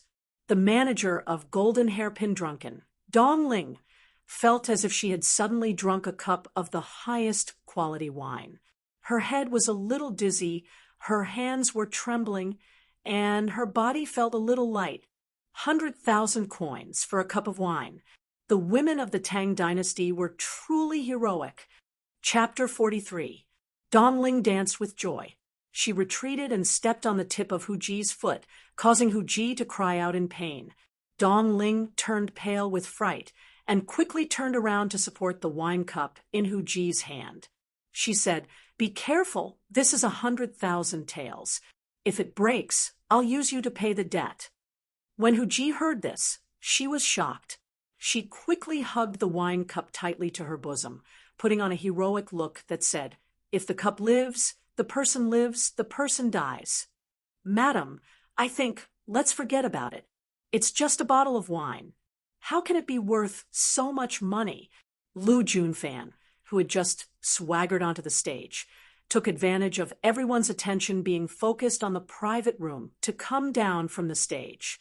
She embarrassedly moved to Madame Yao's side and quietly advised her. Madame Yao ignored her and only fiercely glared at Tin Ano. She clenched her fists and shouted, 120,000 taels. Unfortunately, even though she had increased the price by 20,000 taels, there was no effect at all. Everyone held their breath and looked at the private room, waiting for the young girl to increase the price. The young girl did not disappoint. Her crisp voice rang out again, 200,000 taels. There was still no noise in the audience. It wasn't that the price wasn't high enough, but because the sudden increase in price was so unexpected that everyone was momentarily stunned. Of course, Tin Ano wasn't afraid of bidding. This fine wine cup was brought by her. Even if she called out a price of 10 million taels, her total loss would only be the 500 taels she had paid the owner. What was there for her to be afraid of? Madame Yao's expression greatly changed. Her originally straight back slightly bowed. Only then did the noise of the audience spread through the entire restaurant like a tornado. It was unknown who knocked over the wine pot or who knocked over the wine cup. There was also someone who stood up and looked around. However, because he couldn't keep his footing, he fell onto a screen and knocked it to the ground. In the city of Luoyang, it was not uncommon to see people fighting for their wealth. It was said that on a hot summer day, there was once a noble young master who was enjoying the cool air by the Luo River. In passing, he plucked a pearl from his waist and threw it into the river, telling a Kunlun slave who was an expert in swimming to get it. The Luo River was deep and turbulent. How could it be so easy to find a pearl? 9 out of 10 pearls simply could not be found. But that was just a rumor after all. 200,000 for a cup of wine was something that he had seen with his own eyes. How was this any different from throwing pearls into the water? Teneno smiled and ordered, go get the wine. Ku-er was the green-clothed maidservant that she had hired. This girl's figure and appearance were quite pleasant, but her IQ seemed to be a little low, so no one was willing to hire her. Teneno actually liked to keep her by his side. If she didn't understand things, then she wouldn't meddle. He would just treat her as a decoration. When he was discussing things with Yang Fan, he didn't need to be overly careful. Agreed and walked up to the stage. She took the cup of wine from the hands of Hu Ji, who would rather die in glory than live in disgrace, and walked back. When she got off the stage, she actually jumped off in a daze. The surrounding customers were all on tenterhooks, afraid that she would trip and 200,000 would go down the drain. Madame Yao was so angry that her face turned pale and her body trembled. Lu Junfan smiled and tried to persuade her. Madam, how can a cup of wine be worth 200,000? Why do we need to lower ourselves to the same level as these people? Scram! You're so noisy, so hateful. Madame Yao vented all of her anger on him. She gave him a tight slap on the face, causing Lu Junfan to see stars. Madame Yao's face was filled with hostility as she said, Scram and stand outside. This old lady is sick of seeing you. Okay, don't be angry. Lu Junfan walked out of the private room in a sorry state. The scene that happened in the private room was covered up by the clamor of the entire restaurant. Therefore, only a few customers on the opposite side of the stage, as well as the manager of Dongling Mountain, and that Hu Ji saw it. Even so, seeing their strange gazes, Lu Junfan still felt extremely ashamed. He stood at the door of the private room, dressed like a servant, so he could only slowly move his body, pretending to move to the left and right, as if he wanted to go to the toilet, so as to avoid arousing other people's curiosity. Ku-er carried the cup of wine back to the private room. Teneno took the cup in his hand, gently pinched it, and reached out to pull out the cork. Immediately, the fragrance of the wine filled the room. Teneno filled 2 cups with the fragrant wine and pushed 1 cup to Yang Fan. Yang Fan took the cup and carefully sniffed it. He felt that the fragrance was overflowing with a hint of sweetness. It really smelled good. Teneno gently swirled the wine cup, sniffed the fragrance in the cup, and took a sip. He closed his eyes and savored it for a moment, then drank it in 1 gulp. His face relaxed as he said, It really is a good wine. He looked at Yang Fan and saw that he was looking at him, so he squinted at him and said, Why aren't you drinking? Yang Fan smiled and said, That 1 sip will cost me a few hundred coins. I can't bear to drink it. Is it expensive? Isn't it expensive? It's not expensive. Teneno shook his head, slightly narrowed his eyes, and said, In the past, a bowl of rice soup was hard to find even with 1,000 gold. Today, a cup of good wine from the Central Plains is shipped from tens of thousands of miles away. Is it expensive?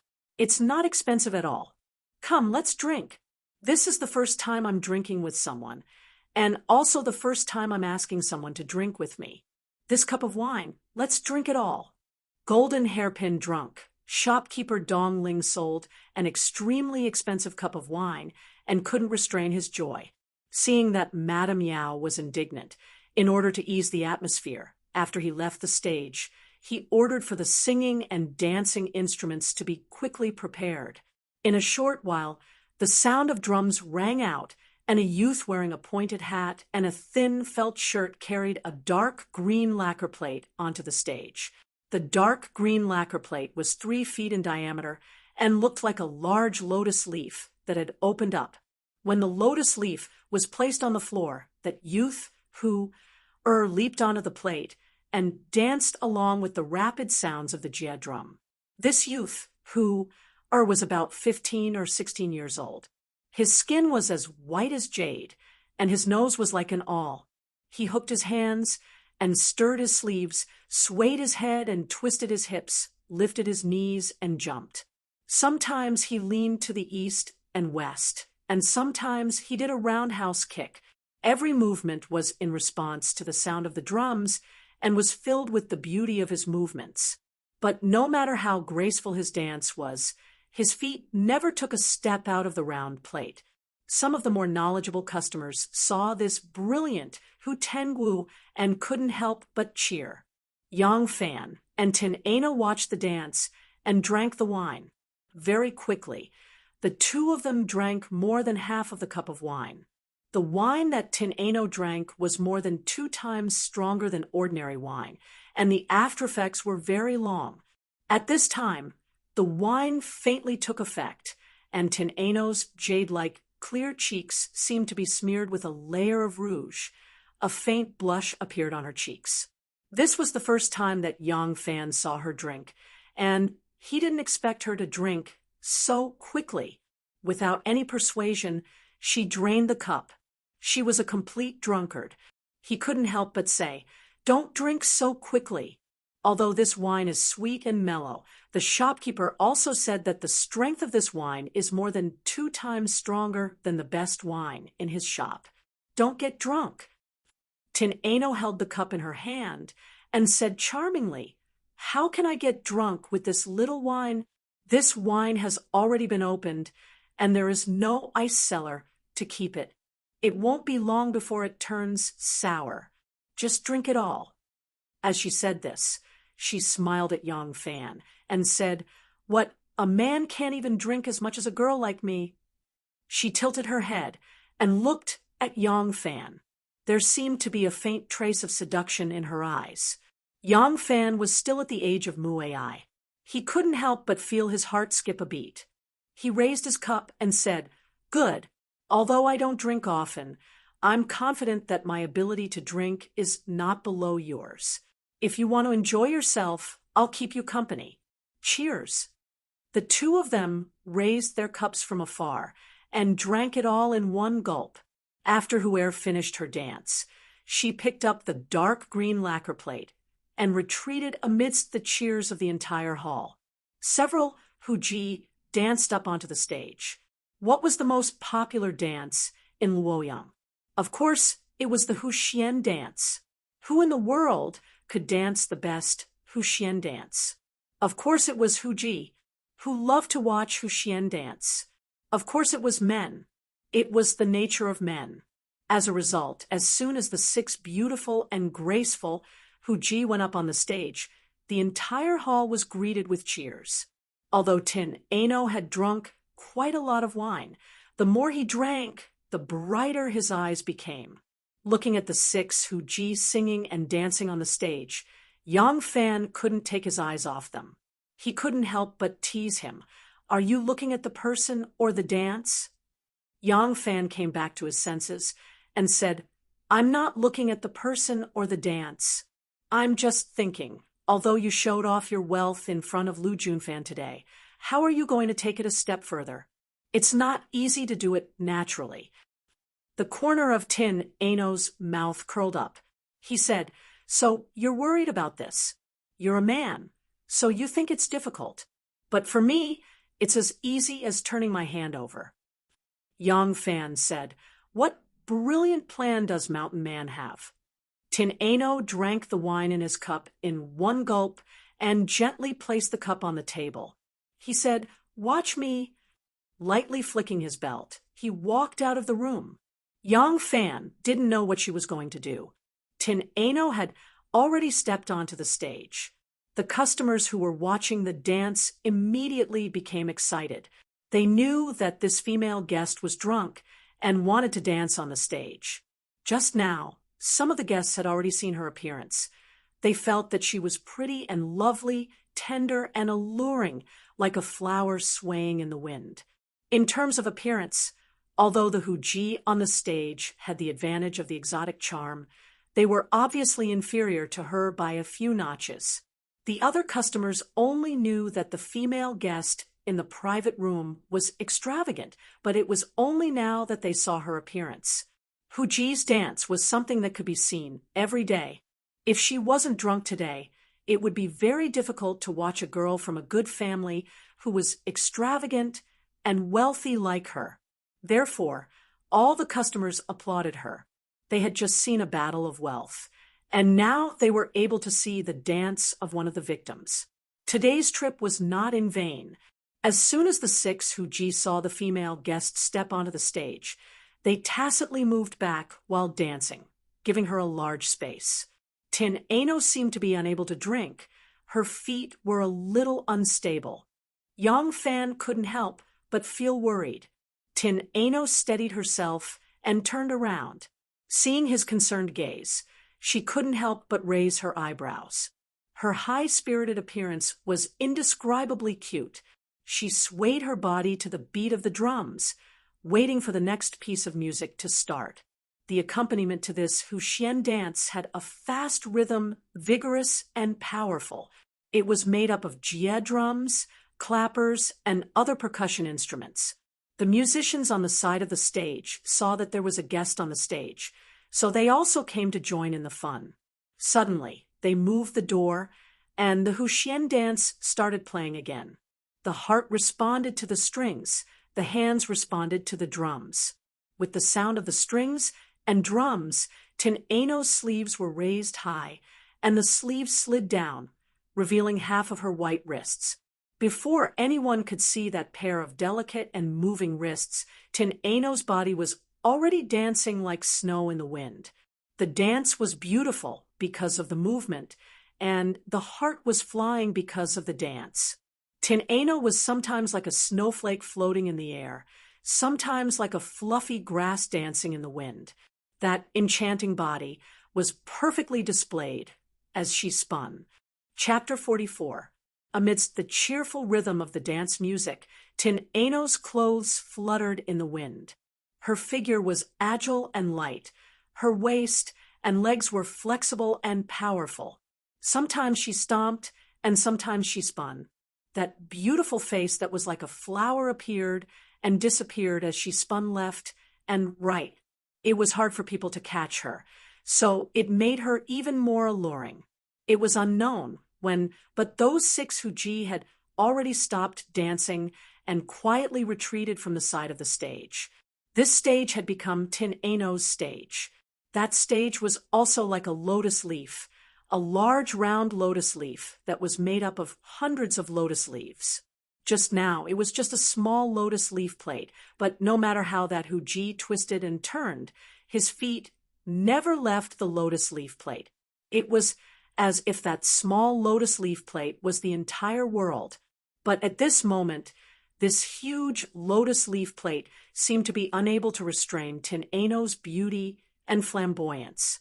She moved forward and backward on the stage, left and right, turning left and right thousands of times. Everyone was intoxicated and even forgot to cheer. Dong Ling looked at her solo dance in surprise. If he didn't clearly remember that it was this young girl on the stage who had just spent 200,000 yuan to buy a cup of wine, he would have immediately rushed up to the stage and offered her a high salary to stay in his hotel as a pillar. On the stage, Tin Ano's dance was bold and unrestrained. Everyone was infatuated with her dance, infatuated with her flame-like beauty. Only two people didn't have this kind of feeling. One was Madame Yao. Her heart was filled with envy, jealousy, and hatred. Right now, she only wished that Tin Ano would trip and fall to her death. How could she still feel her beauty? The other was Yang Fan. From Tin Ano's solo dance, he seemed to have tasted something different. but he was still too young, and his understanding of human nature was too little.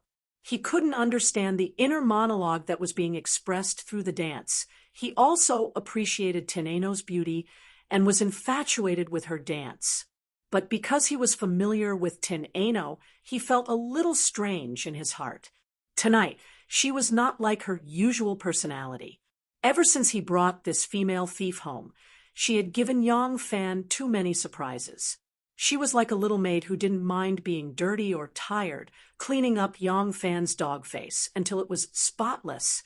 She could also make good dishes, ordinary green vegetables and beans, through her skillful treatment, could be turned into delicious delicacies. She was far better than the kitchen maids hired by the aristocratic families. She could make clothes. She said that the clothes she made were even more beautiful than the clothes made by Luoyang City's most famous Chung weaving workshop. Her craftsmanship was also very good. Although Yang Fan hadn't seen her make a set for him, he did not doubt her ability. Later, he saw Teneno go out and quickly return with extremely valuable treasures.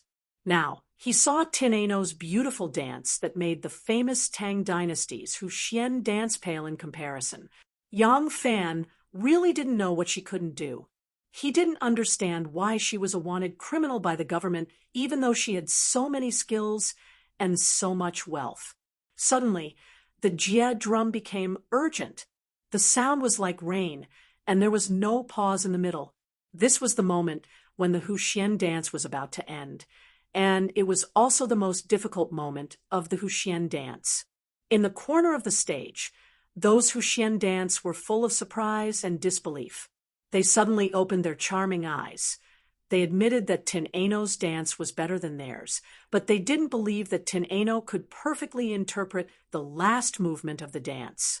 They had practiced countless times since they were young to have such superb dance skills. Even though this female guest was very talented, the last part of the dance was not something that could be practiced just by relying on talent. It required sweat and endless hard work. When the drum reached its climax, Teneno put her feet together and pointed her toes to the ground. She spun like a top. The drum became more and more frequent and urgent. She also spun faster and faster, spinning as if she was flying. Everyone held their breath as they watched. When they had difficulty breathing and were forced to take a deep breath, the drumming stopped abruptly, and the beautiful figure of Tianai Nu, who was spinning rapidly, suddenly froze in place. At this time, she crossed her feet and stood on her tiptoes. Her left hand was on her small waist, and her right hand was raised high. Her skirt was spinning like an arc, and before it completely fell down, the ribbon wrapped around her arm fluttered in the air as if it was blown by the wind. At this moment, she was like a fairy who had just stepped into the world. Good, good. Thunderous applause came from all around. Teneno's chest was heaving up and down, and the two blushes on her cheeks became even brighter. She smiled and glanced at Yang Fan, then walked down the stage. Unexpectedly, even though her dance was beautiful and she had perfectly completed the entire dance movement, she still felt dizzy from the rapid spinning. She was clearly walking towards Yang Fan, but her feet were erratic, and she actually walked in the wrong direction. Teneno took a few steps to the edge of the stage, but her feet were unstable. She stepped into the air and fell down the stage. When the customers saw her move, they knew that something was wrong. They thought that she would be able to stop in time, but now that they saw her fall down the stage, they couldn't help but cry out in alarm. Several impatient customers immediately wanted to be the hero and save the beauty, but they were not that fast. At this time, Lu Junfan, who was standing in front of the private room as punishment, was in a favorable position. Seeing a little beauty as beautiful as a flower and as beautiful as jade about to fall down the stage, he hastily dashed forward like an arrow and supported her arm. Teneno staggered and stood still. She smiled shyly toward him and said, Thank you very much for this Longjuan's kindness in lending a hand. Lu Junfan supported the young girl's arm. He felt that it was slender and soft, warm to the touch. His nose also smelled a faint, delicate fragrance, and immediately his bones softened and his tendons went limp. Seeing this young lady with bright eyes and white teeth shyly thanking him, he immediately felt his body was as light as a swallow. Hastily he pretended to be cultured and withdrew his hand to return the courtesy. He said, "It was just a slight effort. It's not worth mentioning. Young lady is too polite." Tin Ano tidied her clothes and saluted again. She said, "Your servant's surname is Xiaoho, and my given name is Ing. I come from Dunhuang. I don't know Longjuan's honorable surname." Lu Junfan hastily said, "Xiao Sheng's surname is Lu. My given name is Junfan."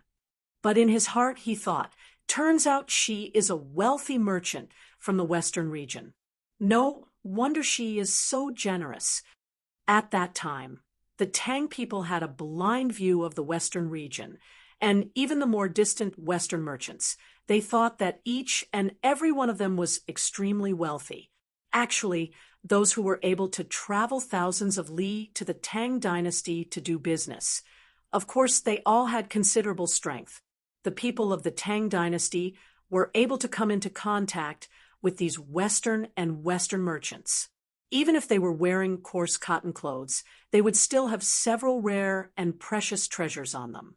Over time, the Tang people formed this idea in their hearts. The Westerners were rich. This was especially true for the Persians at that time. Due to the political instability, many of their sons and grandsons fled to the Tang dynasty to live in their residences. These people all had many precious jewels, which further deepened the idea that the Westerners were rich. At that time, the Tang people called Persia rich Persia. From this point on, in the Tang people's hearts, anyone from the Western or Western regions who could appear in the Tang dynasty was extremely wealthy. What's more, this Miss Xiaoho had just thrown out 200,000 taels to buy a cup of fine wine. Because of this first impression, and after hearing about her background, in Lu Junfan's heart, this Miss Xiaoho was already a super rich person. Inside the private room, Madame Yao was so angry that she almost crushed her teeth. Lu Junfan was still dizzy and did not realize it. Xiaohoing thanked her again and flew back. Lu Junfan watched in a daze as her beautiful figure disappeared from the private room. Only then did she reluctantly turn around. Unexpectedly, as soon as she turned around, she saw Madame Yao's jealous and hateful eyes. Lu Junfan's heart skipped a beat. She immediately felt that something was wrong. When Tin Ano returned to the private room, Yang Fan gave him a thumbs up and praised. "That's a good idea." Tin Ano laughed. "It's not just good. Watch me go and give him another dose of strong medicine." With that, she poured a cup of fine wine, took the cup and left. Lu Junfan saw Madame Yao's murderous gaze and was so shocked that he did not dare to enter. He was still pacing back and forth at the door of the private room, thinking about how to pacify Madame Yao. Tin Ano had already walked in front of him and said with a smile, "Just now, I snatched Longjuan's fine wine, but Langjun generously helped me. I am very ashamed. This cup of wine, I toast Langjun to express my gratitude." Most of the Tang people were bold and unrestrained. Seeing this scene, they all laughed. Someone said, "You really don't get to know each other without fighting. The young lady is interested in you. Quickly drink this cup of fine wine." Someone slapped his thigh and sighed. "Ah, if my legs were a little faster, I would have supported the young lady, and this cup of fine wine would have been in my stomach." Someone next to him laughed and scolded. "You drunkard, you only have eyes for wine. Don't you know that a beauty is even better than wine?" Chapter 45. Being spoken to like this, Tin Ano could not help but feel somewhat bashful. Her cheeks blushed like two blooming peach blossoms, indescribably delicate and lovely. But her pair of bright and charming eyes stared at Lu Junfan with a burning passion, as if she really had some affection for him. Lu Junfan knew that if he drank this cup of wine again, Madame Yao would be even more displeased. But the beauty's affection was endless, and the men's envious gasps of admiration from all around made his heart feel like it was floating. He could not say that he did not want a drink, so he steeled his heart and took the cup. He bowed and said, "Thank you, little Nyanzi." Finished speaking, he raised his head and drained the cup of grape wine in one gulp. Tin Ano smiled sweetly and said, "Longjuan's capacity for liquor is really good, and your temperament is also very straightforward. This servant is very happy." She quickly finished speaking and gave him a brilliant smile, as if she was unable to restrain her shyness. Tin Ano lifted her pomegranate skirt and unexpectedly turned around and ran back. Lu Junfan heard such moving words, and then looked at such a moving figure. His heart swayed. He could not help but think, my Tang dynasty's women have always been straightforward, but Duan Huang's women are somewhat better. This kind of young woman is really too tasty. The lingering fragrance lingered in the air, the beautiful figure in his eyes. Lu Junfan's heart was infatuated, and he reluctantly turned around. As soon as he saw Madame Yao, he sobered up from his drunkenness and could not help but secretly exclaim, "Bitter!" At this time, Madame Yao's face was as black as a burnt wok. On the carriage, Tin Ano leaned on the cushion and slightly closed her eyes. That wine was indeed very strong. Her identity was very special. In the past, even if she had something on her mind, she had no one to talk to. But in front of Yang Fan, this strange young man who, once they broke up, would most likely never meet again in this life, she did not need to bury everything in her heart. As long as it did not expose her current identity, she could talk. She also did not need to bury all of her true nature. If she wanted to cry, she would cry. If she wanted to laugh, she would laugh. This made her very relaxed, and the feelings that had been suppressed for a long time became somewhat indulgent. This was the first time she drank so much wine, and after the hot dance, the alcohol had taken effect. She was a bit tipsy, but this feeling of being tipsy was really very good. Yang Fan looked at her flushed cheeks and took out his cushion from behind his waist. He gently placed it on her shoulder, and then placed it on her back, so that she could sit more comfortably. Then he softly scolded, "If you want to get close to him, you can pretend to be drunk. Why did you really drink so much?" Tian Ainu closed her eyes and let the gentle breeze that blew in from the window caress her cheeks. Her silky hair gently swayed on her cheeks, and her ears that looked like ingots appeared and disappeared from time to time. Hearing Yang Fan's words, the Tian Ainu did not open her eyes. She replied softly, "I didn't drink because of him." "Then why?" Yang Fan asked. Tin Ano faintly shook her head and did not answer. The wheels rumbled, and it sounded a bit dull. Seeing Tin Ano leaning against the corner of the carriage, as if she had fallen asleep, Yang Fan did not ask her again. He gently leaned against the back of the seat and closed his eyes to sleep. After a long while, Tin Ano's soft voice came. "I drink. I am happy. I learned to make the best food. I learned to make the best clothes. I want to make the place I live as comfortable as possible. All of this is because I don't want to let myself be wronged." Yang Fan gently opened his eyes and looked at her. Tin Ano leaned against the corner of the carriage, as if she had fallen asleep. She still did not open her eyes, and her voice was murmuring like she was dreaming. At the corner of her eyes, there were faint traces of tears, and she softly said, "Because I treat every day as if it's my last day." Yang Fan stared at her for a long time. Why would a girl as beautiful as a flower have such emotions? And why would she have such thoughts? Just what secret was hidden in her heart? And just how much pressure was she under? Yang Fan really wanted to ask her just who the person who had saved her from the mouths of the starving people was, but he only looked at her, and in the end, he did not ask. The rumbling of the carriage gradually faded, and the light carriage left the green brick and flat stone crossroads and entered a narrow yellow alley. Mountains and rivers will meet. If the mountain does not go, then the water, and if the water goes, then the mountain. As long as there is a will, there will always be a meeting. Lu Junfan swallowed his anger and flattered her again and again, acting like a spoiled child. In the end, he had to use all of his skills on the bed, and finally he managed to coax Madame Yao from anger into happiness, and no longer resented him. Only then did Lu Junfan relax. In order to make Madame Yao happy, a few days later, he invited several of Madame Yao's close friends to go on a trip.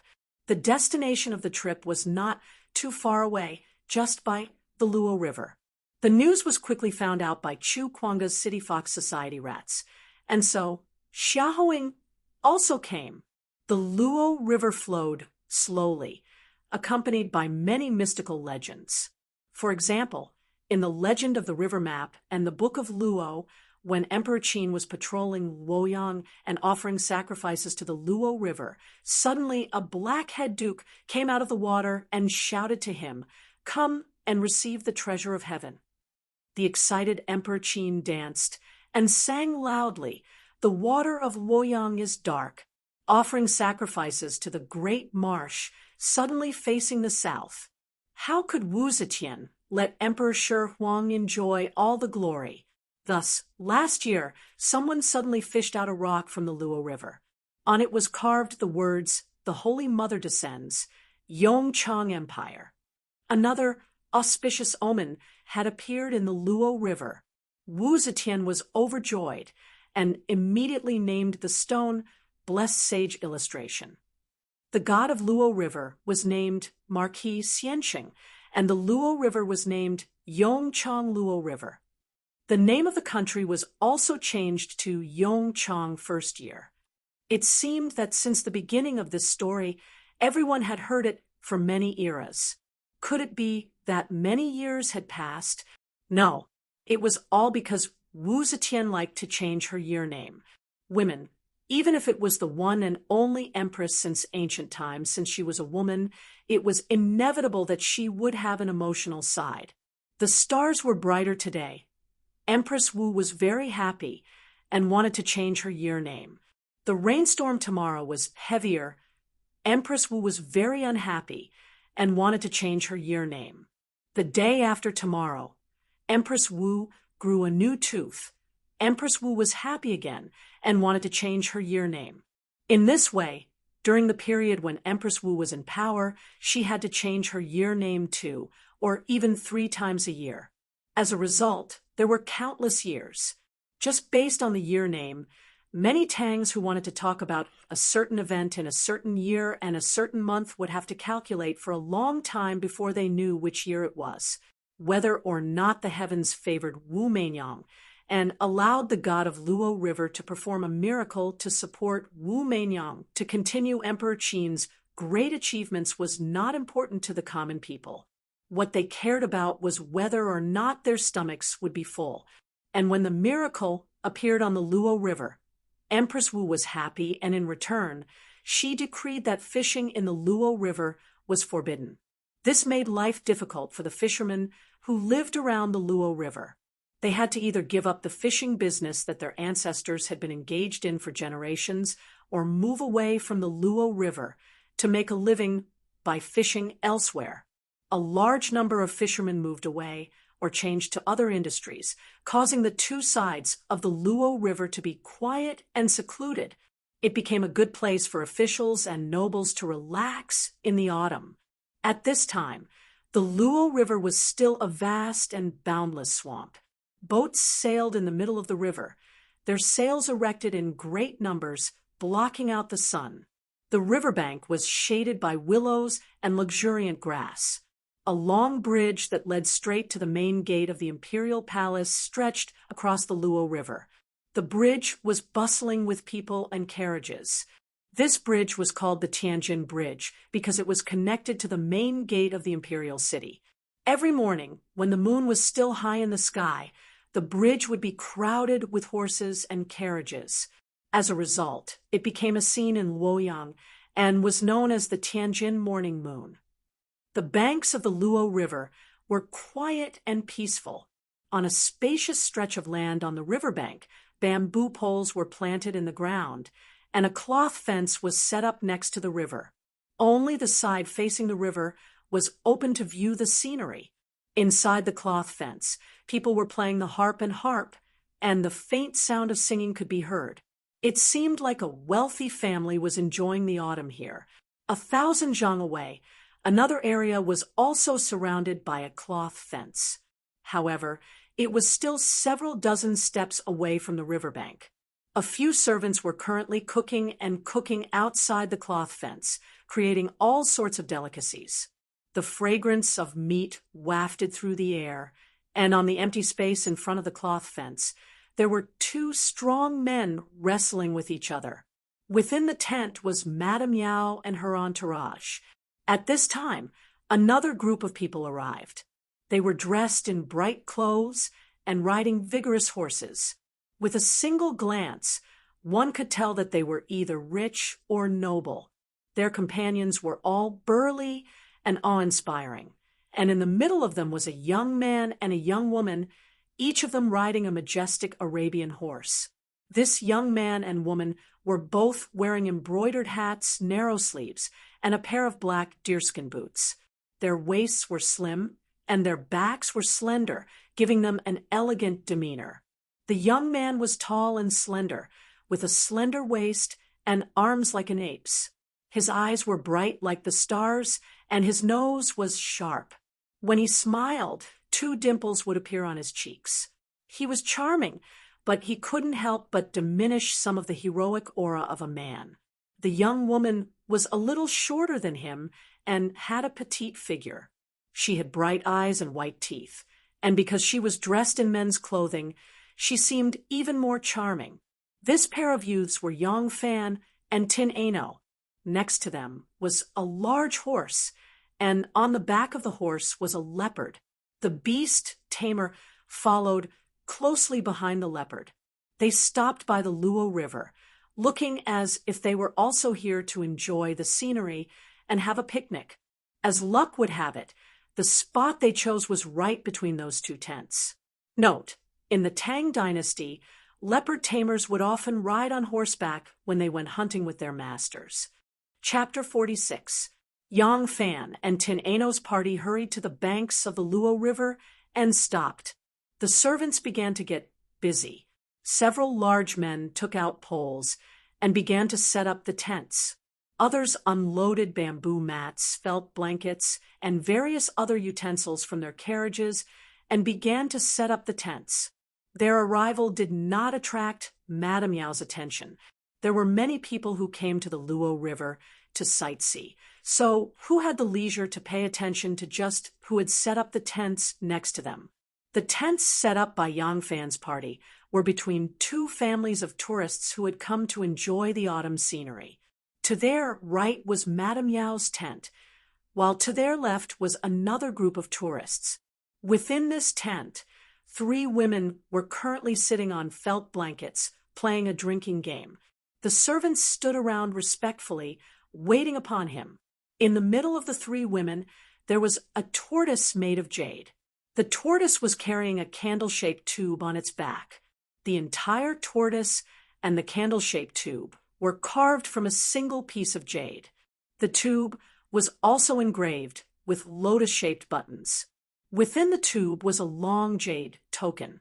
One of the women took one out and glanced at the words engraved on the token.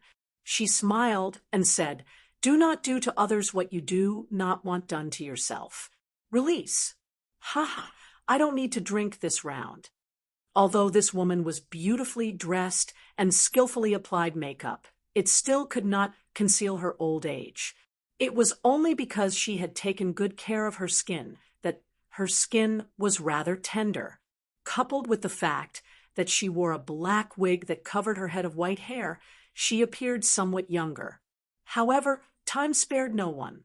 After all, she was a woman over 60 years of age. The wrinkles on her face were as clear as the carvings on the turtle's back. The other two women were different. These two women seemed to be in their 20s. They were charming and incomparably beautiful. One of the young women reclined on the couch. She wore a large red peony gown, a white muslin gown, and a pink daffodil flower and green leaf skirt. The skirt was wrinkled, and when the sunlight shone on it, it seemed like the snowy moonlight spilled onto the ground, making her graceful and gentle figure seem even more alluring. This mature and charming woman was not dressed like the old woman. Her beautiful black hair was only tied up with a hairband. 2 strands of hair fell over her slender shoulders, making her slightly wide and somewhat rigid chin appear pointy, giving her a charming and playful air. Her forehead was broad and fair, as if it was inlaid with a beautiful piece of jade. Especially her skin, it was snow white and tender like a newborn baby, and that pair of rosy and plump lips made her look even more tender and alluring. The autumn wind blowing from the Luo River carried the fragrance of osmanthus, and from time to time it would gently lift her skirt, allowing her smooth and jade-like legs to sneak out for a breath of fresh air. The other woman was different from this incomparably beautiful woman. Her appearance, temperament, and clothing were like that of a young woman, but also like that of a young woman. It was very difficult to accurately judge. She wore a plain white gown, a watery green grass-pleated skirt, and a white brocade belt was tied around her slender waist. Her black, jade-like hair was simply coiled into a flying immortal bun, with only a white plum blossom hairpin in it. With her long and elegant neck, she was both simple and noble. Her appearance was very elegant, and she was originally a beauty, but compared to the extremely charming red-clothed young woman next to her, her appearance paled in comparison. However, her body had a special kind of womanly scent, soft and gentle, the kind of scent that could directly drill into one's heart. The most beautiful was not necessarily the most feminine, but she was full of feminine scent. Her facial features and figure seemed to cater to the tastes of men, giving people a feeling of wanting to love and protect her at first sight. The white, wide forehead and charming young woman did not pay attention to the old woman's laughter. She slightly raised her head and listened to the shouts and neighs of horses outside the tent. She frowned slightly and said unhappily, "Why can't even this place be peaceful?" The woman in plain white gown laughed and said, Why bother with him? The autumn air is refreshing, and there are naturally many tourists. We will just enjoy ourselves." As she said this, her white hand lightly stretched out and took out a jade chip from the jade tube. After a careful look, it was engraved with the words, "Having a friend come from afar is not a joyous occasion. 5 points for the honored guest." The woman in plain white gown said sweetly, "Having a friend come from afar is not a joyous occasion. Ha! This is the will of heaven. Lingyu, you should drink half a cup." The red-clothed young woman lazily picked up the jasper cup and gently sipped half a cup of wine. She put down the cup and casually picked up a cup. Like a Persian cat, she squinted her eyes and glanced up. She said, "The way is not good, floating on the sea. I drink 10 points. Ah, today, this wine has chosen my family?" The old woman in her 60s sitting above her laughed loudly. She raised the wine pot and attentively filled the jasper cup for her. She said with a smile, "Today's banquet was originally set up for you to relax. Even the heavens have sensed our good intentions. Ha! Since it is so, Ling, you should drink another cup." The red-clothed young woman was not afraid of wine. She picked up the cup and drained it in one gulp. At this time, On Yang Fan's side, cloth had been set up, felt blankets were laid out, seats, cushions, and tables were set up. Food boxes were opened, and various kinds of food were placed on the table. Wine, 3 basil milk, cheese, and other drinks were also set up. The wine utensils they used were either gold or silver. The Tangs liked prosperity. They were not afraid of wearing red or purple, and they did not dislike gold and silver. They were afraid that when the word gold was mentioned, it would be tainted with vulgar hypocrisy. There was no market for this in the Tangs. An octagonal golden cup, decorated with the image of a barbarian, and a silver plate engraved with complex geometric patterns were placed on the table. The gold and silver light reflected off each other, making it look magnificent. Yang Fan stood by the side of the tent with his arms crossed. He glanced at Madame Yao's tent on the right and asked Chu Kuanga with a smile, "Brother Chu, what are your brothers best at?"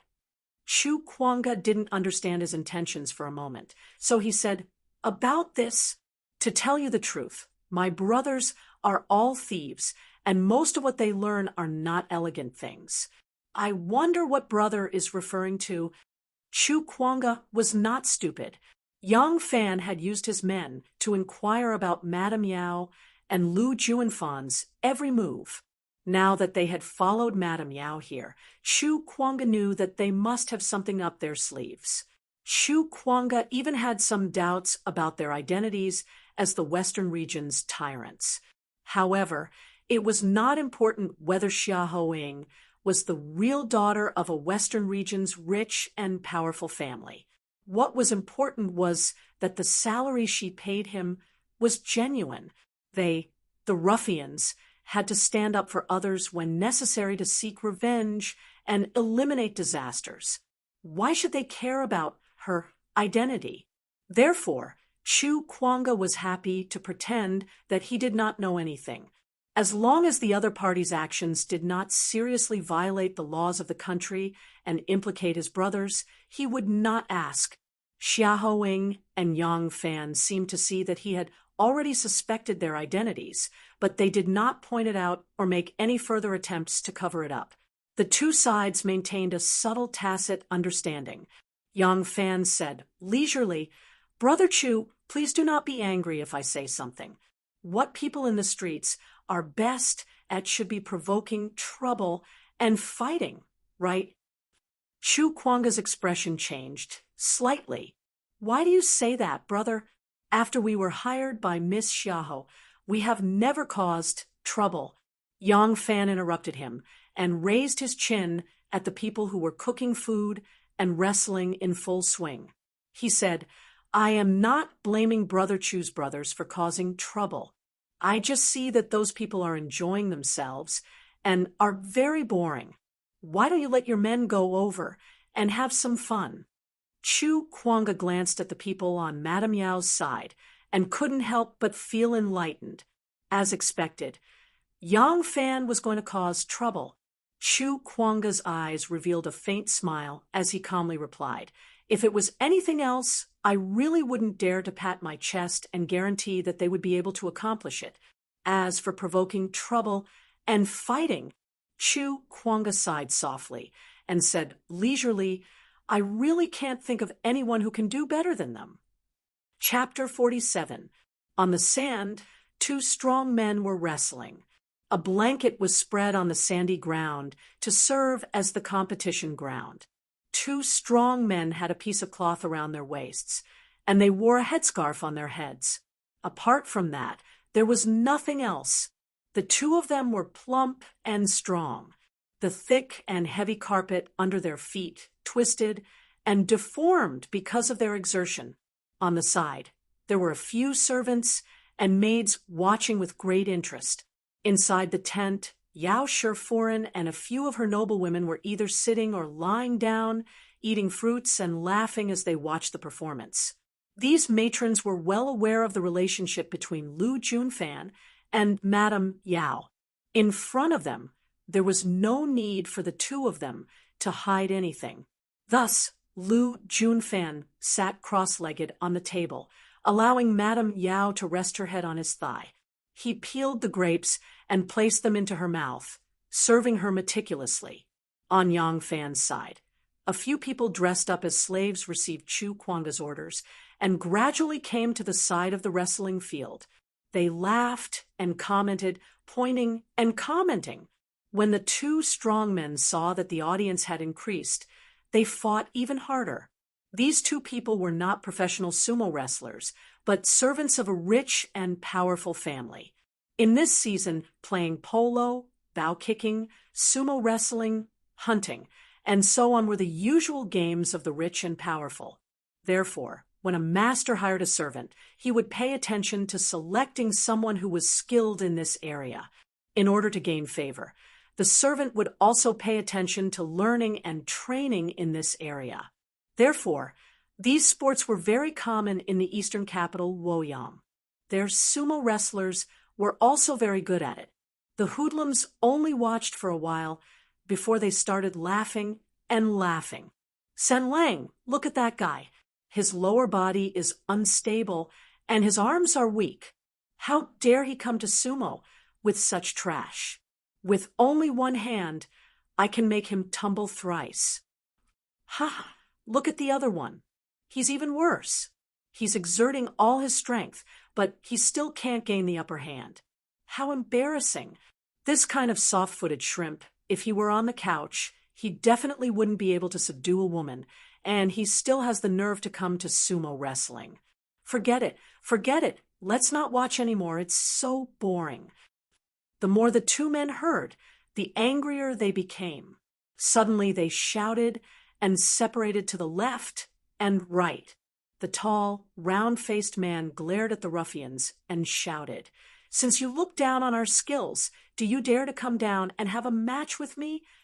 The other man slowly retreated to the side of the field, folding his arms and laughing coldly.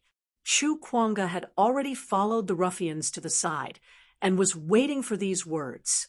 As soon as the man finished speaking, he smiled proudly, took off his shirt, and threw it to one of his brothers. He then kicked off his shoes and walked onto the carpet with his shoulders swaying. "What, you're not convinced? Let me teach you what real sumo wrestling is like." When the man saw Chu Kuanga's majestic figure and bulging muscles, his eyes couldn't help but shrink. He cautiously took 2 steps back, slightly bent his waist, and opened his arms. He stared at Chu Kuanga's movements with bright eyes. The women in the tent, who had been watching the fight with indifference, became interested when they saw that their opponents had been changed. They all sat up and looked out. Madame Yao also sat up from Lu Juanfan's lap. When she saw Chu Kuanga's strong muscles, her eyes lit up and she praised with interest, "What a big man!" Lu Junfan was jealous and quickly flashed out of the tent. She sternly scolded, "Whose family servants are you? How can you be so unruly?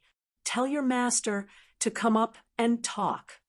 Madame Yao stared at Chu Kuanga's bulging muscles and laughed. "Xiao Lu, stand to the side and don't disturb my mood. What's the harm in telling them to compete?"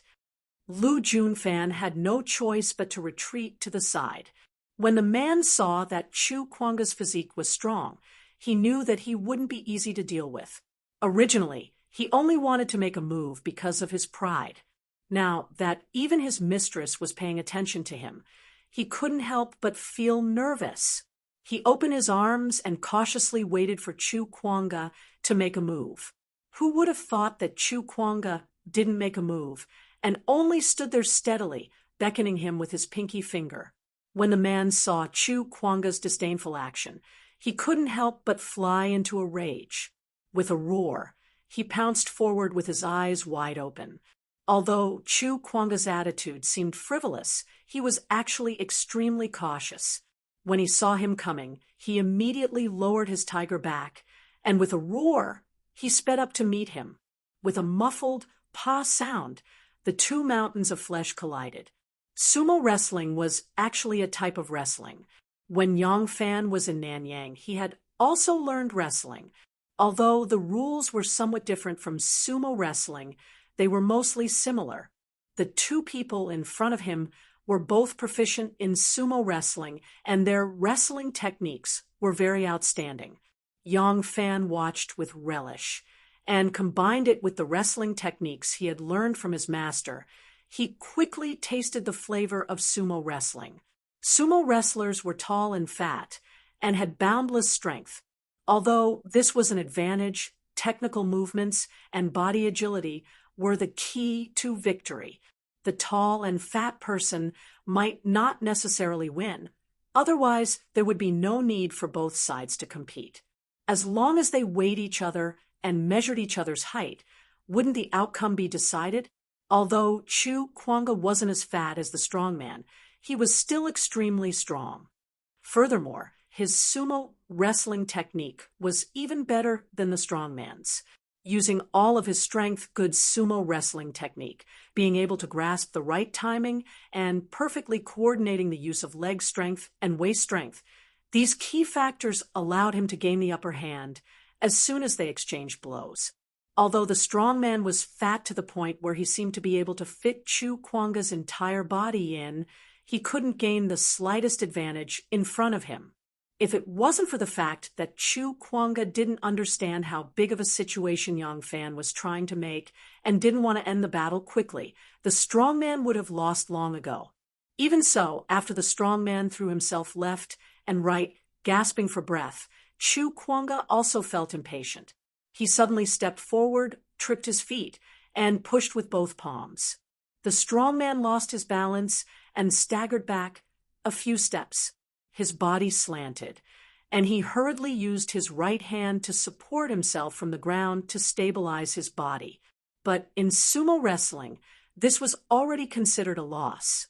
The strong man stood up, and with a face full of shame, he cupped his fists and said, "I lost." Chu Kwanga calmly stood there, and his eyes glanced at the other strong man. When the strong man saw Chu Kwanga's sumo wrestling ability, he couldn't help but be secretly shocked. His ability was not much different from the strong man who had just been defeated. If he were to go forward, he would only be defeated. Unfortunately, his mistress and the other noble ladies were watching from inside the tent, and if he were to stop now, it would definitely make the mistress unhappy. The strong man secretly hated Chu Kwanga, but the other party's provocation was very strong. At this moment, if he pretended to be deaf and mute and turned a blind eye, he would be disliked by his mistress. Helpless, the strong man could only brace himself and stand up, and loudly said, "Just now, you all spoke arrogantly and ridiculed us two brothers. Now that my brother has already fought with you, shouldn't I challenge one of you?" Chu Kwanga was startled when he heard this. Just now, although he had easily won, he had also estimated the strength of the other side. Although they weren't very brilliant, with just the few rotten melons under him, he was afraid they wouldn't be a match for them. However, since the other side had asked him to choose an opponent, how could he refuse? Chu Kwanga thought, in any case, Brother Yang only told us to provoke a conflict between the two sides. He didn't say who would win or lose. Since our goal has been achieved, why should we care about winning or losing? With a hearty smile, he retreated to the side and said, "All right, you can choose any of my brothers. Who do you want to compete with?" As soon as Chu Kwanga said this, his brothers immediately puffed out their chests. These fellows were all brave and ruthless men, and whenever they saw a fight, their hands and feet would itch. They only wanted to fight to their heart's content, regardless of who won or lost. Unexpectedly, the strong man's words caused the servants and maids on his side to become dissatisfied. The Tang people worshipped heroes, and the strong man's actions clearly showed that he was bullying the weak and fearing the strong, which made them feel very disgraced. They also belonged to different masters, so they didn't care about the Yao family's strongman's face at all, so they immediately booed. The strong man had just received Chu Kwanga's agreement, and was secretly delighted. Hearing his own people constantly ridiculing him, he was ashamed and angry, and had the idea of breaking the jar. He originally wanted to find a strong person from Chu Kuanga's side to fight, and if he won, he could at least save some face. But now that he heard the booing, he knew that no matter who won or lost, he would lose face, so he just wanted to vent his anger. His eyes swept over the people around Chu Tiange and suddenly pointed a finger, saying loudly, "Him, I'll fight him." Yang Fan was standing in the crowd, watching the excitement with a smile, but he didn't expect that the man would point a finger at him. Yang Fan looked around, and then said in surprise, "Me?" The strong man gritted his teeth and said fiercely, "Yes, you." Chapter 48. As soon as the strong man said this, the onlookers immediately went into an uproar. Yang Fan was 17 years old. He was tall and slender, and his face was handsome. He looked like a young girl. He was handsome, but he was not at all mighty and majestic. On the other hand, the big man's thighs were thicker than Yang Fan's waist. If they fought, would it still be a contest of skills? It would be a one-sided trampling. Shameless. Too shameless. How can you have the nerve to compete with that young man? Before Chu Tiange's people could say anything, the maids behind the strong man were the first to speak. Look at this lovely young man. He was so charming that they wanted to swallow him with water. If he was trampled by this big man who looked like a mountain of flesh, how miserable would he be? The women all raised their arms and shouted, "Wang Rufeng, you're so shameless. How old is the young man? You have the nerve to challenge him. Wang Rufeng, if you can't do it, just admit defeat. Don't be so shameless." This Wang Rufeng was the second in command. Those who were familiar with him usually called him Wang Er. At this moment, the maids and maids of the madams had all defected to Yang Fan, so they directly called him out by name and did not stand on ceremony. Chu Tiange's brothers were about to protest, but when they saw that they had turned against each other, they did not say anything. Wang Rufeng gritted his molars and tightened his face. He did not make a sound. He only stared at Yang Fan and sneered. Yang Fan touched the back of his head and said shyly, "Since this uncle wants to compete, then I'll give it a try." Chu Kuanga rushed to his side and said worriedly, "This man is tall and strong. Can you do it?" Yang Fan looked at Wang Rufeng, who was like a mountain of flesh. Wang Rufeng had a fierce face and was looking at him with a sneer. Yang Fan tightened his belt, stretched the corner of his clothes, and said to Chu Kuanga without confidence, "I think it should be fine. This uncle looks very friendly. I don't think he will make things too difficult for me." Yang Fan had never pretended to be so honest in front of Chu Kuanga. Naturally, Chu Kuanga did not believe that Yang Fan was a country bumpkin who had never seen the world. Seeing his charmingly naive appearance, he knew that he must have something to rely on, so he relaxed and said, "All right, then be careful yourself. Go." Yang Fan hurriedly said, "There's no hurry. Big brother Chu, I still have something to ask you." Chu Kuanga said, "Speak." Yang Fan bashfully asked, "May I ask, in sumo wrestling, what can and can't be done? What counts as a loss, and what counts as a win?" Chu Kuanga, Wang Rufeng, all the spectators, cough. In sumo wrestling, almost any part of the body can be used. Neck, shoulders, hands, arms, chest, abdomen, waist, knees, legs, feet can all be used under the watchful eyes of the crowd. Chu Kuanga began a surprise training for Yang Fan. You can use pushing, falling, grabbing, pulling, dodging, pressing, tripping, and other movements to control the enemy. When fighting, you can't grab the opponent's waist, you're not allowed to pull the opponent's hair or ears, you're not allowed to twist, hit kick, or kick the opponent. Also, when fighting, you absolutely cannot leave the area of the competition. Other than your feet, any part of your body that touches the ground is considered to have lost. If two people fall at the same time, the one who falls first loses.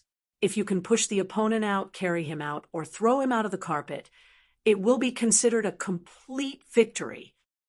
Chu Tiange thought for a moment, then lowered his voice and said, "You've never learned sumo wrestling, and you're at a disadvantage in terms of physique and strength. However, you're nimble. You can try your best to dodge later. If you can't beat him, immediately fall to the ground and admit defeat. Don't let him throw you out of the competition area. That would be a huge loss of face." Seeing Chu Kuanga pulling Yang Fan and earnestly instructing him on how to sumo, even Wang Rufeng was speechless. A maid in green said indignantly, "Wang Rufeng, he doesn't know sumo wrestling at all. You still have the nerve to compete with him?" Wang Rufeng looked embarrassed. The strong man who had just lost a match next to him said, "Nonsense! How many men in our Tang dynasty don't know sumo wrestling at all? This person is so pretentious. It's clear that he's timid and afraid of fighting. He's just putting on a show. If you want to talk about shame, he's the one who's shameful." At this time, Yang Fan had already understood the rules of sumo wrestling. He slowly walked onto the carpet, and the cursing and scolding immediately quieted down. Yang Fan didn't take off his clothes. He only cupped his fists at Wang Rufeng and said in a clear voice, "Hero Wang, I'm Yang Fan. Please advise me." Wang Rufeng roared, "Good. Come on." Wang Rufeng stretched his arms and pounced at Yang Fan like a giant bear. The onlookers' hearts were in their throats. In their hearts, the winner and loser had already been decided. What they were worried about now was not whether Yang Fan would lose, but whether Wang Rufeng would dive down and crush this handsome young man into a meat patty. At this time, Tin Ano took advantage of the fact that everyone was paying attention to the movements on the field to walk out of the tent. He lightly patted the leopard's head and ordered it to return to the tent. Then he leisurely walked over.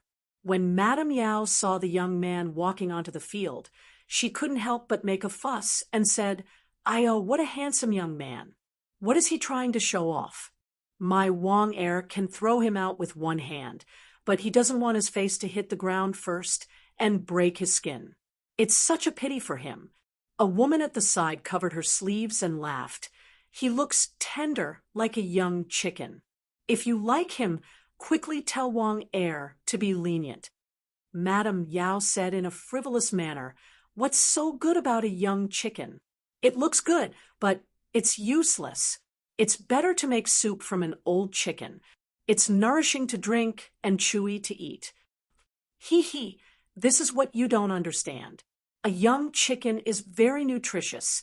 Come on, it'll be sad if you can't go up or down." As Madame Yao spoke, her pair of watery eyes glanced at Chu Kuanga, who was staring at Yang Fan and was ready to help at any time. "I'm not afraid of the capital governor in life, and I'm not afraid of the king of hell in death. Look, even his tattoo is so valiant. If I were to be hugged by such a pair of strong arms—" Madame Yao subconsciously clenched her legs, and her face was flushed. Lu Junfan was standing outside, but her ears were listening to the movements inside the tent. When she heard this, she couldn't help but curse in her heart. "Shameless woman, not to mention that you're like a wolf, and it's getting harder and harder to satisfy you. And now you're blaming me for not serving you well?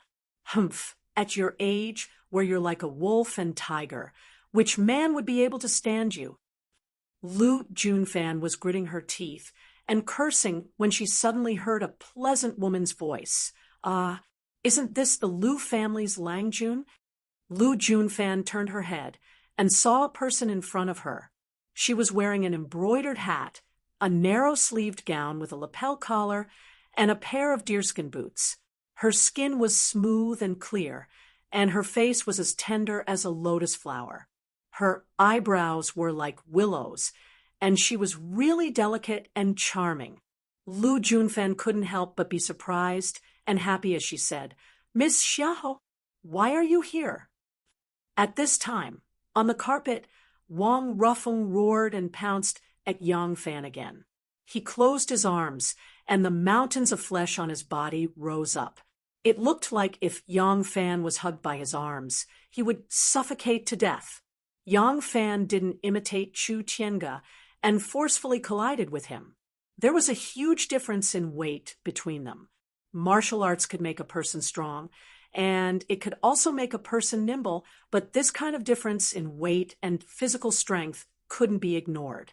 Since Yang Fan had martial arts skills, there was no need for him to use this kind of stupid method of killing 1,000 people at the expense of 800. However, he couldn't use too high a level of martial arts in front of everyone's eyes. Thus, he only flicked his legs and narrowly dodged the moment Wang Rufeng's thick arms were about to close in. This was the third time he had avoided fighting.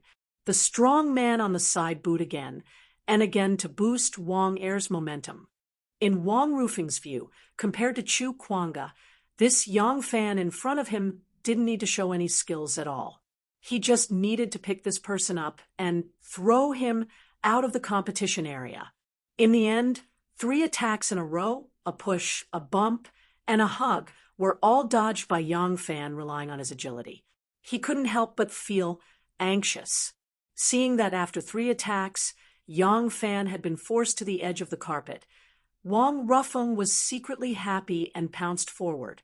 Taking advantage of the time when Yang Fan was retreating again, his body flashed and firmly locked onto him. At this time, Yang Fan had been forced to a corner of the carpet. Wang Rufeng sneered and reached out to grab him. According to Wang Rufeng's intention, he wanted to grab Yang Fan's belt and throw him out. Yang Fan only wanted to test his sumo techniques, but he found that other than his heavy body, he had no redeeming qualities in terms of technique or speed. He didn't have the patience to continue grinding and actually made a move at the same time.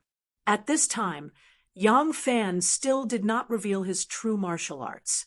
He spun around, and his body was as slippery as oil.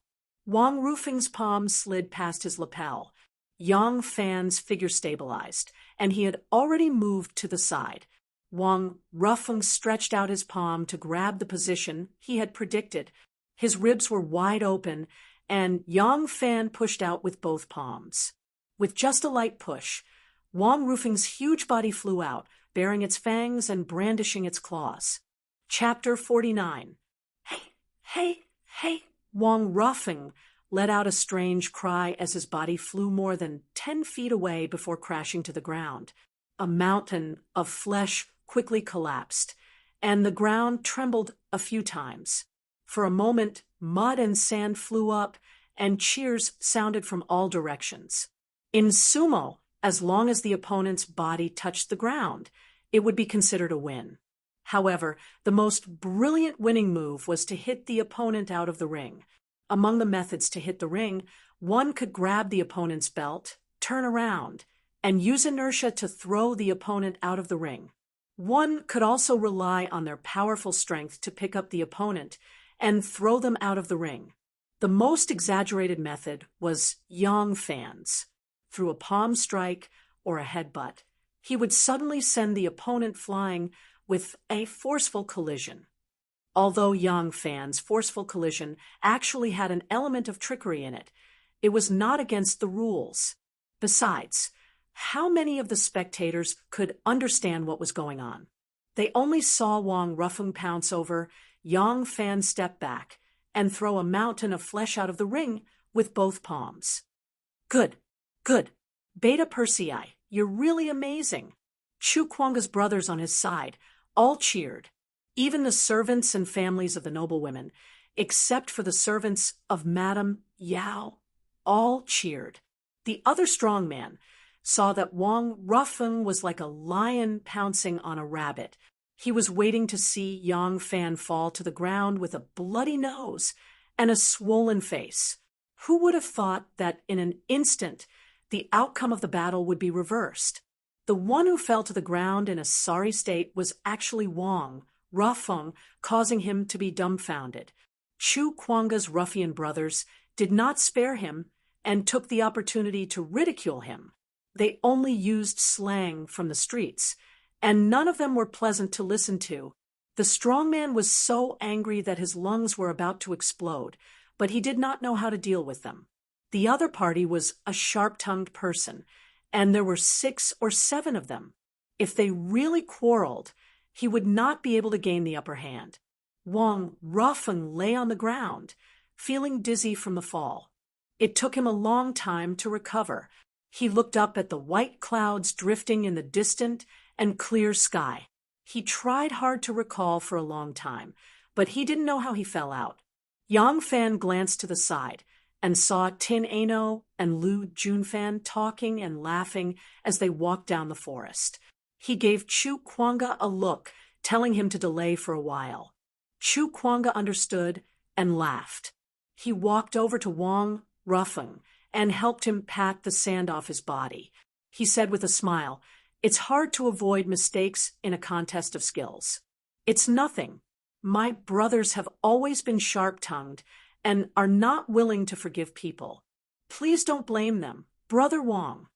He turned and scolded, "Shut." As soon as Chu Kuanga said this, his brothers all shut their mouths. Chu Kuanga bowed to the women in the tent and said, "My honored guests, the purpose of this wrestling contest is to relieve your boredom and to have some fun. If I can please you, then that's all. I hope you won't take it to heart, seeing that many of you noble guests have brought horses with you. I presume that you are also very fond of bowing. It just so happens that my brothers and I are also fond of bowing. Everyone enjoying the autumn scenery by the banks of the Luo River can be considered as fate. Why don't each family send out a few people to have a bow-striking competition? It doesn't matter who wins or loses. It's just to relieve boredom." When Madame Yao saw that the man she admired was speaking, she was already very happy. When she heard him speak politely, she was even happier. Her charming eyes wandered over his firm chest, and she smiled. "Fine, I'll offer 1,000 taels as a reward. Madame Feng, Madame Hua, your families will each send out 3 people, and my family will send out 4. Let's have a contest. How about it?" The 2 women only wanted to have fun. They didn't care if their servants won or lost face, or if their bones were broken. They immediately agreed, and both sides began to prepare. Yang Fan didn't understand sumo, let alone bow striking. He had grown up in Southeast Asia, a place where even horses were rare.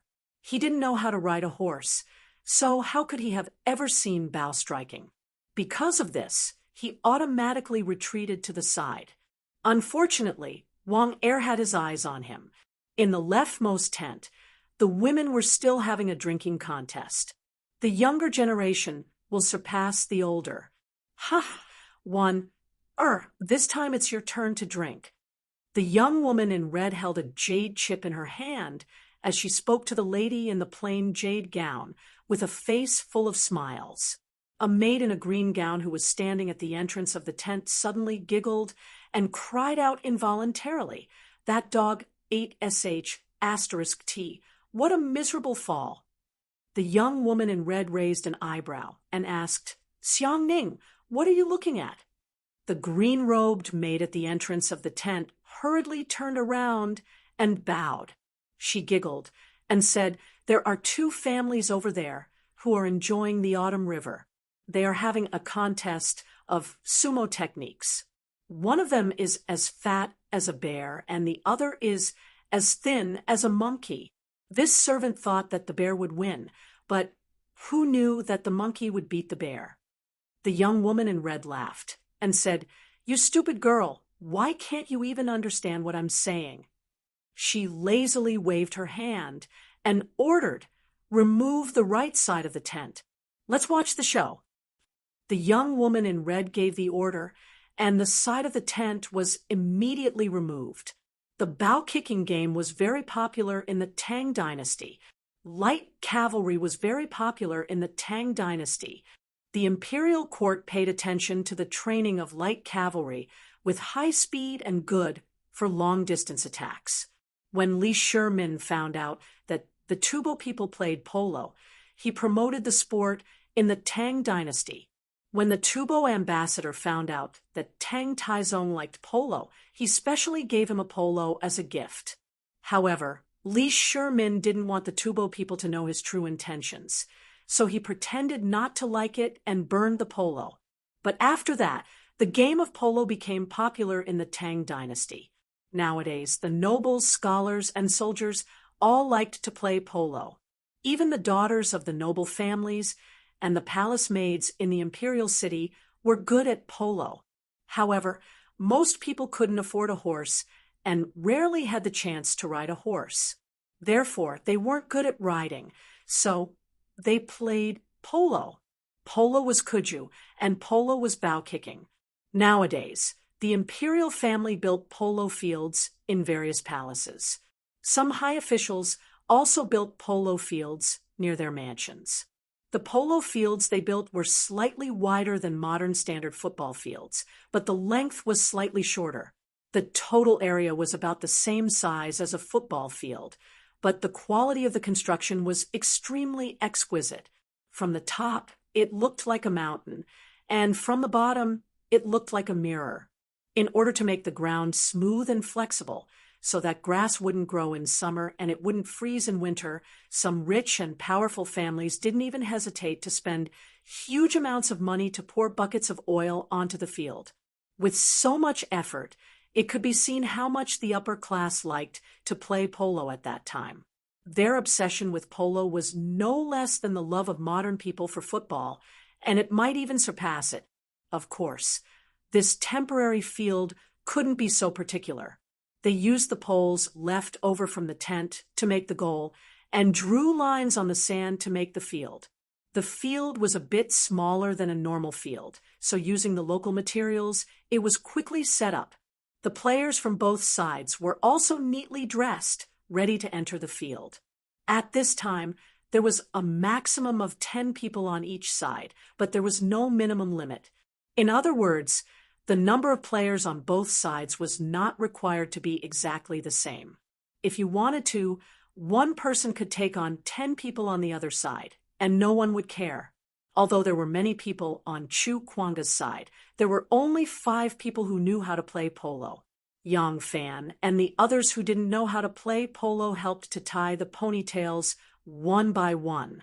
Wang Rufeng was thrown miserably by Yang Fan just now. In his mind, Yang Fan said he didn't know anything about sumo at the beginning and then asked Chu Kuanga to explain the rules to him on the spot. He was deliberately showing weakness and tricking him. Now that he had lost a lot of face, he hated Chu Kuanga to the core. Now that he saw that Yang Fan didn't prepare a horse for the competition, he guessed that he really wasn't good at horsemanship. Wang Rufeng's eyes darted around, and he whispered a few words to a polo player who was also in Yao manner. That person nodded slightly and walked over with his horse. He said to Yang Fan, "Little brother, your sumo skills are so superb, so your bowing skills must also be extraordinary. I would like to experience your skills. How about it?" Yang Fan smiled. "I'm ashamed I don't know how to ride a horse, and I don't know how to bow." That person looked up to the sky and laughed, but there wasn't a trace of a smile on his face. He said coldly, "Just now you said you don't know anything about sumo, but in the end, didn't you still beat Wang Er cleanly? As a man, being too humble is hypocritical." Yang Fan didn't care about winning or losing. He sneaked a glance and saw Tin Ano and Lu Junfan chatting under a row of trees in the distance. Thinking that as long as he could stall for time and attract Madame Yao's attention, he would be fine. He smiled and replied in a good mood, "I really don't know how to bow, but since this brother has requested it, I will give it a try." Chapter 50. Chu Kuanga heard their conversation. After that person walked away, he immediately approached Yang Fan and comforted him. "Don't worry, this isn't a one-on-one challenge. We only have 5 people on the field. Although you're not good at archery, it doesn't matter if you're one more person. You just have to sit on your horse and pretend. Winning or losing has nothing to do with you. The archery began. Archery goals were divided into two types, single goal and double goal. A single goal was a small hole about a foot wide under a wooden wall. Behind the hole was a net, and the outcome was determined by the number of goals scored by each team. Generally, women were better at using a single goal because there was less movement on the field with a single goal. The double goal was similar to modern times. Both sides would each set up a goal that was more than 10 feet high, and the winner would be the ball that hit the opponent's goal. The balls used for archery were bright red and the size of a fist. They were made of hardwood, and the ball staves were about 10 feet long with a crescent at the top. Yang Fan also took a ball stave and flipped onto a horse. Wang Rufeng held the ball and stood in the center line.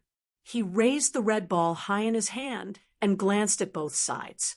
Suddenly, he tossed it up. The red ball first rose and then fell to the ground. Ha! Before the red ball hit the ground, Chu Kuanga and one of the opposing players shouted and urged their horses forward. With a whoosh, the crescent moonwood staves in their hands struck the vermilion ball at the same time. My father and brother went to Yangzhou. I was suffering from a cold at the time, so I didn't go with them. Now that my father and brother haven't returned, I'm bored alone in Luoyang, so I walked around the city to relax. I didn't see much of the scenery of the Central Plains, but I did see a real Central Plains character. Xia Hoing looked back at Lu Junfan with a smile and said affectionately. Lu Junfan was very pleased with the beauty's praise, but he pretended to be humble and said repeatedly, I'm ashamed. I really don't deserve your praise. Not at all, Xia Hoing replied. I've been going around Luoyang recently and seen a few local people, but this is the first time I've seen someone as elegant and handsome as you. This Western region woman didn't seem to hide her appreciation and affection for Lu Junfan. Such praise coming from such a delicate, rich, and noble girl was simply like the voice of a fairy. Lu Junfan's heart felt as if it was floating, but his face was indifferent. He brushed his clothes in a natural and unrestrained manner and said with a smile, You flatter me, you really flatter me. I heard that Dunhuang has 16 major surnames, and one of them is the Xiahou family. Young lady, you are. Xia Hoing smiled. Lang Jun, you are truly knowledgeable to even know this. In fact, there were more than 16 great families in the Western region. For thousands of years, the great families had risen and fallen. Some families had fallen, while others had risen. The number of ups and downs had never been fixed. My family can barely be considered a great family in the Dunhuang area. It's nothing much, just a few more relatives and more land, cattle, and sheep. It really is the Xiahou family of Dunhuang. No wonder you can spend so much money, 200,000 for a cup of wine. Lu Junfan was very excited. At that time, commerce was flourishing, and the main trade route of the Tang dynasty was the Silk Road. Therefore, the Tang people were most familiar with the customs of the Western region. Lu Junfan had heard that Dunhuang had more than 10 great families, including the Suo family, the Zhang family, the Chao family, the Li family, the Yin family, and the Xiahou family. All of them were rich enough to rival a country. These families had herds of cattle and sheep, over 10,000 war horses, and as many servants as the clouds. They had a large number of pastures and shepherds, which indirectly meant that they had a large army. They also did business, but their status was different from the lowly merchants of the Central Plains. They were practically the local tyrants. The imperial court had always used the policy of keeping these great families far away from the emperor, using both kindness and authority. Therefore, these families were considered to be of high status in the Tang dynasty, enjoying a high political status. This beautiful girl who had faintly developed feelings for him, was actually the Xiahou family of Dunhuang. Lu Juanfan's heart warmed. She said excitedly, "I saw that this young lady has a beautiful heart and an extraordinary temperament. I knew that you were an extraordinary person, but I didn't expect you to be from the Xiahou family of Dunhuang. A person like this young lady is like a fairy who has been banished to the mortal world. Your father must be an extraordinary person in the Xiahou family." Xiahou Ying covered her mouth and laughed. "Lang Jun has a good eye. My father is the leader of the Xiahou family." Lu Junfan was secretly shocked. The leader of the Xiahou family. In other words, the little beauty in front of him was equivalent to a princess in the Dunhuang region. How could a person of such status favor him so much? Lu Junfan was overwhelmed by the unexpected favor and began to pay more attention to her demeanor. Lu Junfan coughed and said politely, "Actually, Luoyang is located between the rivers and Luoyang in the middle of the world. To the north is Mount Mang, to the south is Yik, to the east is Hulao, and to the west is Hanggu. It is surrounded by mountains and stands in great numbers. It has the reputation of being the capital of the world, surrounded by mountains and rivers. Luoyang oppresses Jianghuai to the east, Guanlong to the west, Yuyan to the north, and Jingxiang to the south. It is the dragon's vein of the Central Plains. Not only does it have the honest and majestic aura of the Central Plains, it also has the charming and romantic qualities of the southern water villages. Therefore, it has the great beauty of heaven and earth, becoming the divine capital that is admired by all. There were a lot of scenic spots and places of interest. Although this young lady has been to a few places, I haven't seen any of them. It must be because I don't have a guide and don't know where the scenic spots are. If this young lady doesn't mind, I am willing to be your guide and accompany you on a tour of Luoyang. What does this young lady think? Good. This is my wish, but I don't dare to ask." Xiahou Ying smiled like a flower and happily said, "When I was in Dunhuang, I often heard people say that the Central Plains is a place of outstanding people. But ever since I came to the Central Plains, I have only met people who reek of money. Lang Jun is the only handsome young man that I have seen so far." At this point, Xiahou Ying hesitated for a moment, her face blushing. She lowered her head and asked in a small voice, "I wonder, Lang Jun, are you married?" Lu Juanfan's heart thumped. An unimaginable thought immediately jumped out. Could it be that this Miss Xiahou Ying was planning to? Lu Junfan didn't have time to think too much. He hurriedly answered, "I have studied hard since I was young, wholeheartedly seeking scholarly fame. I am infatuated with my studies, so I have yet to marry." As soon as these words came out, Miss Xiahou's expression immediately relaxed. An extremely happy expression appeared on her face. Although she immediately turned her head to tidy up the hair on her temples to conceal it, the obvious bashful and happy expression fell into Lu Juanfan's eyes.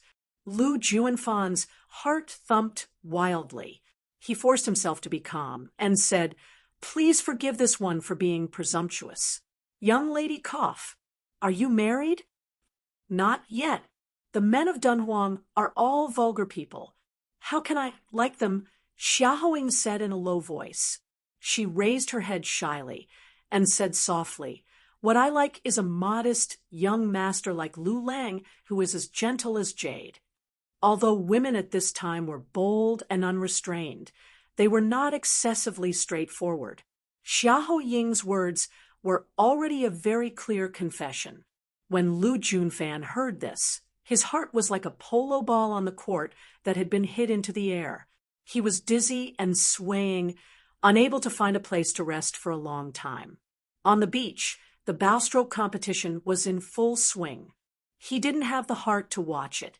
His mind was completely focused on the beautiful mountain of gold in front of him. Little Lu was already drunk before he drank. Yang Fan had indeed never played polo, let alone rode a horse. So when he arrived on the field, he acted as a decoration. He stopped his horse and stayed motionless, watching the excitement. The main force of the bowstroke was Chu Kuanga and his 4 brothers. However, the other side also saw that he was the weakest link. At the same time, they wanted to make a fool of him. Therefore, they took advantage of the advantage of numbers and kept a close eye on the others. They only left a gap in the direction of Yang Fan and forced them to pass the ball to Yang Fan. Chu Kuanga and the others knew that Yang Fan didn't know how to play at all, so they were unwilling to pass the ball to him. As a result, they continuously lost the ball. Every time they lost the ball, the 2 sides would change sides and play again. No matter how they changed sides, Yang Fan didn't need to move because he was basically riding a horse on the center line. After a few rounds, the score of the 2 sides had become 5-1. Chu Kuanga's team was trailing by a large margin. This made Chu Kuanga impatient. When he got the ball again, he rushed straight to the opponent's goal, but was blocked by 4 opponents. He had no choice but to give it a try and pass the ball to Yang Fan.